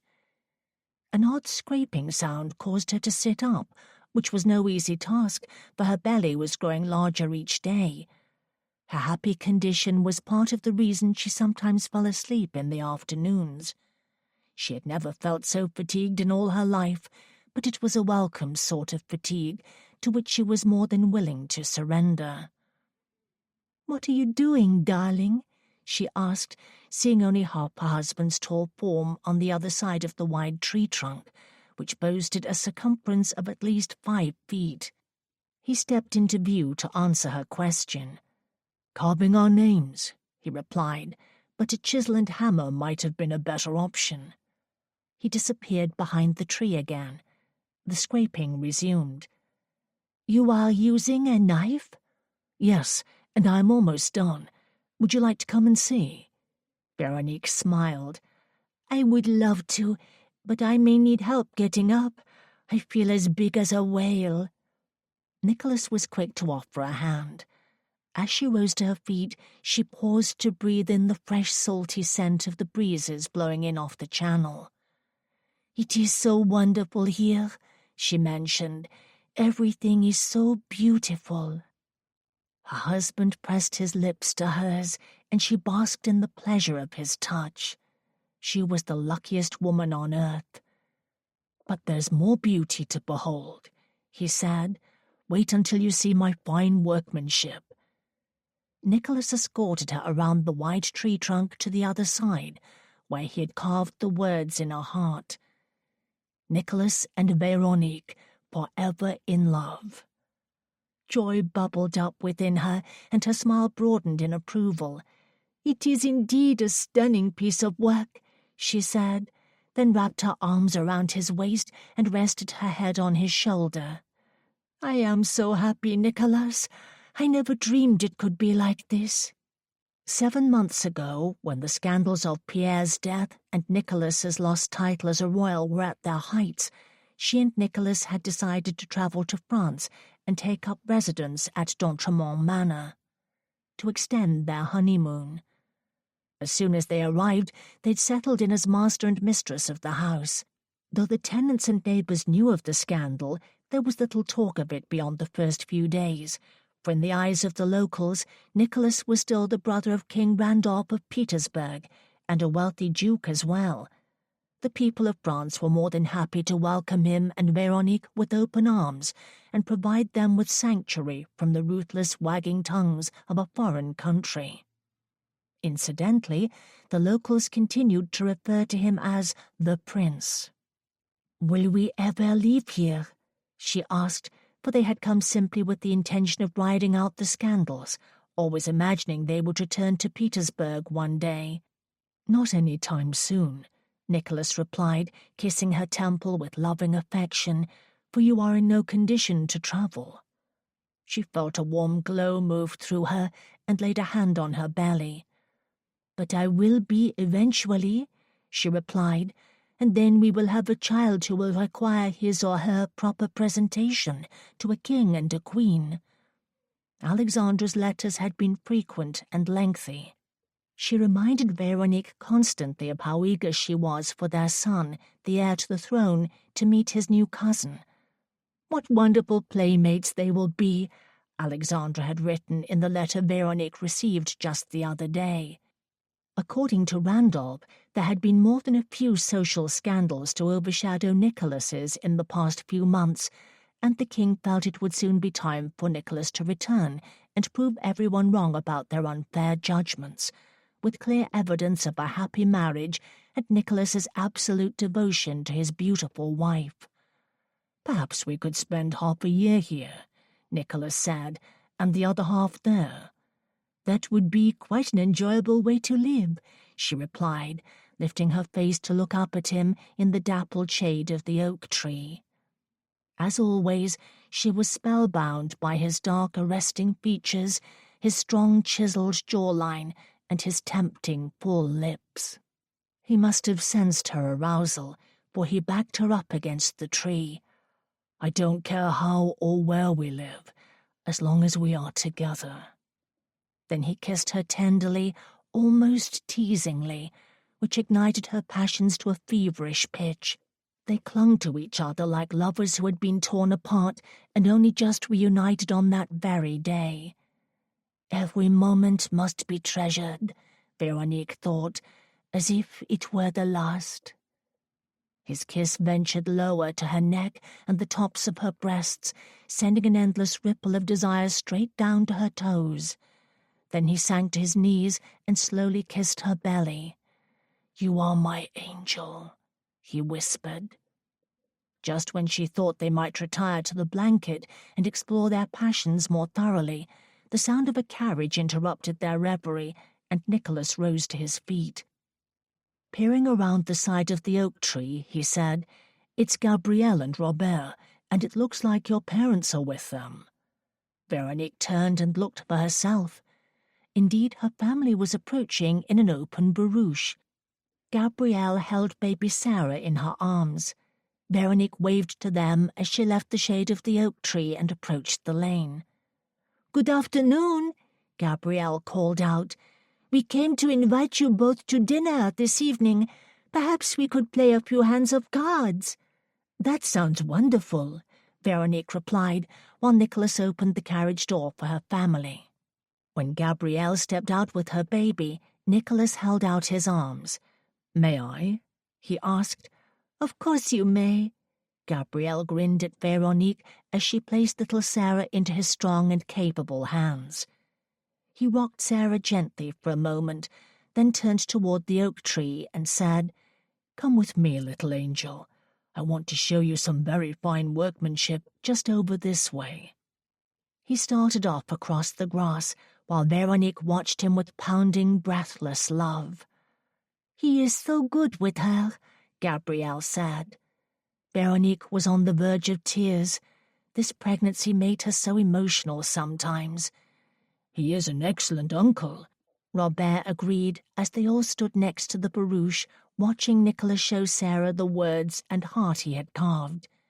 She was just a newborn babe and probably couldn't see much farther than the length of her uncle's arm, but if she was like most women, she was probably floating on air, blissfully captivated by the mere sound of his voice. "He is a fine husband," Veronique's mother said. "Most definitely," her father added. "I couldn't imagine a better son-in-law. You chose well, dearest." Veronique sighed happily and linked her arm through her father's. "Yes, I did." As she continued to watch Nicholas pace by the tree, bouncing gently at the knees to rock Sarah in his arms, she laid a hand on her belly and anticipated the day when he would hold their own child in his arms. It wouldn't be long now, a few more weeks, perhaps.